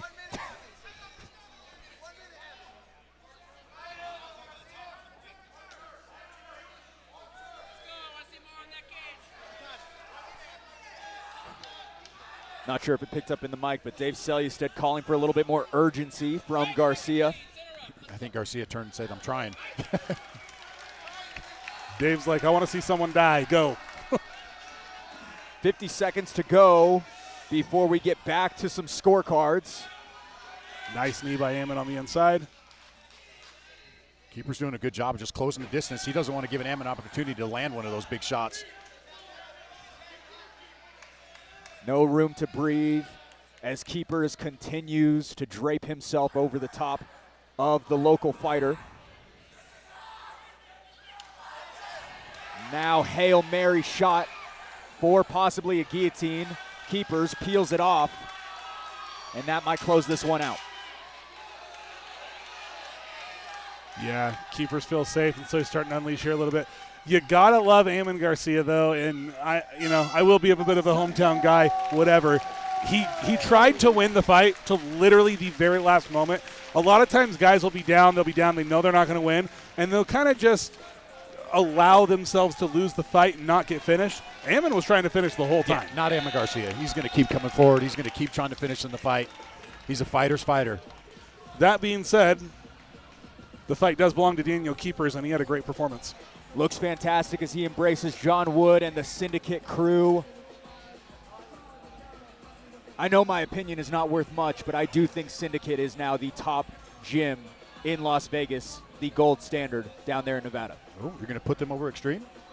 I would have to say so at this point from what we've seen, at least here at Fierce Fighting Championship and other regional shows that I've seen. I would agree with that on the regional scene. I would agree with that. Syndicate has been on fire over the past I would agree years. with that. They're fighters that come up here, at least in the Fierce cage. I would definitely have to agree with that. Ammon Garcia, a rough way to go. Lots to deal with. That cut on that eye and the swelling up of it happened very early on in the fight, Andrew. It might have been a bigger obstacle than he had hoped for coming into tonight. Yeah, I mean, it's a tough fight. Obviously, Keepers is he's a really good fighter. I mean, he fought exactly his fight and did it exactly the way he wanted it to. He got himself, I wouldn't say into too much adversity. Ammon hit him with some stuff, but Keeper stayed disciplined and found his way to a victory here tonight. Most likely, right? I guess we got to wait for the judges, but I don't know how they would score that one any other way. Judges are working overtime here tonight. Yeah, they are. Keepers just went over to Ammon and said, "You're tough as hell, man." Rightfully so. I think a lot of fighters probably would have exited out of this one going into round 3. Garcia did not. But like you said, Boquete, the moment likely belongs to Keepers. We'll make it official, though, with Jackson Hoops. Fierce fans, after 3 professional rounds, we go to the judges' scorecards for decision. All 3 judges score this contest 30-27, declaring the winner by unanimous decision, Daniel Keepers.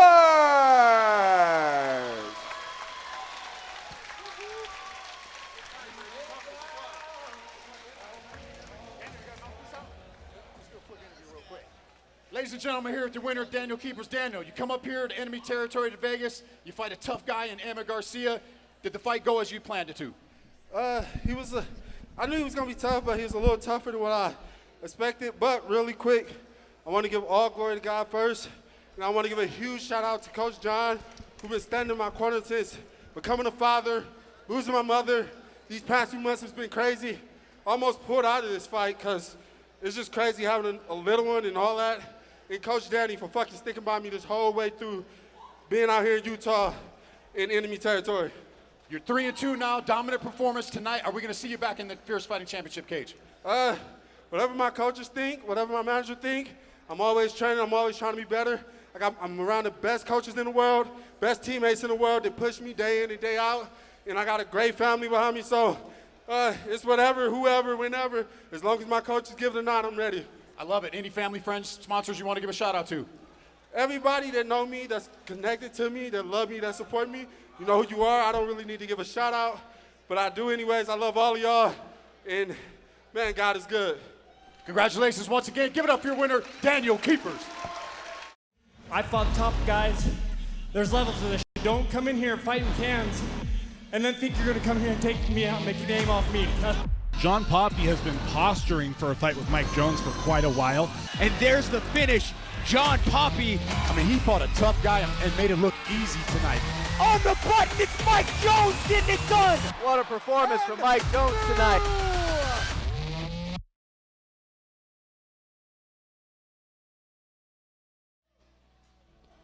Scan the QR code on your screen right now for access to Fierce FC's digital program. Get the inside scoop on every fighter who has made the walk tonight, as well as additional information on plenty of future shows that we have here in the near future.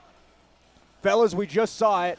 Everyone looking forward to what we are here for. John Poppy, Mike Jones, top of the bill. This is a big one, Jason. This is a really big one. These guys have been on each other's radar. I talked about it earlier on the broadcast. After Poppy's win, I know they talked after the cage. I listened to the podcast. They talked to each other. It's cordial, but they're going to leave it all in the cage tonight. Andrew, this one means a lot to Mike Jones, given where he's at in his career, what he's been able to do. Your thoughts on the matchup as well? It's a huge matchup. Regionally, it's one of the biggest matchups you can make. Mike Jones has been on an absolute tear lately. I know John Poppy is trying to get himself back into a position to be noticed by the UFC brass. Mike Jones, I have to believe, if he's able to pull this one off tonight, is right there, either a Contender Series fight or PFL or something. Lots to look forward to. Big time bout in front of us. But before we do, we continue to talk about the incredible night we've had at Fierce Fighting Championship 38. It seems as though, fellas, it's been the night of the underdog. You see Daniel Keepers get a win over Amin Garcia. A lot of people were seeing Amin Garcia as the favorite in that one. Dosam Leon comes away with the win. Hannah Silva, a comeback victory as well. What's in the water today, Jason? It's been an amazing night of fights, first of all. Every fight has been very competitive. It's been back and forth all night. We haven't seen a lot of finishes that we normally see. A lot of fights going through the cards tonight. All right, looks as though we are ready to trigger the fighters. To bring them out is Hopes. Fierce fans, our main event and final title fight of the evening is sponsored by R&R Barbecue. With their savory menu and catering options, their recipes, spice rubs, barbecue sauces, and smoking techniques will leave you full with every meal at R&R Barbecue. Fierce fans, make some noise and welcome our final two fighters, the challenger, John Poppy, and then the champion, Mike Jones, to the cage.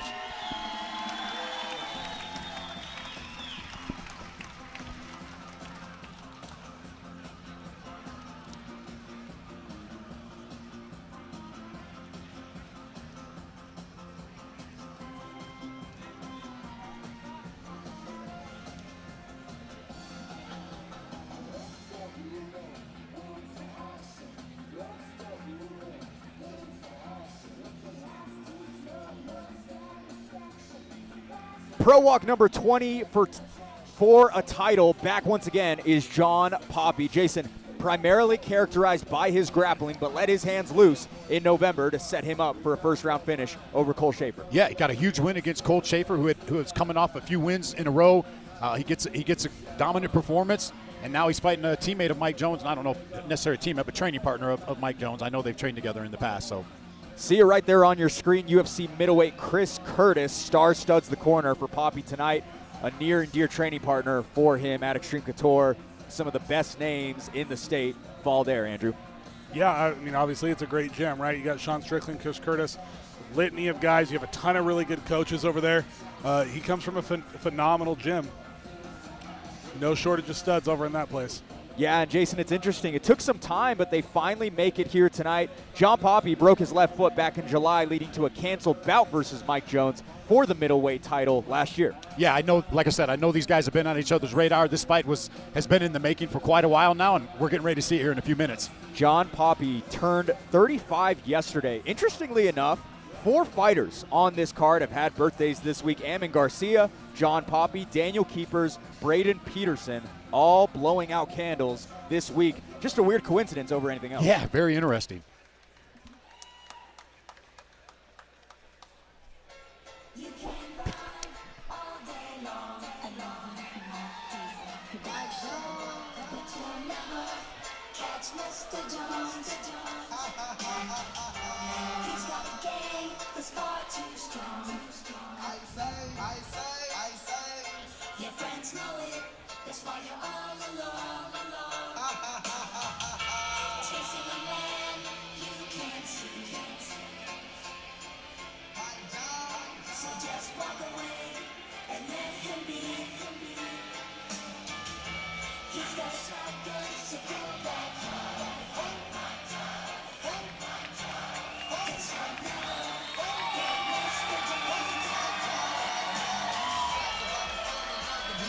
Title defense number 2 pending for the pound-for-pound king, Mike Jones. Andrew, from a 500 record 2 years ago to now the standard for fighters in the state, stakes have never been higher than now for the incumbent. He's a completely different person. When he made the decision to switch over to Elite Performance, he made the decision that he was going to start taking his fight seriously. He wasn't just going to fight whoever, whenever, on whatever notice. He was going to listen to his coaches, and he was going to stay disciplined, and he has done exactly that. Since his return to mixed martial arts, he has not lost a single mixed martial arts bout in that time. He's on an absolute tear. Jason, not hyperbole, better than he's ever been. Currently on a 4-fight unbeaten streak, the longest of his professional career. Yeah, Andrew just touched on it. Staying disciplined. That was one thing I talked to him a couple fights ago, is how he's trying to control his nerves and control the emotions when he gets in the cage, and just let his fighting do the talking for him. And Andrew, I think a big part of that is the substantial improvement in his boxing his last 2 times out, an upgrade in his A game as of late. He looks phenomenal. I'm telling you, right, he's not fun to spar with. He's not fun to spar with, and he beats up everybody. We got everybody coming in. We got PFL guys coming in. We got UFC fighters coming in, and he beats up everybody. So, yeah, Mike Jones is poised to make a big splash here with a win over John Poppy if he can pull it off. A win would give him the most pro title defenses in Fierce history. Final tale of the tape tonight presents Mike Jones and John Poppy, both middleweights on the plus side of 30. Jones is 2 inches taller, standing 6'2", 11-7 the record of the champion. The challenger, John Poppy, is 12-7. All right, back in to turn the key. Here's Hoops. Fierce fans, this is your main event. This fight is sponsored by R&R Barbecue.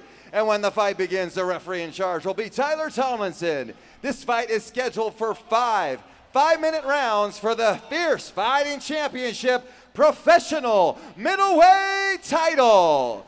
Now, one more time, I need everybody tuning into the pay-per-view and everybody here inside the iconic Salt Lake City Masonic Temple in Salt Lake City, Utah, from the upper suites to the lower seats, all the way to the VIP seats, and down to cage side. Put your hands together and make some noise!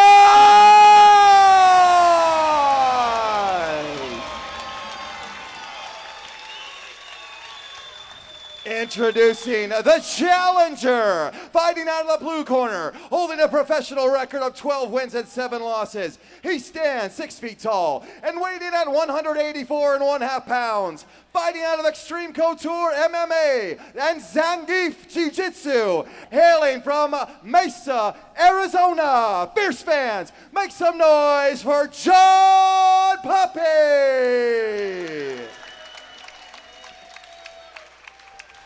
And introducing his opponent, fighting out of the red corner, holding a professional record of 11 wins and 7 losses. He stands 6 feet 2 inches tall and weighed in at 184 1/2 pounds. Fighting out of Jeremy Horn's Elite Performance MMA, hailing from Bryce, Utah. Fierce fans, make some noise for the reigning, defending, undisputed middleweight champion, Mike Jones!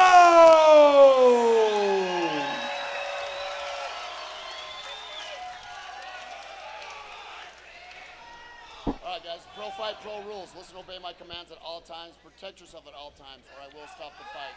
You guys have any questions? Touch gloves if you want.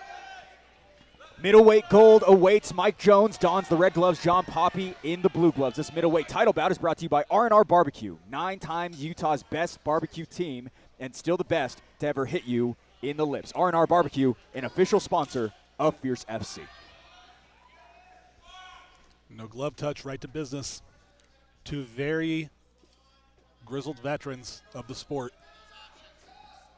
20th professional fight for Poppy, 19th for Jones. Opens up with a clawing hook is the champion. Yeah, Mike's left hook is, in my opinion, by far his best weapon. He has got a nasty left hook. Poppy cracks a leg kick to open up his offense. And this has got to be Poppy's plan. Exactly what was expected. Saw a little bit less of this in the first fight. We saw more striking against Cole Schaefer, but John Poppy gets right to his prime weapon, that high-level grappling in which he possesses. Mike Jones looked like he was going to threaten a Kimura there for a moment. This was essentially all we did in camp. was put him against the wall and make him get up and down. And there's the Kimura wrap. Jones back up. Dropped onto his head. Down is Jones. John Poppy takes home the middleweight strap. Wow, unbelievable. He had his arm trapped.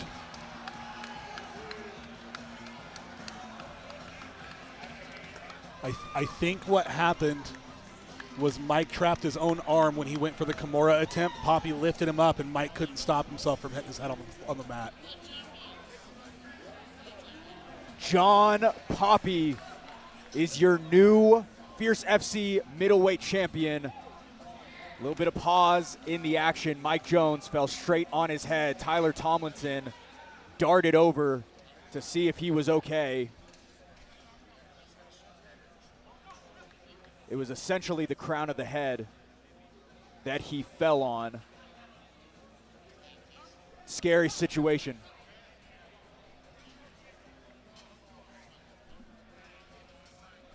Mike Jones, hard to see from here. Lots of doctors and commission members surrounding. But I do hear his voice. It seems as though he has woken up. Yeah, he was looked like he was talking to John there for a second.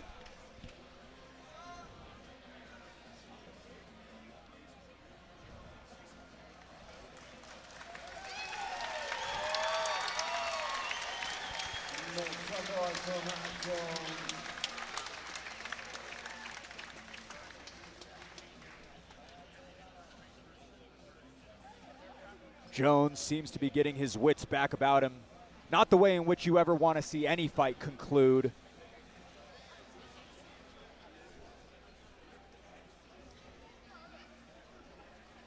Back up to his feet, always good to see that.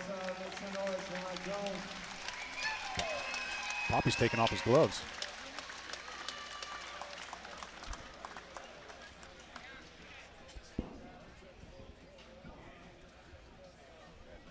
Good to see him back on his feet now. Rubbing his shoulder a little bit, might have hit that on the way down as well. But we see John Poppy, mouthpiece still in, but still smiling as he is headed home with a massive belt. Mike Jones was on fire, and John Poppy able to grapple his way to a championship victory. The embrace by longtime teammate and dear friend. Now 3-1 in title fights. His first championship setting since 2020. We see Poppy head over to potentially gift over to the corner.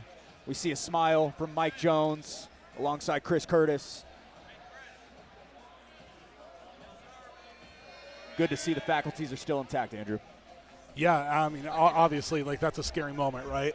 When you see a fighter go down like that and not get up for a minute or two, you start thinking the worst, and thank God everybody's okay in there.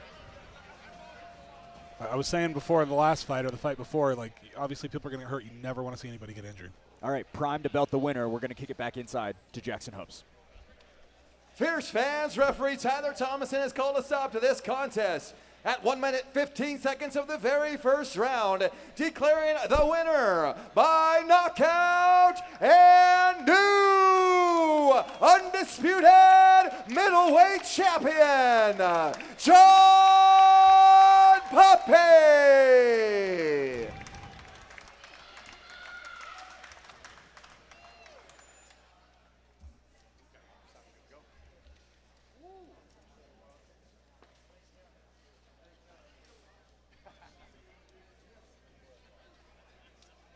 Ladies and gentlemen, here with your winner, John. Welcome back to Utah, man. Hey, how's it going? It's going pretty good, man. How you feeling tonight? Real great. Excellent. I can't complain. Did you expect the fight to end as quick as it did? No, but we prepared for everything. I was ready for a 5-round fight with Mike. I know he's a vet. I'm a vet, so we're going to go see what happens, but it ended the way it did. Thank God for wrestling. If your kid's not in wrestling, they should be.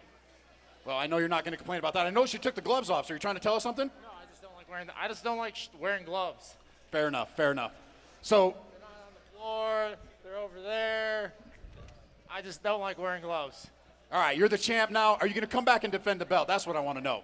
Pretty sure Zach wants me to, so we'll talk with him maybe this week, see what happens. But yeah, I'll come back. I love this show. I love this. This venue's the best venue I've ever fought in. It's fucking awesome. Great crowd. Like I said, Zach puts on an amazing show, so I can't complain. I'd love to come back. Any friends, family, sponsors you want to give a shout out to? I want to give a shout out to all the big guys at Extreme Couture, Chris Curtis for coming up to corner me, Zangief Jiu-Jitsu, those guys help me put in work every week. My short sponsor, the Industrialist brand, and that's it. Just thanks for everyone for the support. It's fucking awesome. Congratulations, dominant performance. Give it up for your winner and new Fierce FC middleweight champion, John Poppy. Fierce fans, travel safe. March 29th, Mountain America Center in Idaho. Another title won by Las Vegas's John Poppy. He gets another one here in Salt Lake City. That is now 3 straight for him. And he now holds another belt under his resume. Blake O'Rulian, Andrew Boquette, Jason Laporte rounding third as he makes his way back over to the broadcast booth. Fellas, I do hear that we have it queued up to take the replay. If we want to take one more quick look at it. So John Poppy's in here on this double leg, and Mike wraps this Kimura, and it causes his head to go forward, and then Mike can't brace himself. Lands on his head. John Poppy immediately moves. Tyler Tomlinson not able to tell what's going on quite yet, although he's suspicious, and then John gets a couple shots in. Tyler immediately stops. Good stoppage by Tyler. He knew something might have been up, falling on that head. We've seen that before. I'm reminded of Rose Namajunas back in the day. Same exact thing happened to her. You drop on the head, it's very often that you go out. Yeah, that was quick performance. We really didn't even get a chance to get any flow of anything, but hey, well done by John Poppy. Comes up here, another big first-round finish, and now he's the champ. Very, very fun night of fights here at Fierce Fighting Championship 38. 12 bouts up, 12 bouts down. Lots of highlights. Jason, for you, what flew off the film? Hannah Silva for me tonight. I mean, she was getting dominated and ends up with a slick submission victory. I got to give props to Hannah Silva tonight. Andrew, to you. Dosam Leon. And yeah, gosh, unquestionable for me, Dosam Leon. I mean, he came out, he took over the crowd, right? He was the B side of the fight. Christian Reyes was a huge upside. Everybody wanted to see him win. Crowd went nuts when he came out, and he just slowly started sucking the wind out of the arena. How about a 15-second finish by Braden Peterson? Didn't see a lot of first-round finishes, but Braden Peterson, a little bit different than everyone else. And Talon Carvalho letting everyone know why he is one of the top prospects in Utah with the quick finish. By the way, I walked by Braden Peterson in the back. That's a big boy. Yeah. He's a large human being. Talon Carvalho bounces back in a big way. Hannah Silva with one of the greatest comebacks in Fierce Fighting Championship history. Plenty of titles and takeaways from tonight, but another big card is just around the corner as we eye the Gem State for Fierce Fighting Championship 39, live from the Mountain America Center. Jared Bandera versus Jordan Curry. Andrew, one of the highest stake main events Fierce has ever seen. Yeah, so this is like, I can't imagine a higher level regional heavyweight fight going on anywhere in the United States right now. This is like, whoever wins this is going to the big show, right? Jared's obviously already been there. He's trying to work his way back. It's a huge, huge fight. Land of the heavyweights. Yeah, land of the heavyweights.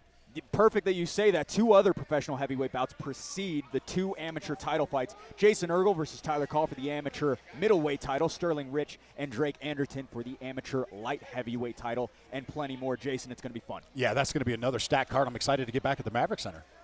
Going to be in the Maverick Center in August. Got a few more. We got back-to-back days here in May in a couple of months as well. Tickets on sale for all of these events will be on FierceFightingChampionship.com over the course of the next few weeks. For our technical director, Jordan Buscarini, our graphics coordinator, Ryan Piccolo, and all of us here at Fierce Fighting Championship and Pats Media. Final time tonight, he's Andrew Boquette. He's Jason Laporte. I'm Blake O'Rulian. Thank you so much for watching, and we will see you in a couple of weeks.